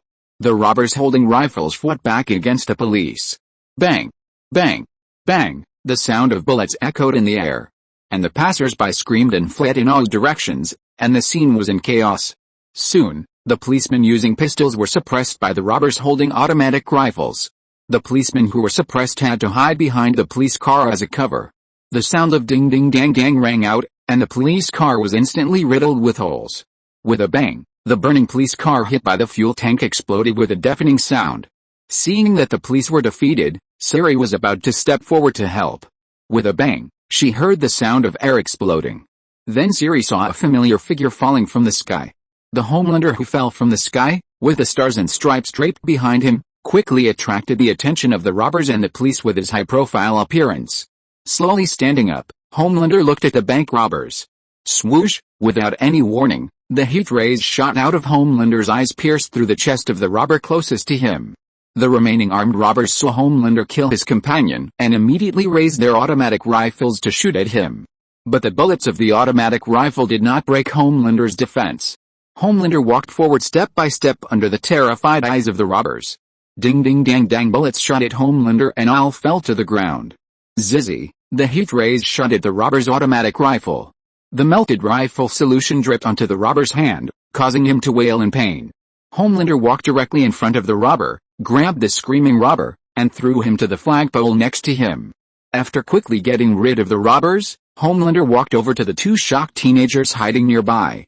"Are you all right?" he asked the two boys. The two teenagers, one black and one white, looked at him excitedly. Finally, the white teenager came up to him and asked nervously, "Homelander, can we take a photo with you?" Of course, Homelander opened his arms and smiled like a breeze. The two came over happily and raised their phones to take a photo with the greatest superhero in their minds. Facing the camera, Homelander's face was full of smiles, showing a warm expression like a big boy. Watching Homelander satisfy the fans' requests and cooperate with a photo taking with a smile, Siri suddenly felt that the Azu in this world seemed to be kinder than the Azu on the farm. To be able to satisfy his fans and smile so healingly, the other party must be a kind superhero, right? Chapter 624, The Homelander Disguised as a Little White Rabbit. "Hey, you're Homelander, right?" Siri took the initiative to walk up to Homelander and asked. "Yes, I'm Homelander. Are you my fan?" Homelander asked her with a smile. He thought Siri was his fan. Siri was wearing a set of urban beauty clothes at this time, and the sword of Gryffindor in her hand was wrapped. From the appearance, she didn't have the style of the former Witcher at all. Homelander in black robes subconsciously thought that Siri was also looking for a photo with him. "No, I'm not your fan, I'm Siri, Siri Fiona Allen Lyanlin," Siri said to the other party. "I know Peter Padrick, do you know him?" Hearing Siri say that he knew Peter, the expression on Homelander's face changed. But he quickly adjusted his mood and said to Siri, "Yes, of course I know him, he is my father." After that, he looked at Siri with a suspicious look. "Have you really seen my father?" Of course, but not on this world, because of Homelander's previous handling of the gunman, patiently taking photos with a child, and the previous interview, Siri had a good impression of Homelander. Siri told him the story of how she had traveled through dimensions and met Peter. "I knew him in another world. He was my teacher. You look very similar to the other Azu on the farm. I even thought you were the same person at first." Homelander listened to Siri's words with a calm expression on his face, but his heart was already in turmoil. Is there really someone in this world who can travel through time and space? Although he still doubted Siri's words, he believed it a little. He knew the details of Padrick's farm, and knew Clark, Star-Lord, Loki and himself in another world. This kind of lie is not something that ordinary people can make up. "It's incredible, Miss Siri. So, are you my father's girlfriend?" Homelander asked about the relationship between Siri and Peter. As far as he knew, his father Padrick in another world seemed to be popular with women and had ambiguous relationships with many women. If the Siri in front of him was Peter's girlfriend, he had to build a good relationship with her. Only in this way could she go to Peter's world. Of course, the premise was that she was not lying. Girlfriend. Hearing that the Homelander suspected that she was Peter's girlfriend, Siri immediately denied it. "No, of course not. I'm not Peter's girlfriend. I just learned rune magic from him." "Well, not just rune magic, he is a very important person in my life," Siri said with a complicated expression. After experiencing a series of stories with Peter and listening to Peter's story about a princess, she was a little confused about the relationship between her and Peter. What is the relationship between the two? Father and daughter? It seems to be more than that. Although he would regard Peter as his father, There must be some other emotions mixed in. Student? I see. The Homelander nodded and said. He guessed that the other party should be his stepmother.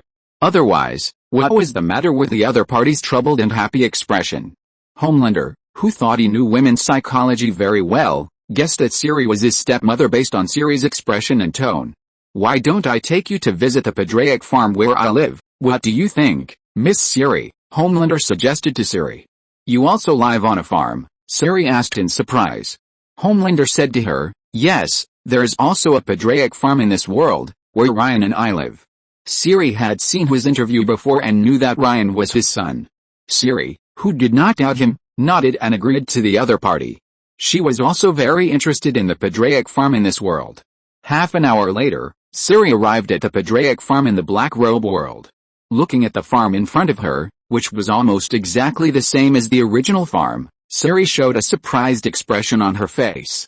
As soon as she stepped into the farm, she saw a lush field. The large-scale farm was surrounded by corn plantations. There was also an ash tree in the farmyard that was very similar to the farm where Peter lived. However, the ash tree in front of him was not as majestic as the ash tree in Peter's farm. Dad, as soon as Homelander brought Siri into the farm, he saw a boy pushing open the door of the living room and running out. Seeing the boy running to him, Homelander squatted down and hugged him affectionately. He is Ryan Patrick, my son, and we usually live here. Homelander and Ryan showed a harmonious picture of a loving father and a filial son. Ryan, this is Siri, your grandfather's. Homelander originally wanted to say girlfriend and wanted Ryan to call her grandma. But considering that this was too abrupt, he changed his words and said, your grandfather's student. Hello, Aunt Siri. Ryan greeted the other party politely, and then asked curiously, Aunt Siri, have you lived with Grandpa? Siri smiled and touched Ryan's hair. Yes, I am the teacher's student, and we have been together for a long time. When will Grandpa come to see me? Ryan asked expectantly. It won't be long before your grandfather comes to see you. Siri organized her words and said to him. Although Siri could open the portal to teleport, she had just met the other person and naturally couldn't take the other person through immediately. Come on, Miss Siri, I'll show you around the room. Homelander took Siri into the living room. The furnishings in the living room were almost the same as those in Peter's house. Not only the layout was the same, but even some of the furniture and decorations seemed to be very similar. This is a photo of me and my father playing baseball together. Homelander showed Siri the fake photo without blushing or beating his heart. His goal was to gain Siri's trust and let Siri take him to his father's world, or open a passage between the two worlds. As for whether these tricks would be exposed, as long as he deceived the woman in front of him, it didn't matter if these fake photos were exposed. You said Peter also lived here for a while, right? Siri asked the other party. Yes, he left later, so I always wanted to see my father. Homelander used his acting skills and said to Siri in a seemingly sincere tone. Siri nodded. Are you the most powerful superhero in this world? Siri had bought a few newspapers before and had a general understanding of the world. To her surprise, Homelander was actually the most powerful superhero in this world. Yes, I am the most powerful superhero here. I have saved many people. I am helpful and do good deeds every day. The American people know what I have done. I have received many thank you letters from people who thank me for everything I have done. Homelander said to Siri with a sincere face, I have the highest public support among my supporters. Miss Siri, do you know what attracts ordinary Americans to me? Without waiting for Siri to answer, he said directly, it's actually very simple. They know that I love them, I understand them, I know what they really want and what they think in their hearts, and I can help them achieve it. I can tell the truth to those in power in a way that they can't do. I'm not one of them, I'm better. I'm not ashamed to say this. It's a good thing to have someone to admire. Siri was a little confused by Homelander's words. She began to really believe that Homelander in this world was a greater superhero. Homelander's superb acting skills made Siri dizzy. Ryan, who was standing next to him, heard his father say it's a good thing to have someone to admire, so he asked curiously, Dad, do you have someone you admire? Of course, the person I admire is your grandfather, Peter Patrick. There will always be a supreme being who looks down on all living things and watches everyone. That person is your grandfather, Ryan. Homelander stroked Ryan's hair and said. 5 days later. Siri did not immediately take Homelander back to the DC world. She felt that she needed to continue to understand the relationship between Homelander and Peter. farm. Siri, who lived here, just walked out and realized that she was being followed. Without making a sound, Siri walked to a remote street.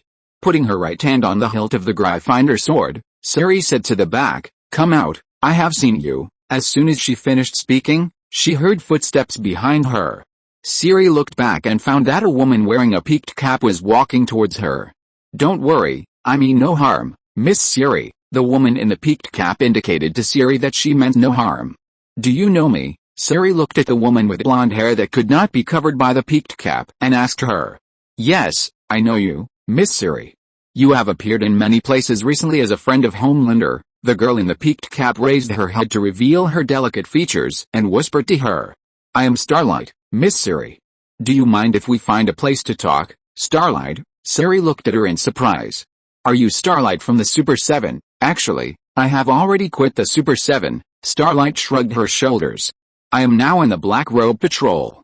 "Well, you may not have heard of this name. This is an organization that deals with superhumans. I mean, those villain superhumans. We have been collecting evidence of crimes committed by superhero teams. Miss Siri, we have investigated you. You are not the superhuman who is infused with compound number 5. You have not been with Homelander for a long time. Maybe we can cooperate," Starlight stated her purpose. Zilly looked at her in surprise. "Cooperation on what?" Chapter 625 Now, Miss Siri, open the portal. Cafe. "You said Homelander is a villain." Siri, who was talking to Starlight, had a shocked expression on her face. "But from what I saw myself and what was reported on TV, Homelander is a superhero with noble character," Starlight explained to her. "That's because eyes can deceive, and the media can deceive, and he always disguises himself in front of others. Do you know what, Miss Siri?" Starlight didn't wait for Siri to answer, and said to her, "VOD Corporation is a huge group whose main business is to manage and operate hundreds of superheroes. The principle they implement is to attract more fans and traffic. Even every time they go out on a mission, it is all assigned by the company, and there is a special team responsible for recording and filming, so what you see is what VOD Corporation lets you see. Homelander is the product of VOD Corporation's superhuman project. He grew up in a laboratory and lacked the love of his family and society, which led to his distorted personality and a pathological pursuit of power and violence." Starlight told Siri the truth about Homelander. As the leader of the Super 7, Homelander both exploits and controls other members, and often uses his status and power to oppress and threaten them. So, although Homelander appears to be a saintly superhero, behind the scenes, he is a selfish character with an extremely twisted mentality. He can do many things that make people feel incredible. He doesn't care about other people's lives at all, but only cares about his own reputation. If you get along with him for too long, Miss Siri, I believe you will find out his true face." Listening to Starlight's words, Siri fell into deep thought. She didn't expect that Azu in this world had such superb acting skills. After thinking for a while with her head down, Zilly raised her head and asked Xinguang, "But he said Peter is his father." "I know Peter Padrick. He is not lying.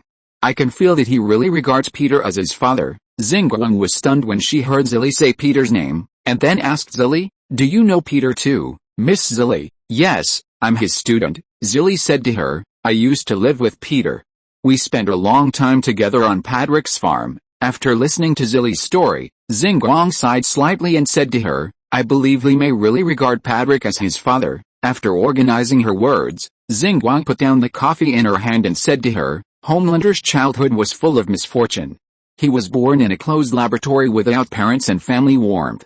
His existence is just to meet the needs of the company and become the company's cash cow and living signboard. His life is surrounded by carefully arranged lies. At the beginning, Walter arranged a fake home for him. Here are his parents whom he has never seen once, a home where he has never lived for a day, a bed in the room where he has never slept for a night, and a book on the bookshelf where he has never read a page. Everything is fake. His happy childhood has never existed. When he grows up, he may desperately look for the love that he lacked in his childhood. Perhaps Mr. Padraic has replaced this role." At this point, Starlight paused and said to Siri, "Although I sympathize with him, Homelander's unfortunate childhood is different from him being a villain. Last time at the party, after Mr. Padraic defeated the soldier boy and left, Homelander became more and more unscrupulous. I think if Mr. Padraic comes back, he will definitely deal with him. You know? Last time, He killed a person in front of many people and the media in the street. Starlight took out a mobile phone and showed the video inside to Siri.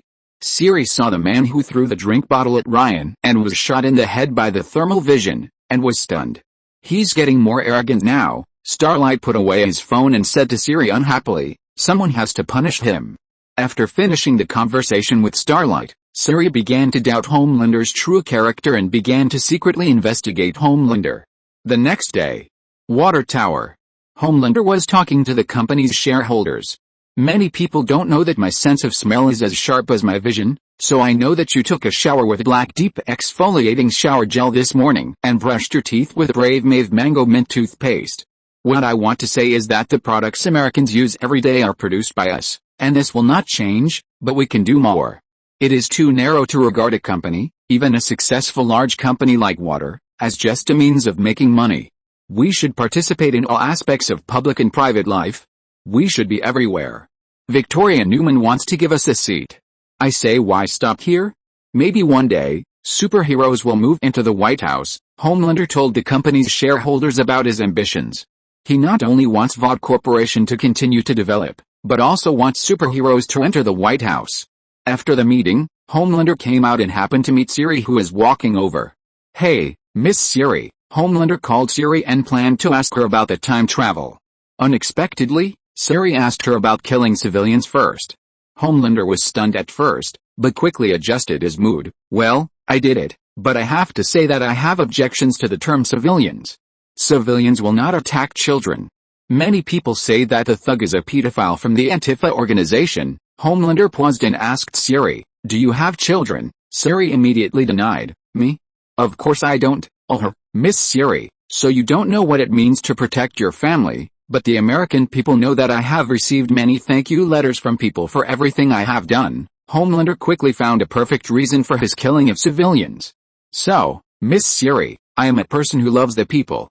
You may have heard something, but please believe that it is just the slander of those who slandered me behind my back. Siri nodded and continued to ask him, can compound number 5 really create superheroes? Homelander exhaled and said to her sincerely, compound number 5 can indeed create some people with superpowers, but I don't think there's any problem. Are babies born in test tubes inferior? Of course not. All of us are created by the hands of God. His hands just stay on some of us longer. After explaining to Siri, Homelander asked Siri, Miss Siri, when will you take me to my father's world? Or open up the channel between the two worlds? Since Siri has not taken Homelander to the DC world, he began to get anxious.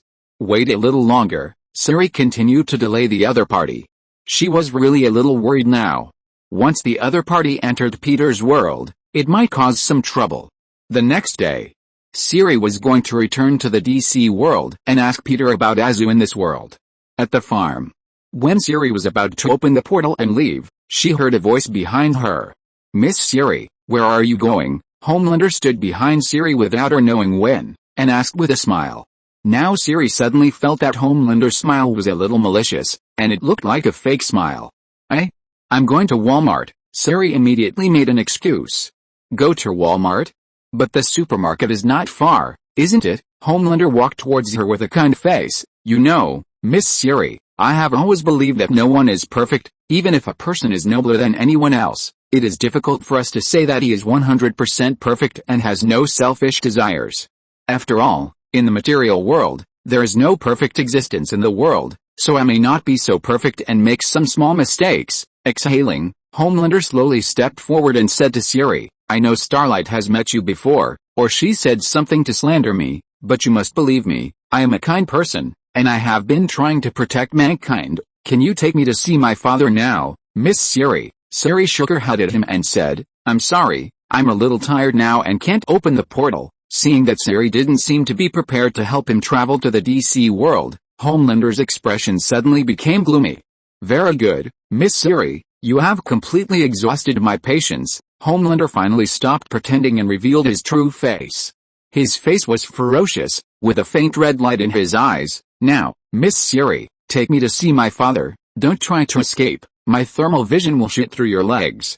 Although you are my father's woman, I won't kill you, but it doesn't mean I won't make you sad. You have been lying to me, John Patrick. Siri glared at him. Deception? No, Of course not. My feelings for my father are not false. He is my father, and I am the man who can inherit everything from him, because among his many children, I am the only adult who understands the cruelty of the world. Sari shook her head in disappointment.